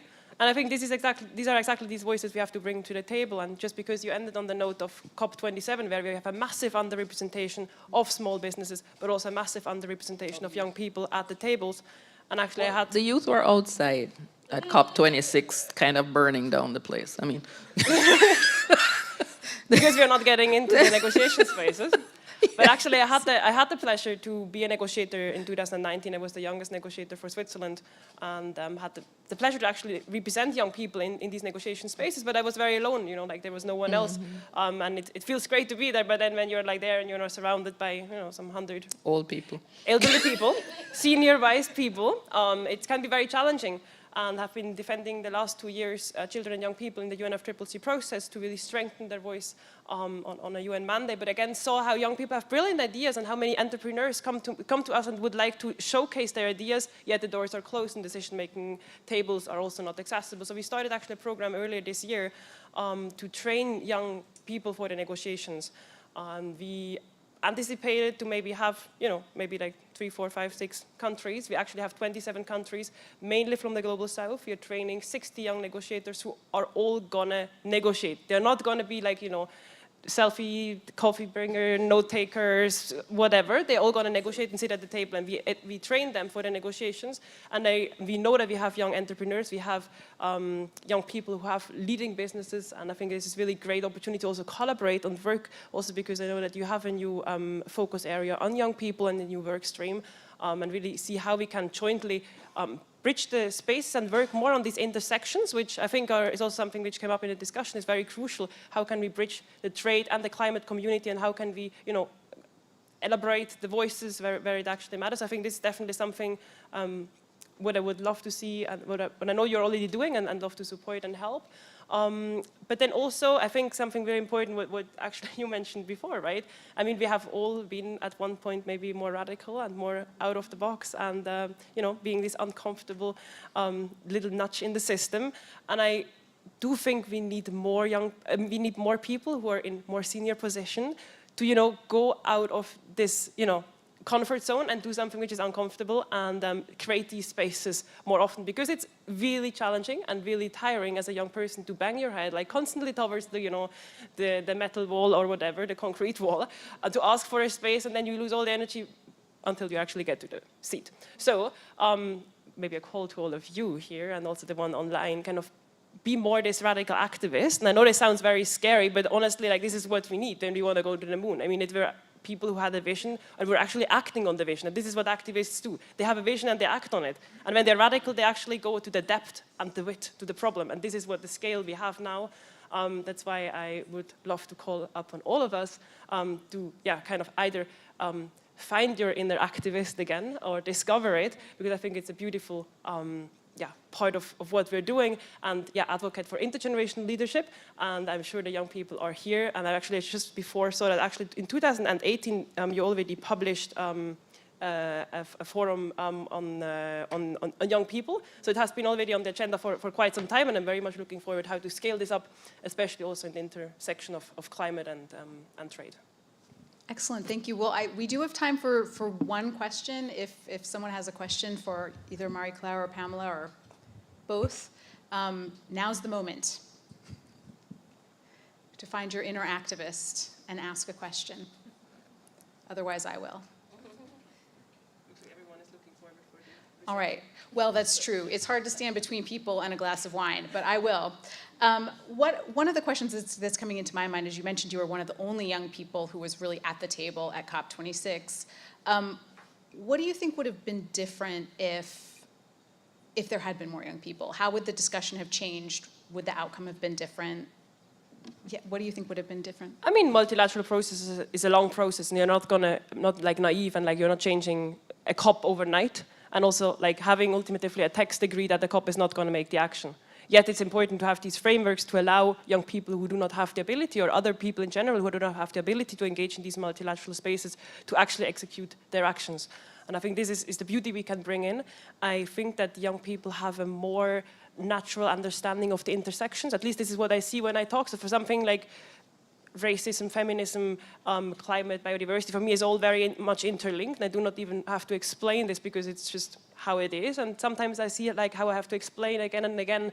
And it's the beauty of it, right? I'm not saying that this is wrong or right, but I think there is this intersectionality which I think young people can bring to the table. Also, we talked about values. We talked about how young people are approaching also, consumerism very differently.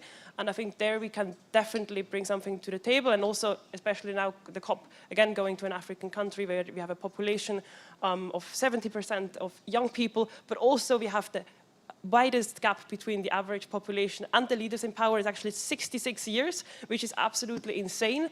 And most of the African parliaments actually around the world have no young person under the age of 30. So again, there we have a huge gap where we cannot bring in these ideas and interject like these innovative startup and entrepreneurial ideas. And also something which came up today in actually quite a couple of panels. Sometimes you're too innovative, to fit in the system. And I think this is something what young people hopefully can trigger, While we might be too innovative with some things, we can maybe nudge the system to go in exactly this direction. And finally, Pamela, I'm wondering what you are hoping to see at COP27, or expecting to see in terms of, I don't know, maybe intergenerational leadership, or just policies getting enacted or change happening. Thanks, Stacey. I wanted to say that at COP27, our desire is, and we anticipate that as we bring SMEs to the table, literally for the first time, and we will have a pavilion where people will be present, and so they will be part of the conversation. I think that will begin to change how even the negotiators and the other policymakers see the importance of this issue. It occurred to me when Marie-Claire was speaking, is perhaps we could include a youth representative on our delegation, just saying. But the issue of including voices that aren't normally included, of having representation that essentially covers 80 to 90% of private sector. The only ones who are there are the 10%, the big companies. Where are the rest? And so for me, it is bringing them to the table. It's allowing them to have a voice. It is engaging in a dialogue that will address their needs for mitigation, their needs for adaptation, and in the final analysis, their ability to be competitive and to survive and thrive. And then in closing, I would like to say that I read something recently from Ellen Johnson Sirleaf, I think I'll paraphrase it, where she said, you know, our dreams must always surpass our current capacity to achieve them. And so if we don't shoot for the moon, we'll never get there. Well, that seems like a really beautiful and perfect place to end our discussion. I really want to thank both of you for really wonderful closing remarks, and thank all of you for your wonderful questions and your time and attention, and for joining us today to talk about business, climate, trade, and please join us. We're having a little, for a glass of wine, and thank you for coming.